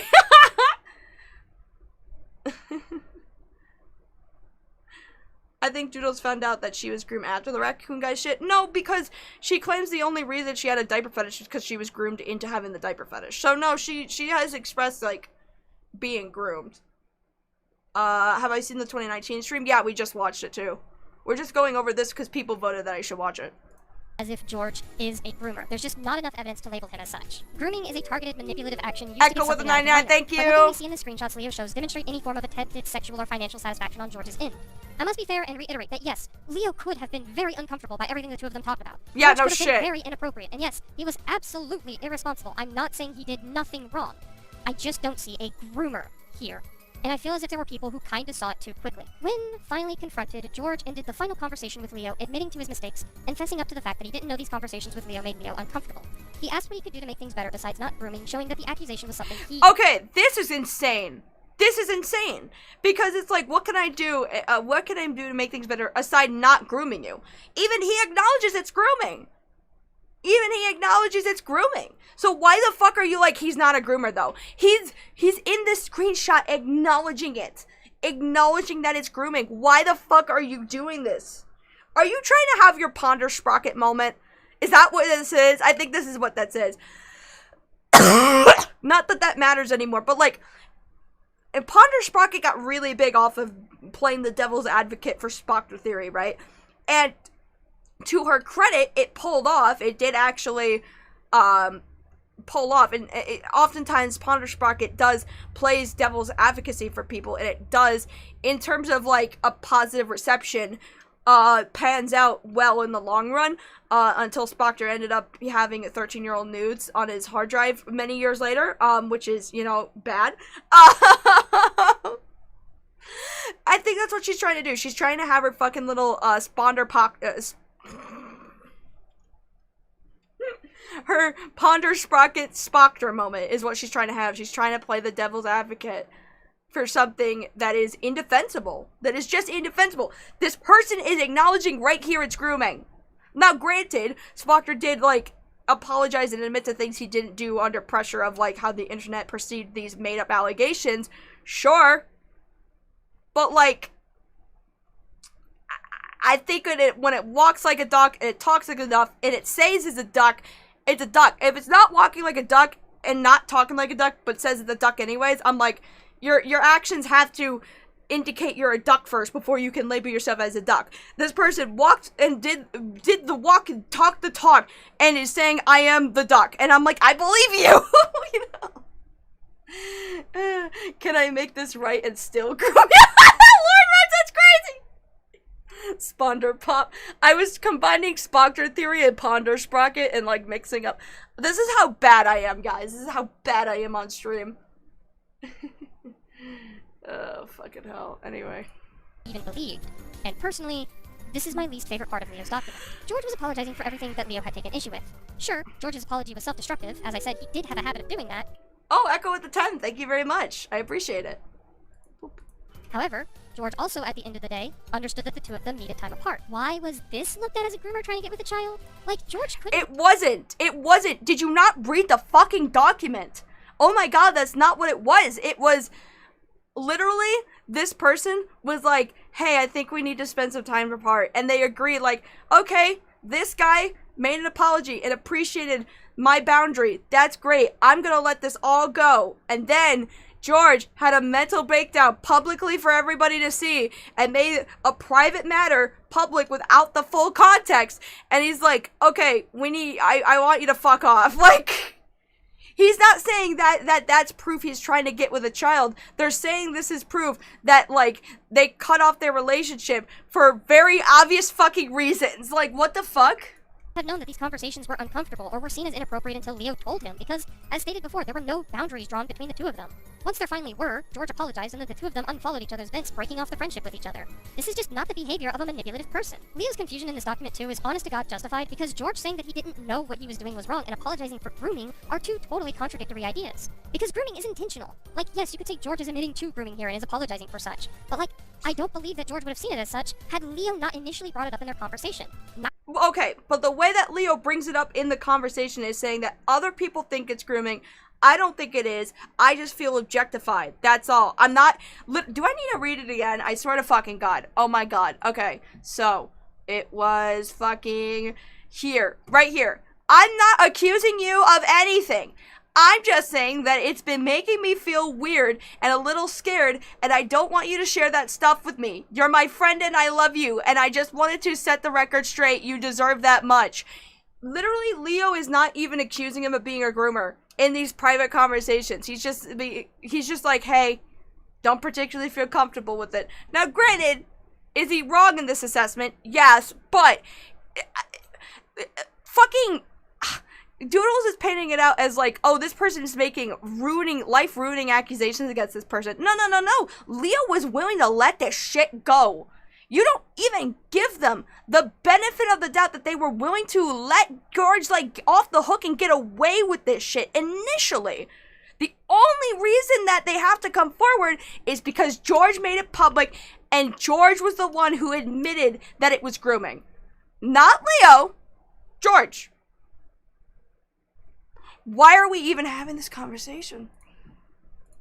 Neither of them were even sure that this was the case. It was just something that someone else said was grooming. Ugh. At the end of the day, to recap, do I think George groomed Leo? No. Do I think George was irresponsible? Absolutely. Do I think this document does its job properly? No. Do I think Leo should have drawn boundaries with George sooner? Yes. Do I think Leo is a bad person? No. Do I believe Leo was a victim? Well, personally speaking, yes. That last one might be a bit of a confusing statement to make, what with everything I outlined. Okay. Wait, where's my thing? I need it. Hold on. Oh my god, bro. Oh, hell no, man. What the fuck, man? Get your ass on. Okay, I think you guys get it. What do you mean? You're gonna spend this entire document being like she wasn't Leo, he, him, was not groomed. However, Leo is still a victim? A victim of what, then? What? Okay, sure, whatever. Today, but if you'll allow me, I have been thinking about this document a lot, and as I said earlier, I don't believe Leo wrote this document with the goal to purposely ruin George's friendships or reputation in the community. The language used within this document seems more concerned and scared than anything else, almost as if somebody else implanted the belief that this behavior was grooming. And we know that there is, considering Gwen's reaction to George drawing people in Snow White dresses, was to directly tell Leo not to allow— Well, because Gwen's a victim! Gwen had this happen to them too! That's why Gwen is warning somebody else! What the fuck?! George to do that, plus the conversation George and Leo had breaking it off. Now, perhaps I'm thinking too deep into it. Perhaps this is a bit conspiratorial. At the end of the day, this is speculation, so take this section with more of a grain of salt. However, I just can't get over that last portion. Leo's last DM with George, where he starts the conversation, telling George that some other people brought up that George was grooming him. Metal Man with the 5! My prediction has come to pass of lazy suffering. I'm fucking losing my mind. Because that's not important. I don't believe that. So throughout Leo's document, Charlie or Channel Grey and Gwen are constantly alluded to as people that Leo was super close to. Coming from someone who was also friends with the both of them for a brief period of time though, they both had a history of not liking George. So back in mid-2018, I think, George actually initially wrote a document about Channel Grey being abusive. Oh, there it is! Okay, cool, awesome. Let's talk about Charlie or Channel Grey. Great. Echo with the 5. Sorry, I'm fucking dying. I'm fucking losing it. Jesus Christ. Anyway. When following in this, I want to make this very clear off the bat. If you like Charlie or are very close friends with them, that's perfectly fine. I likely won't ever get on your case for people you personally like hanging out with, unless they're manipulative, but I digress. These are thoughts, blah blah blah.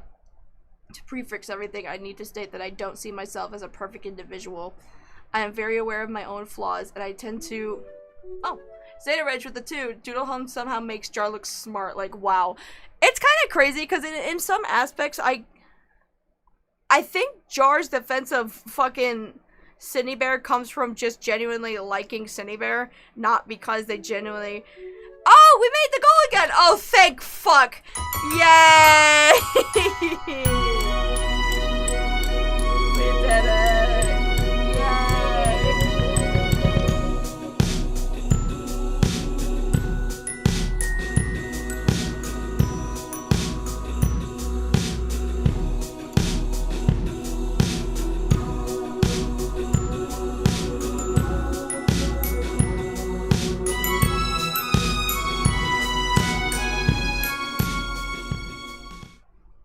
We did it. I'm sorry, I should be more enthusiastic. I am. I'm just so... I need my cats. You know what I need? We need a cat goal. Cat goal. Guys, we want to see Kitty. We want Kibby. Give me money. Anyway.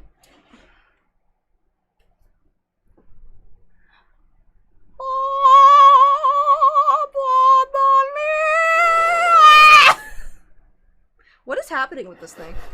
Is it just the quality of the bubbles is bad or something? Because it's not like...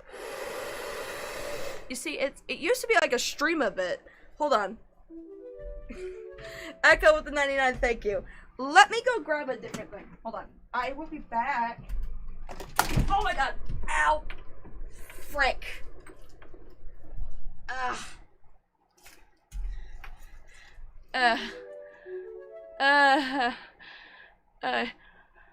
Autumn Kohai with the 5. George's document against Vivi and Charlie's stupid. This is where George talks about the dabbing incident of 2016. What are you talking about?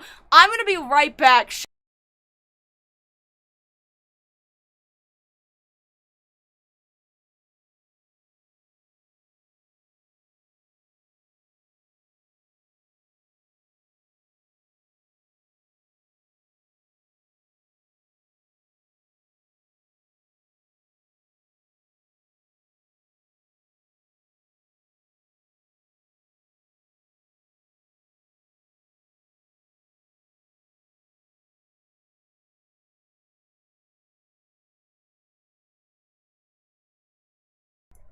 If anyone would like to send me George Raccoon's document so that I could read about the dabbing incident, I would love to see it.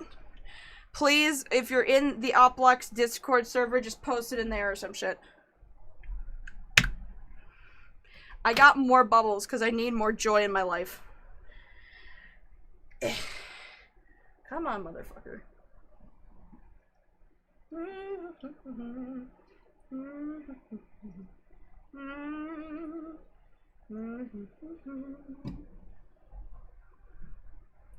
What happened? Oh god, I'm sideways. Perfect. Lovely. Okay.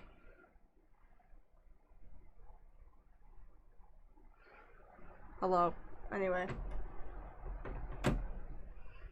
Alright. Oh god. I should be careful with this. I don't want to ruin my boyfriend's stuff. Does this fix it? No. It's like... I don't know. Maybe it just needs to be charged or something. Okay. You know what? Maybe it's the fucking fan. Hold on.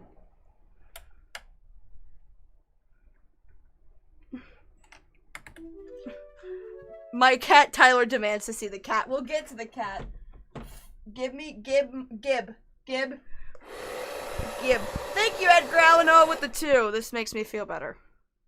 Bubbles. Yay. Anyways.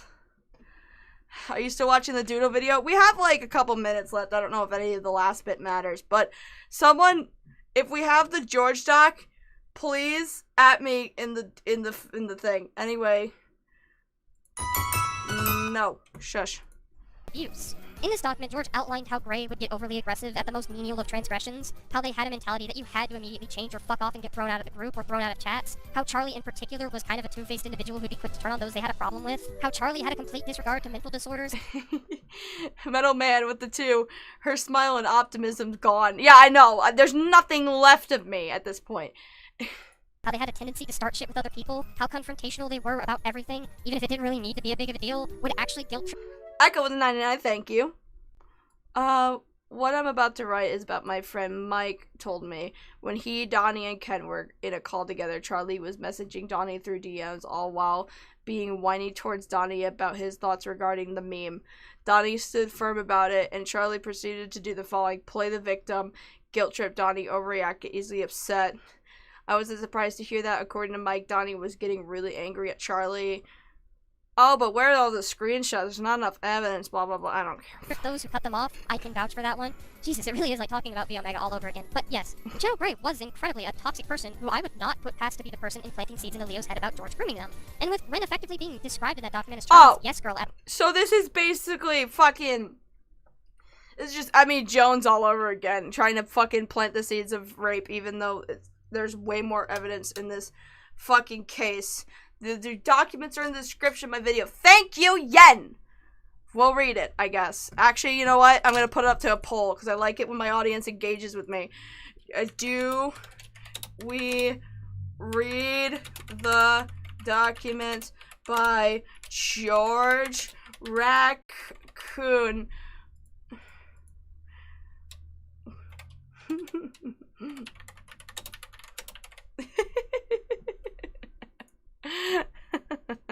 Vote.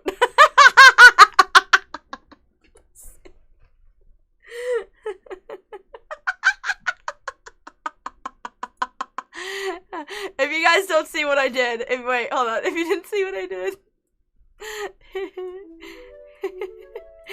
do we read the document by George Raccoon? Please say no. No. Echo with the 99, thank you. This seems rigged. Okay, fine, I'll read the document. I'm kidding. I'll read it, whatever. Anyway. Time, her backing Gray up on all this also doesn't exactly surprise me. That doesn't even touch on what they did to some of their other friends. Mind you, again, this part of my video is speculation, to be honest, and I could be totally off base with this claim. All I know is that when you get a person who is willing to be this abusive and manipulative, and give them the idea that they could do something like this is an outcome that could be possible. But ultimately, I won't say for sure one way or another. I don't actually have evidence to back this up. On that note— Okay, so then I'm gonna completely ignore everything you just said. Let's find this stupid document. Perfect. I love this. Alright.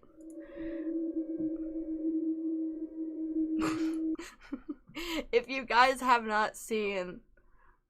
Hold on. This video, can we please talk about Doodle Tons by Yen? Please do watch this video, like and subscribe. Let's see if it's here. There's the supercut. We've been through that. Found this. Is that the full stream? Oh, this is just the supercut. Well, I didn't expect to be back here so soon. Thanks to Fenrir. Okay, cool. That was just a cool. Never mind. Probably. Loud Convoy. Is it this one? Nope, this is the one we just saw. Is it this one? What is this? A copy of Just In Case George files? What is all this?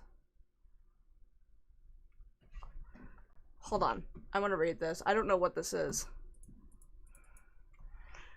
Okay, so it's September 21st, when I first learned the situation. The clown icon means I don't stand by what I said anymore. Cool. Okay. I'm there. Just awful, however. Yeah, I saw your vet recently. I'm keeping quiet so that Ray doesn't have to deal with my nonsense. I mean, she doesn't seem upset that you're here, so I highly doubt that's there's bad blood.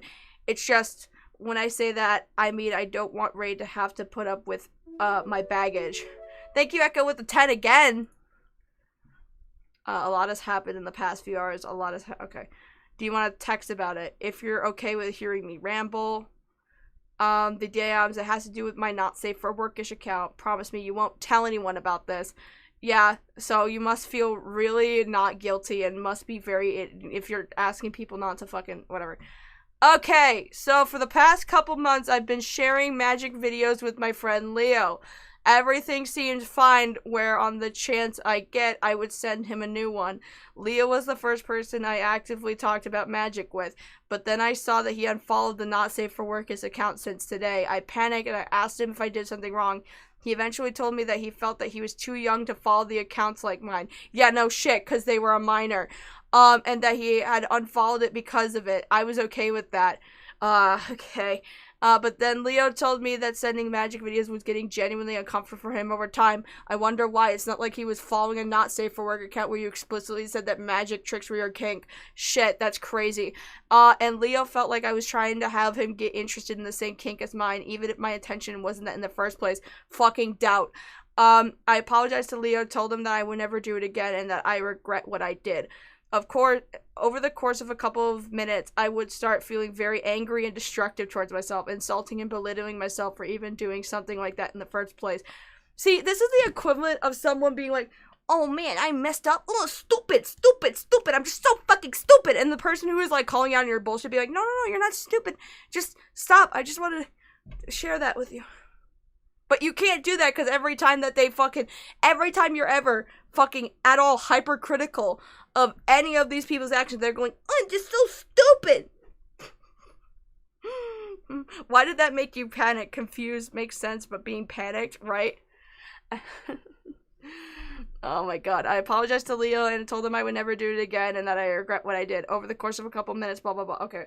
Insulting and belittling myself for even doing something like that in the first place. I kept getting more and more upset at myself to the point where I would leave my vent and not save. However, I told Leo to not feel guilt for me and that all of this shit was my fault. TLDR, I made Leo uncomfortable. I feel like shit about what I did afterwards. You okay, so I don't know who this person is. Doesn't matter. I don't know if they're a content creator. I don't really care. Okay, you probably forgot that you left. I saw TP went into the vent chat and asked where you went. Donnie replied saying that you're taking time to yourself. Did Leo at all make any comments of discomfort before the conversations? No, he only told me today. How did Leo get a hold of your not safe for code account in the first place? I gave it to him!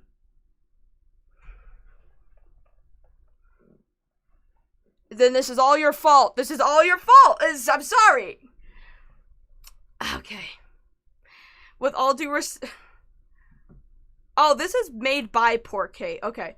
With all due respect to Leo, from what you told me, you should have he should have confronted you about the not safe for work thing before unfollowing it out of the blue. Well, what the... Okay. Who's messaging me? Oh, hi, Yen. Thank you. I appreciate this, Yen. That helps. I forgot that we were in contact already. I'm fucking stupid. Cool. Alright, so where were we? Something. something, something. Echo with the 99. Thank you. I forgot we were in contact already, Yen. I'm so stupid. Hi! Chat, you want to see him? Come here. Mo. Hi, Mo. Mo. Well, maybe he'll come if this thing wasn't in the way. Mo! Good boy. Oh, okay. Sorry. He's like dodging me. Mo! Oh, you want to munch? Okay. He's eating food. He munching. Alright, I'll get him once I get him to come over again. Okay. Where were we? Okay. Stream Hub. With all due respect for Leo, from what you told me, he should have confronted you about the not safe for work thing before unfollowing it out of the blue. I know for conversation is bad, but if the two of you were close, he probably should have talked to you about it first. Stuff that could damage friendships. However, since Leo is still a kid, I won't be upset about it since it's a new learning experience. Don't take my response to be upset with Leo. Okay. What's up? Leo blocked me on my main account. He's aware, knows Gwen didn't kick me out of her server. Okay, I don't know why this is related currently. I want to read the fucking document and read about... Oh god, no, another 24 goddamn pages! Can someone just tell me what the dabbing... I'm just gonna search it up. I don't care. Okay. I can't even search. Okay. Can I do find? What's the find? I can't remember. Oh my god. Isn't it Alt F? Isn't it like Control F? Thank you. I did it. Okay. Dabbing. Dabbing. Oh, it's right here. Perfect. Okay, guys. I want to learn about this dabbing incident thing. That's the only thing I care about in this whole document. This whole document can go burn in hell for all I fucking care. Okay, the dabbing incident, March 2016. The context for this drama is that Brooke, whoever the fuck that is, was having fun by drawing some OCs dabbing. When it came to drawing my character dabbing, I ended up overreacting and slowly getting angrier and angrier. Over fucking dabbing? My brother in Christ, relax. Within her vent, Holly started venting about how stupid I was being, because you were, and how I ended up making both Autumn and Brooke feel like shit. I did not react to this very well.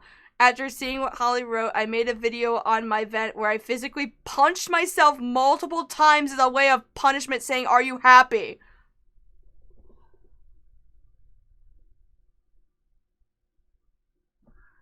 I can see now why it would be difficult for Leo to establish any boundaries, because it seems like anytime Leo does, this guy apparently does this shit.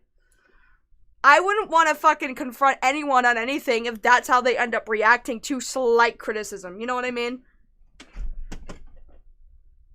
I almost had him. I don't want to, like...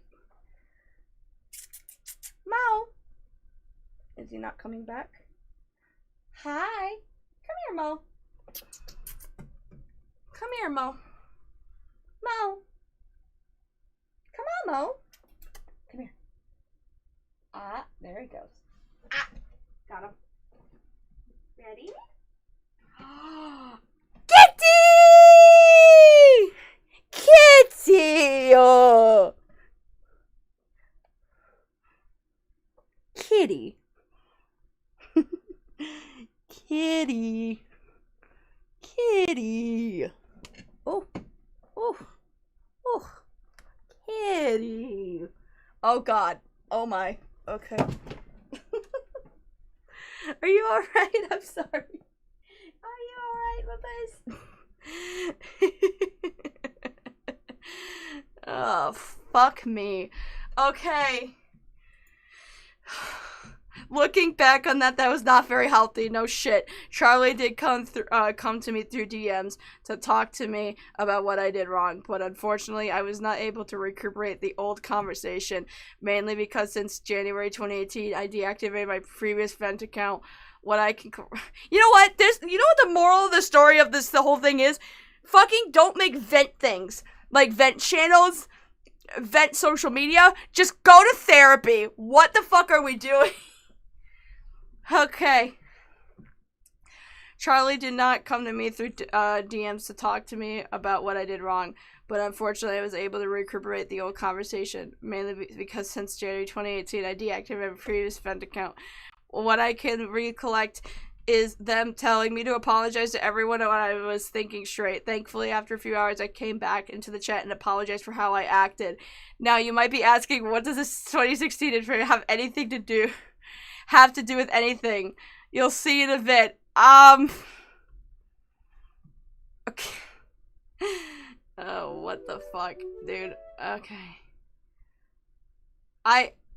Dude, I'm not gonna lie. I just don't see what this has to do with anything. I don't know why in the response to this document or this whole thing that they end up just kind of coming after this person in particular, when it's like you're not even directly addressing Leo's thing at all. You're just saying that the person who released Leo's thing is bad, therefore.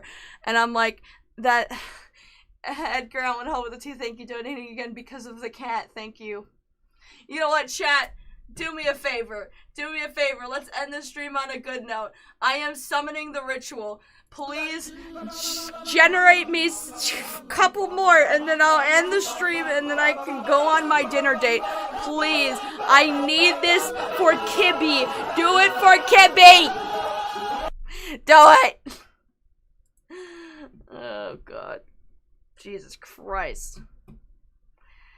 So basically, the fucking thought process of George is to basically attack the account that is specifically releasing Leo's accusation because Leo doesn't have any social media, instead of, oh, I don't know,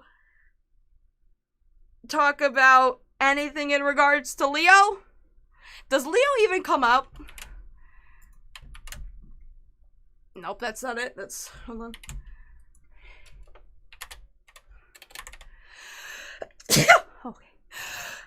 Excuse me. Okay. Alright, so this is the first mentions of Leo. Apparently they're only mentioned in this section and this section alone. So around the later half of 2017, me and the many others met a person named Leo, otherwise known as... Is this a dead name?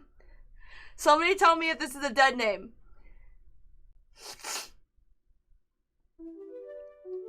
I just joined. Skye needs sleep with 2. Thank you. Is this a dead name? Because I'm going to be really upset if it is. Anyway. Lazy. Today we're going to be gathering information on Susie. 4 hours later, why is this George side quest so fucking long? I know! God damn it! I was supposed to try to get to Cloak and Dagger too, but fuck me, I guess. My personal thoughts on them are not important for this document. They kind of are, because you're being accused of them of being grooming. That's crazy. Anyway, that is the dead name. Then I fucking hate everything. This transphobic piece of fucking garbage. This really is like V Omega, guys. Oh, god damn it. Okay. So, there was a moment where Leo was being treated unfairly by their own parents. They were venting about it in Holly's chat, and I happened to fucking call with some people there, one of them being Charlie. Whilst everyone was focusing on helping out Leo, I was having some anxiety about online matters. The usual ones like, don't they care about me, do they hate me, etc. I asked the guys in the call if I could talk about the thoughts I was having, and Charlie told me to wait until they helped out Leo. So, do they not fucking talk about the accusations at all? Not at all? Oh, God. Hold on. Who's fucking... okay. Yen, do you want to, like, come on as, like, a fucking... as, like, an expert in this? Because I could call you real quick and ask you about all this. Yeah, I did. I'm checking. Hold on. Okay. Wait. Alright, cool. This is, okay, this is them actually talking about the not safe for work. It looks like they're just making the same defenses that fucking, yeah, it looks like they're just making the same defenses as Doodle tones. They're just making the same defense, like, oh, the thing is, the dress is not sexual, who cares?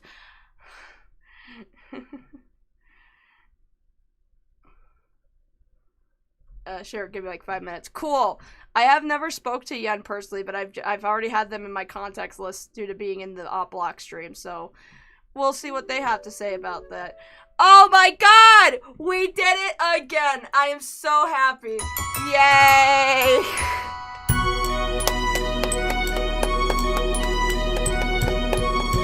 We did it.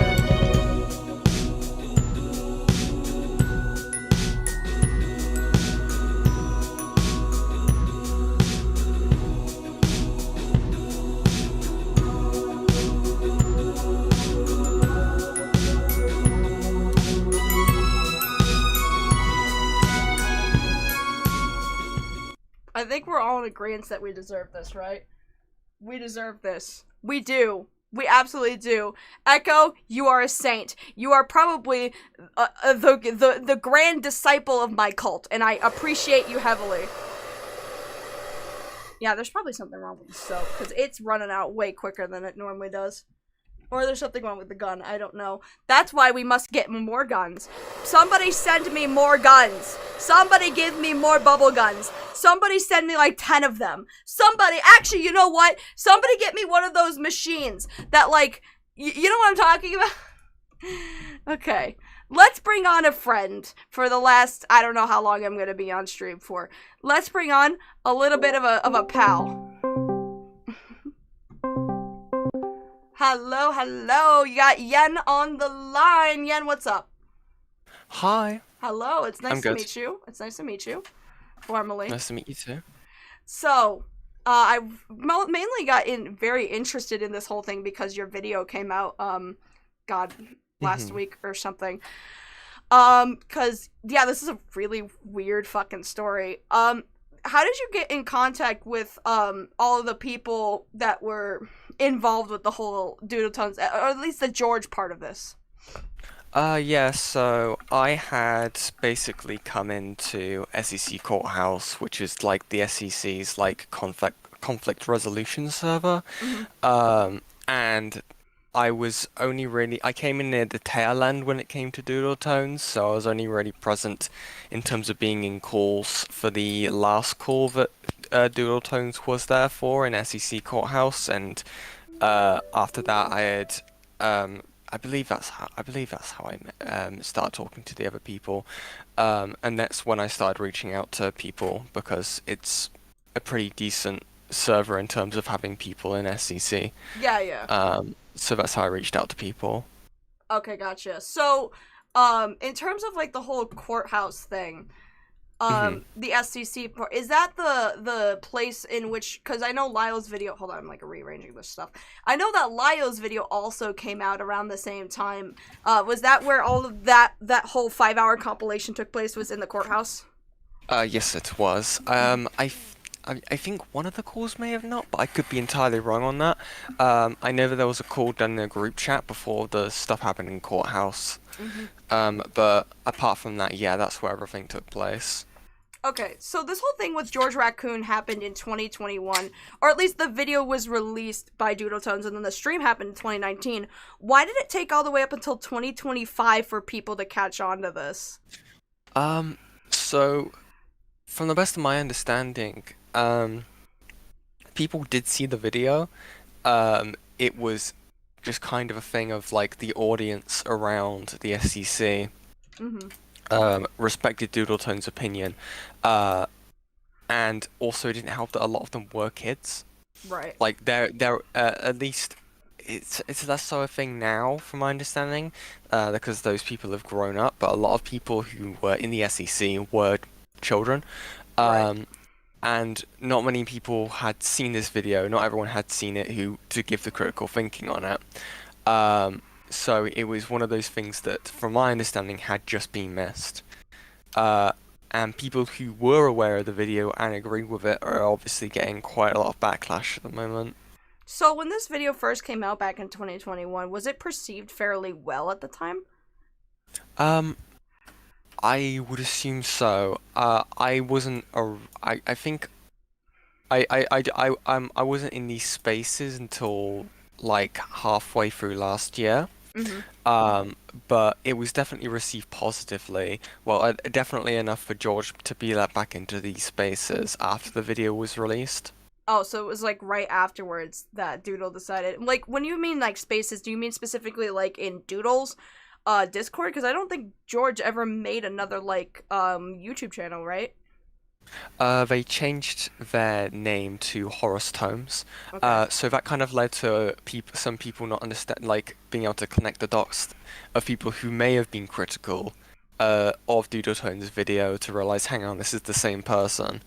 Oh, so he hid, basically. He basically like softly hid. Like, is the best way I could describe it. I think even at one point that they had joined Catslayer, but I think that could have been a different Horus again. But I do remember someone by that name being removed from the server around the time where all this stuff was being re-looked into. I believe that Chuli was the person who found this video on Doodletones' channel, which led to the confrontation call that was, or one of the confrontation calls that was in Lyo's video. Right. Was it removed initially? Like, is that something that like? No, it was just there. It was just there. That's crazy. Yeah. Why do you think Doodletones made this video? Because, like, the stream happened in 2019. Doodletones got shit on for that stream, but still in 2021, like, a couple years down the road, still decided to make the George Raccoon video despite getting her fucking ass handed to her in SEC spaces. So, what kind of motivation does Doodle have for, like, still making this fucking video, despite the fact that, like, she got fucking bitched at before? Again, this is just like, obviously we're never going to get the actual proper answer to this. Sure, we're just speculating or whatever. Well, yeah, like, the only stuff we really have concrete from Doodletones is them claiming that, like, they didn't understand grooming the same way they do now at the time, which I think is horseshit. Well, yeah, they claim to be groomed themselves. Everything that they say that makes this situation not grooming could be applied to their own, and that wouldn't be grooming either. Like, according to their own fucking logic.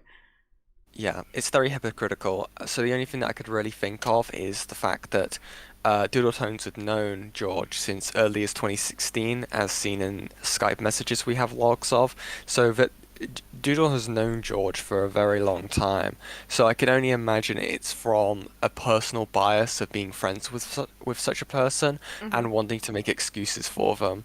Like, I mean, it's pretty clear that Doodle Tones must have had an underlying understanding that what George did was wrong, even if the language in the video itself is mitigating and like a lot of like neutering down of what actually happens and stuff like that. I mean, there's even that message that Doodle Tones left in the Cloud Palace, like saying, I think most people have seen it by now, where they're basically saying, I couldn't be mad at you for being friends with V Omega, V Omega being a predator, no, like. Right. Like, you know, this awful person. Because, and then they go on to say, because I'm still friends with George Raccoon. Oof, lovely voice crack. Because I'm still friends with George Raccoon. But wasn't that what Cloak and Dagger was about? Yeah, so that being friends with V Omega, that was to do with Cloak and Dagger. But it's interesting that they even referenced being friends with George. Well, it's interesting that Cloak and Dagger even happened at all if they're friends with George Raccoon. Like, yeah, it's a hypocritical statement. Right, absolutely. Like, why make this whole thing about Cloak and Dagger when it's like, okay, but you're also friends with George? Like, it's and the only way you can justify that is if you think V Omega also isn't a groomer, apparently. Like, that's how that ends up not being hypocritical if you don't think V did anything wrong. Yeah, so with Cloak and Dagger, I mean, you've probably heard, like, I know you've been around in different people's chats, but at least for Cloak and Dagger, and I'm very much in the belief of this, is that it was just a gay op to stop Lio from looking into the Cloud Palace server. Obviously, the Cloud Palace being Doodle Tones, the Discord server that Doodle Tones ran. Now we have access to the actual server itself, and it's slowly being combed through. I didn't know the server even still existed. I thought it got mass deleted. It didn't get mass deleted, no. So when Doodle Tones was put on the pyre, they get handed over a lot of information, such as server logs, server messages, private messages. It's how I even had access to Doodle Tones messages with George in my video. It was a lot of stuff that was handed over, also including control of the Cloud Palace server. So that is slowly being looked into by an assortment of different people and being looked into, because it is a massive server that's going to take a while to get through fully. But it's disgusting. I mean, the language used to describe people like Autumn and Rin in that server is disgusting, and yeah, it really does paint a picture of like what kind of space Doodle Tones ran. Because there's a thing to understand about the SEC. There's a lot of tribalism. There's a lot of like people being caught up into these their own little groups, and if X, Y, and Z people don't like you and you're in that, or like a person in that group, you're not going to be able to get access to information, or being told that you're in a dangerous situation, which leads to people being like these minors who are doing like content creation, being caught up in like surrounded by these awful, disgusting people, where there's not a responsible adult to be like, hey, this is happening to you, this isn't right, you shouldn't be doing, this shouldn't be happening to you. Right. Nobody can just be like normal. Just help a kid do an edit or something. Jesus Christ. Like, yeah, exactly. So stupid. I wish it wasn't a pattern, but it is definitely a pattern that I've started to notice when people have been telling me about experiences within the SEC. Oh, yeah. I mean, shit. And when SEC drama constantly just consists of talking about, like, grooming instances anyways, I mean, it kind of, like, opens up that in those fucking circles anyway. But again, even in the Cloak and Dagger videos, Doodle Tones says at the start of the video that like the SEC likes to handle a lot of things behind closed doors. Right. Again, there could be an argument to say, yeah, sure, not everything needs to be put online, especially if it's just simply interpersonal drama. Yeah, I think that's totally understandable. But when you have something like a groomer, well, again, also, unless you're actually looking to get that person looked into by the police, obviously prioritize that. But you would you know, the Omega is something that is known about by the community. There was only one video talking about the Omega, and that was by Doodletones. That's only recently been grabbed as an archive. Hmm. And I find that insane. I mean, it's just an example of how some of this information is hard to come by, and how information slipped through the cracks. Okay, yeah. That would explain why this wasn't called out until, like, a long time afterwards, then. Mm-hmm. So, if I were to, Yeah. like, do an entire thing going into Doodletones, what specific parts of their lore do I need to know about? There's interesting stuff. There's, oh gosh. There's some really funny. Okay, if you want something funny, I guess, it would be their running with Medica. Oh, you're right. Yeah, we started the stream that way. I didn't even know that. That was crazy. I'm like, why Mr. Medicare of all fucking people? That's wild. Yeah. Do you know how about the fact that Doodletone spun the whole Doodle Diapers nickname to basically say that Medica, basically accusing Medica of calling them that. Yeah, when but in reality, wasn't that it was just- self-inflicted? Was that what it was? Yeah, it was self-inflicted. Yeah. Okay, Which is fun. insane. Funny. Hilarious. And again, that was only really looked into this year because people trusted Susie, or like it was even like found as a point to raise into question. Right, exactly. Because people trusted Susie. They were seen as like in this and I know people who are like SCC members are in the chat, but I think you may agree with me when I say that but a lot of the people in that space are very, very soft, very like very small little people basically. Right. And Susie was seen as this trusted adult where they could come to get advice for conflict resolution, getting these things sorted. So when they did something like this, it was kind of like seen as like, oh yeah, we should listen to Susie. Right. Is how I've understood it. Okay. Again, it's hard a lot. I'm not used to working with so much speculation. I don't really like doing that, but again, it's when you have to, you have to. Right. And I mean, I've said this I think before on a stream that I don't understand how anyone was friends with Susie Doodletones. Like, I find that to be a red flag. But when you describe them as somebody who is a conflict resolution person in the server and like a trusted adult, I guess I can kind of see it. Like, why people would, like, come to them, especially as somebody who's kind of presented as the head of a community, or even, like, a founding father, which sounds weird to say, but, like, then I sort of get it.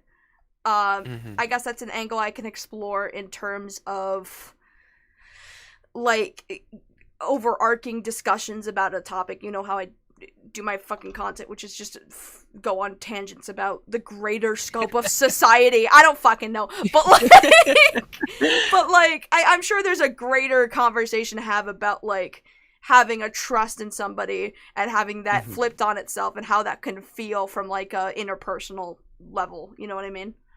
Yeah. I mean, yeah, like I was saying, like the Medica stuff is just like goofy, silly stuff to like. That have got a brought laugh up in one of the calls with Lio. That got brought up in one of the calls with Yeah. Lio in reference to Linlin. What the fuck was that about? Oh gosh, I know what you're referring to. I believe it was something like, I think it was something again, it's been a while. I believe it's something in reference along the lines of basically saying that Linlin deserves like to have a Medica moment, but yeah, right. Why? What the fuck? But when you understand that the way that Susie portrayed Medica and their experiences with Medica to people in these spaces, they were basically saying that this was like targeted harassment. They were being bullied. They were being harassed. They were being like, hated on unjustly by Medica. And when you put that into context of when Susie says that, keep in mind that Linlin was, I think they were 16, 17 years old. They may have been younger when they said this about to Linlin. I believe that was said in the Cloud Palace, but again, I could be wrong. I'm trying to go off my memory. There's so many things to remember when it comes to these certain things. It's hard to keep track sometimes. Oh, I know, it's crazy. Apparently, she said that she hoped Linlin gets a Medicare moment because she made a bad video. Oh, Yeah, that does ring a bell, yeah. Okay. Yeah, that's right. What the fuck? Like, that seems like a little bit of an overreaction, especially, like, you're supposed to be one of those people that kind of is like, I would never wish this upon anybody, and then is actively wishing it upon somebody. That's so stupid. Yeah, there's like an aspect of doodle tones. I think it's really easy to make fun of them and laugh at them and call them like this bumbling moron, but I think that, and again, this may sound weird or kind of like, I guess, larpy when I say this, but I think they're a lot more smarter than people like to think. When it comes to stuff like this, when it comes to stuff where like they want to get something out of a situation, whether that's Cloak or Dagger or George Raccoon, because I really think I am of the belief that Cloak and Dagger was just, if Lyo found the Cloud Palace, Doodle Tones knew what kind of person Lyo was, then she would have been thrown under the bus, like justifiably, several years before now. I think they're a lot more clever. I mean, I think because Cloud Palace was just a harassment server, wasn't it? It was meant to be like this, like, at least from my understanding, it was meant to just be a community, an SEC community space. But it does have a lot of like harassment and bullying. For example, there's a point in which that they mention that like Autumn is like a waste of sperm. Jesus Christ! Oh, yeah, that's the person that was in the chat. Wait. Oh shit. Yeah. That's crazy. What the fuck? Yeah, there was a lot of disgusting language like this. There was a lot of like villainizing people. For example, like Autumn and Saf basically being villainized and basically labeled as false accusers when it came to George and the allegations against George. I mean, Chuli was an example of this. Where Heaton had basically villainized Chuli in these spaces in the Cloud Palace and different servers that Chuli wouldn't have been able to see or have access to, basically shit talking them behind their back. But keep in mind, Chuli was 16 when they first started having like run-ins with Heaton. Oh, I see. Okay. And then, correct me if I'm wrong, I think Heaton Matsuri, or however you say their name, was the one Mitsuri, thank you, was the one that was defending Phagos or something like that? Yeah, they were basically saying like, oh no, Chuli is so mean, they're being so mean about this disgusting person, they're clearly the bad guy. I see, okay. They also tried to justify the Rosa calls or something like that, I think. I believe that is true. Which is really ironic given the fact that have you seen their recent video they put out yesterday? No. Was that what that stream was last night? I wasn't. Yeah, that's what the Uplock stream was. Okay. Yeah, the video is disgusting. Oh, it's perfect. It is not an apology at all. It's so disgusting. Just to for the point that I'm making, I won't spoil too much, but they basically say how I didn't want to get into a call with Chuli, Lyo, and the other people that I had hurt because I knew it was just going to be a Senate call, and it would have been self-harm for Chuli and myself. You don't get to decide that for Chuli. Fuck you, bitch. And two, Payton, you were in Senate calls. You were in the Rosa call. Oh, so it's like... What are you on about? Well, so she just doesn't want to wish it upon herself. She knows how bad it can get, and she's just like, I would never wish that happens to me. Then, bitch, don't treat other people like that. What the fuck are we talking about? Yeah, and it's even more insane because you've seen the Doodle tone calls that were happened. Oh, yeah, the 5-hour ones? Yeah, that was not like a Senate call in the slightest. I mean, it wasn't. I was there for one of them.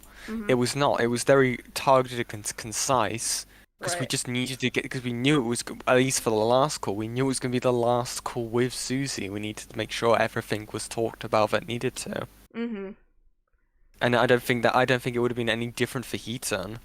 Right, especially since I think this is after Senate, this is after Lyo's been faced with a plethora of criticisms about how he conducted things in Senate, that I think if they are trying to prove that they are getting better, they would probably do things, better within this new SEC space, this courthouse thing, in a much more, organized way or whatever it needs to be so it doesn't end up being like Senate again. Like, Heaton is coming at this with the perspective of how the Senate calls were. When Senate calls now at this point were like, what, 2 years ago now? Like... Yeah, 2 years ago, yeah. That sounds about right. So, obviously, I would hope that maybe Heaton would think that there would be a difference, especially since the Lyle cancellation was so public. Yeah. Yeah.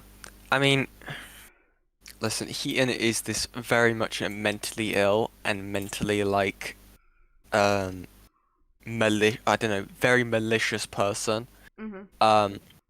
I think they apologized for 30 seconds in their apology video that's, checks notes, like 40 minutes long.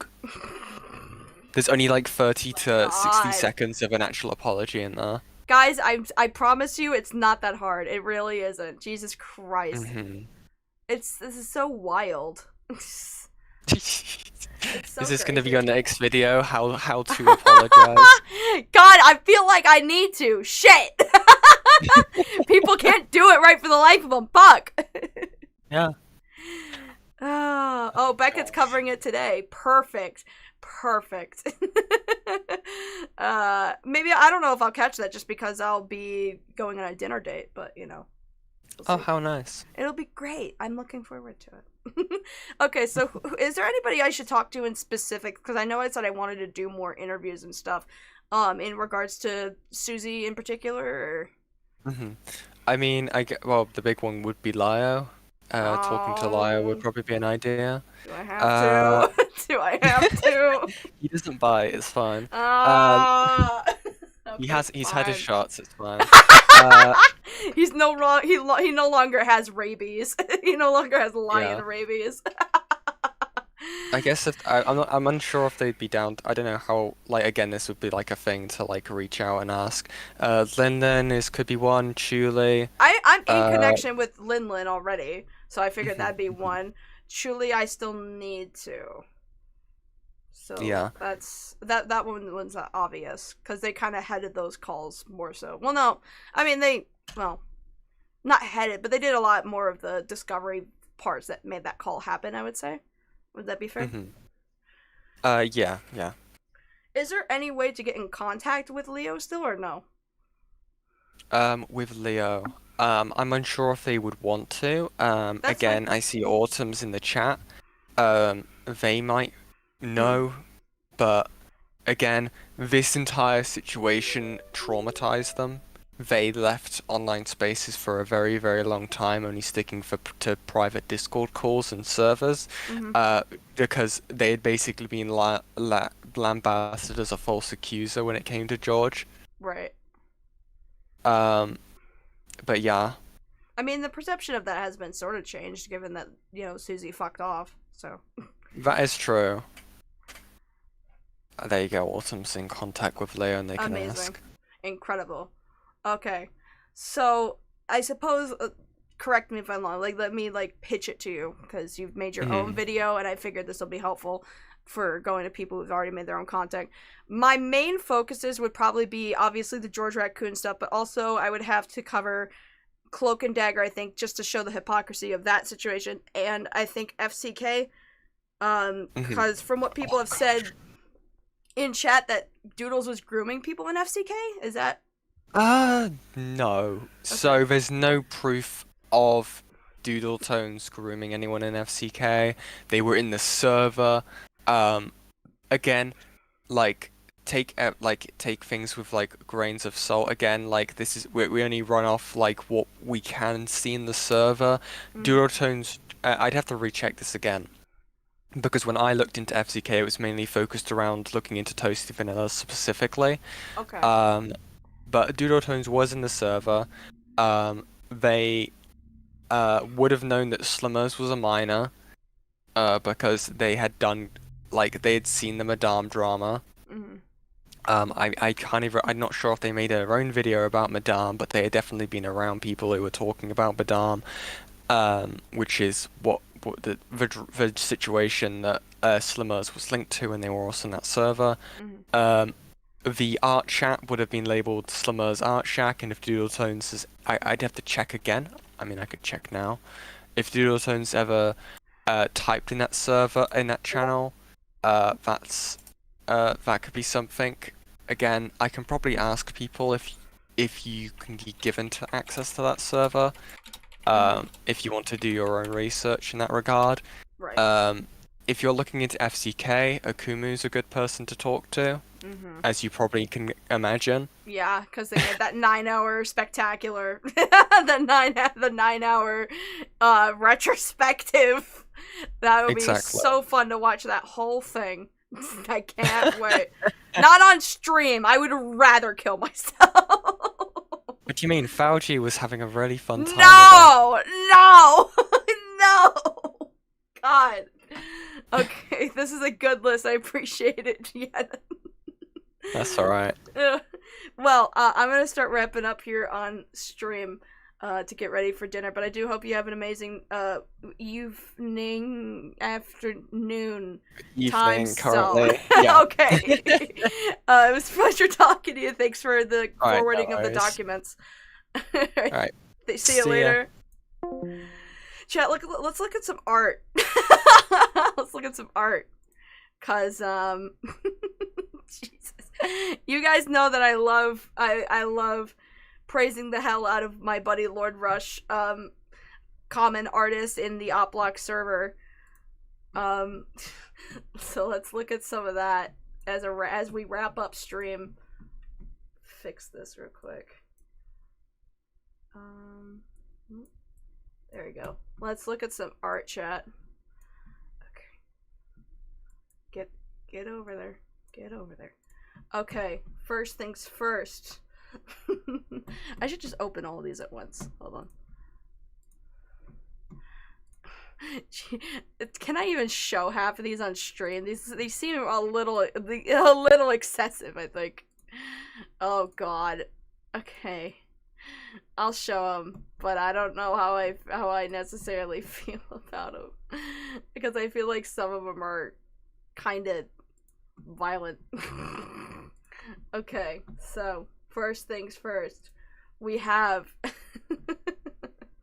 Falgi showing Doodle tones and the diaper, because they have a diaper. Oh yeah, I had an entire document that I forgot that I was gonna show. There's Falgi, there's Doodle. Look at it's so good. Thank you, Cherry, for the 50 SC. I want to know what that is. I think it's Swedish. Last dono from me for the day, but all I want to say is, dear God, what that was exhausting. How do you think I feel? This is this is why I was a little concerned, because I think this will get me demonetized. And then we have Doodle Tones getting arrested. That's pretty good. That's pretty awesome. Like that. And then we got Doodle Tones getting arrested again. Oh, Jesus Christ. Thank you, Lord Rush. Appreciate it. Amazing. Awesome. Fantastic. As always. By the way, chat, this is what I forgot to show you, because I am dumb. I have an entire document here. Get rid of all this. And it's something I'm gonna have to go over. Where is it? It's not this. This. Okay. Echo with the 199. Final dono for your troubles. Thank you. This was the thing I didn't get to for stream. It is Doodle Tones fucking DeviantArt stuff where they go over, you know, their whole diaper thing. This is 400 pages of their fucking DeviantArt being documented. A lot of it's blurred because a lot of it, I guess, was inappropriate, I suppose. A lot of it is fucking what the fuck is this? And I will have to go over that separately. Because it's, come on, what the fuck? It's kind of essential as a part of Doodle Tones, and why I find them particularly strange, is that. But final thoughts, let's talk about what we've learned today. Wow, look. I am not going to, like, fucking run you off the fucking internet if you so happen to be in conversations with people of a certain age demographic, unless, of course, that fucking context is, you know, talking subject matter that you shouldn't, you know, sexuality primarily speaking. Look, we are in communities of all shapes and sizes. SCC was a big space of a mix of everybody. Lyle Convoy has helped people of a mixed variety of ages as well. I wouldn't particularly call him a creep either. I think the general rule of the internet is be fucking respectful. If you wouldn't say it to a stranger out in the streets in the real world, you shouldn't fucking do it on the internet. It's that fucking simple. I find it interesting that Doodletone spends a lot of time. What it is, from my perspective, what I think it is a lot of, kind of casting themselves out as a higher moral compass, right? Like, a lot of their content covers a lot of, like, SCC drama involving, like, art credit, grooming, whatever it may be. And Doodletones have been constantly seen as somebody with a high regarded opinion, right? So they've kind of let that fact that they have high regarded opinions and videos that do well, whatever it may be, kind of let that get to their heads. So when they talked about George Raccoon, they don't realize that a lot of their high regarded opinions end up being, you know, when applied to themselves, would disregard a lot of their own grooming that they've expressed that they have that's why they have the diaper fetish thing, is because of their own grooming. And I think a good moral of the story for this stream is try to apply what a situation would be like if applied to yourself, and common things that happened in your life, right? Like for Susie, I think a big reason how this could have been avoided is if she applied her own grooming and tried to put herself in Leo's shoes.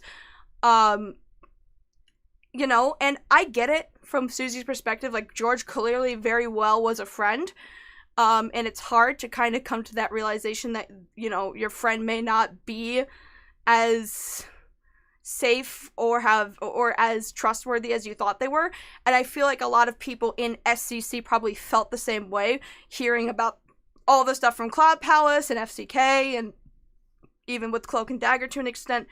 All of that happening with Susie, and realizing that a lot of her persona of holier than thou, general better moral compassism, I suppose you could call it, was built on a lie.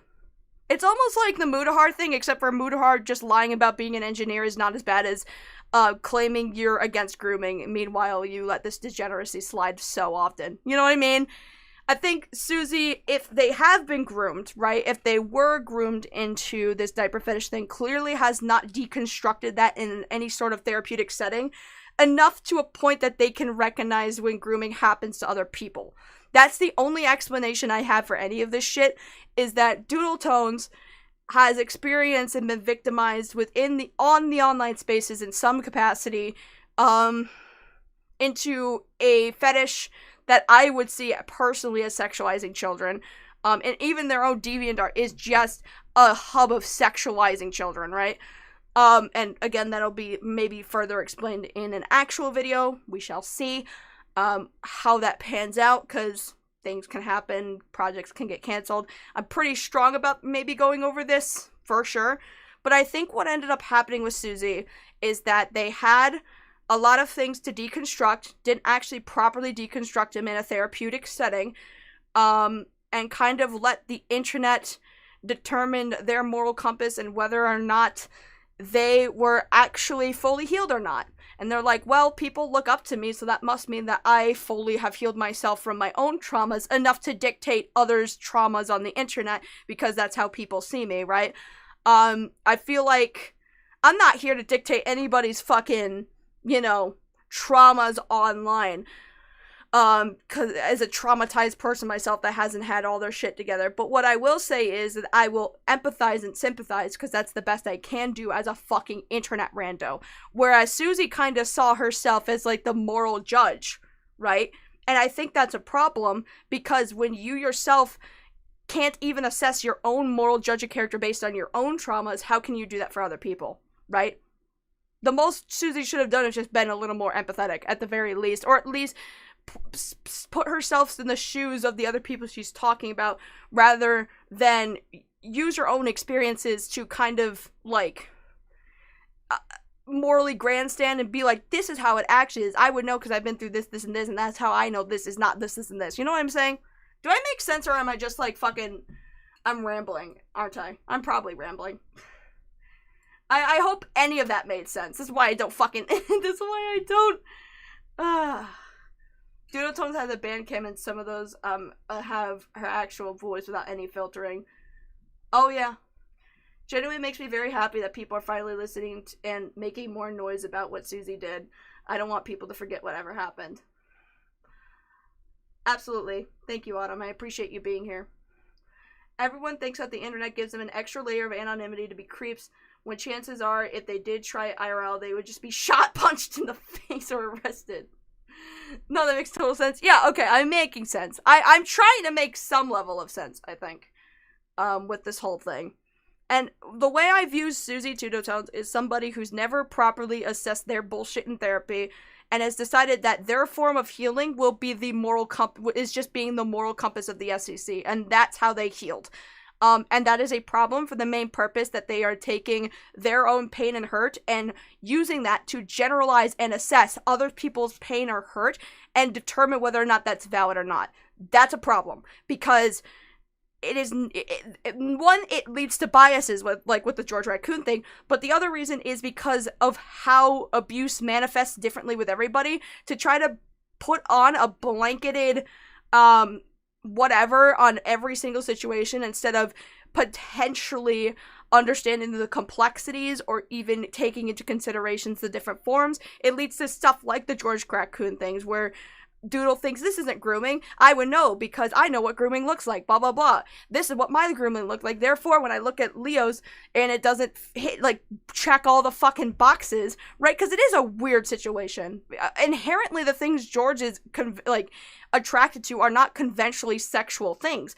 But that's exactly the point, is that if George is expressing attraction to things that aren't inherently, sexual, then he can play it off like it's not, and it's like, how could you argue that it is when it's like, you look at it, it's like, it's just Snow White and magic tricks. Who the fuck is turned on by Snow White and magic tricks? That's what makes this whole thing even more insidious.